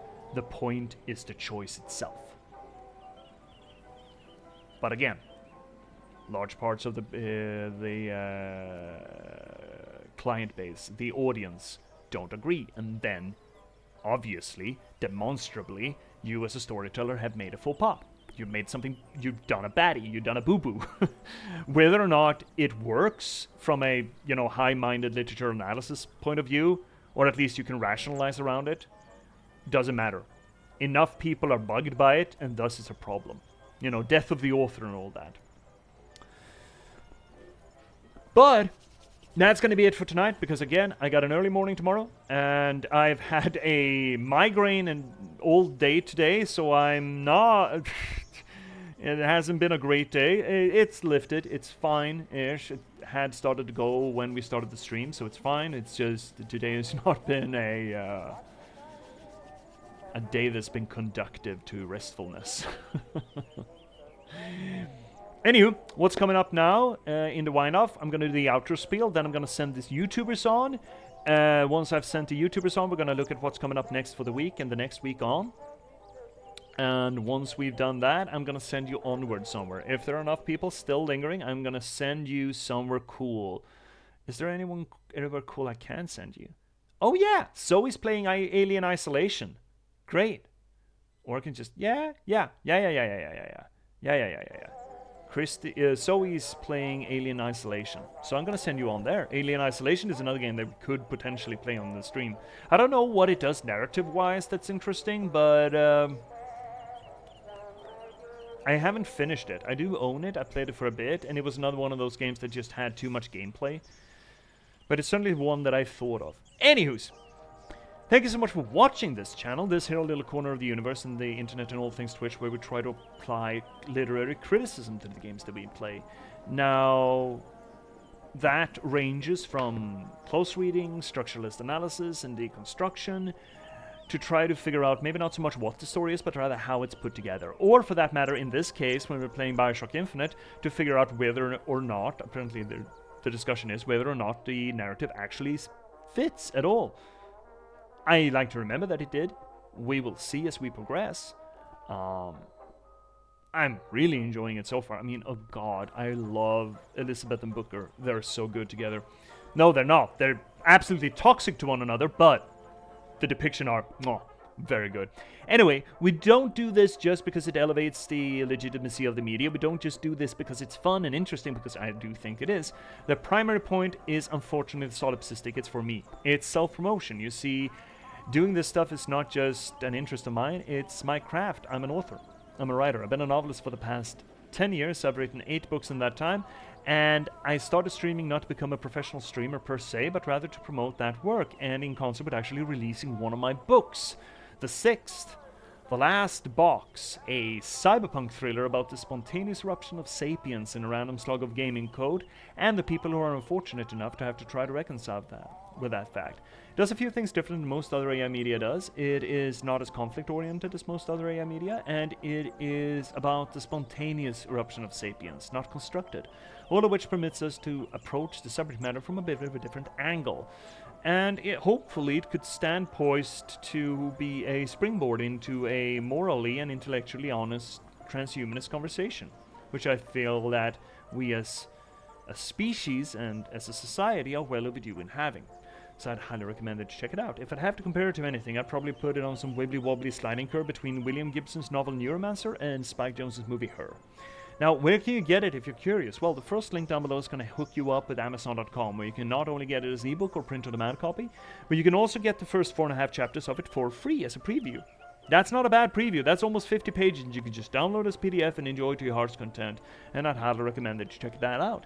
And if you do get hooked on it, if you want to read the rest of it, but you don't want to get it on Amazon.com, well, we're not chat. Second link down below is going to get you to an aggregate feed instead, books to read, where you can get it either as ebook or print-on-demand copy at a bunch of different vendors. I can't keep track of them all, but to keep adding new ones, sometimes changing their names. But the most prominent ones, and you know, the regular, steady ones, are probably Apple Books, Barnes & Noble, and Rakuten Kobo. So please check it out there.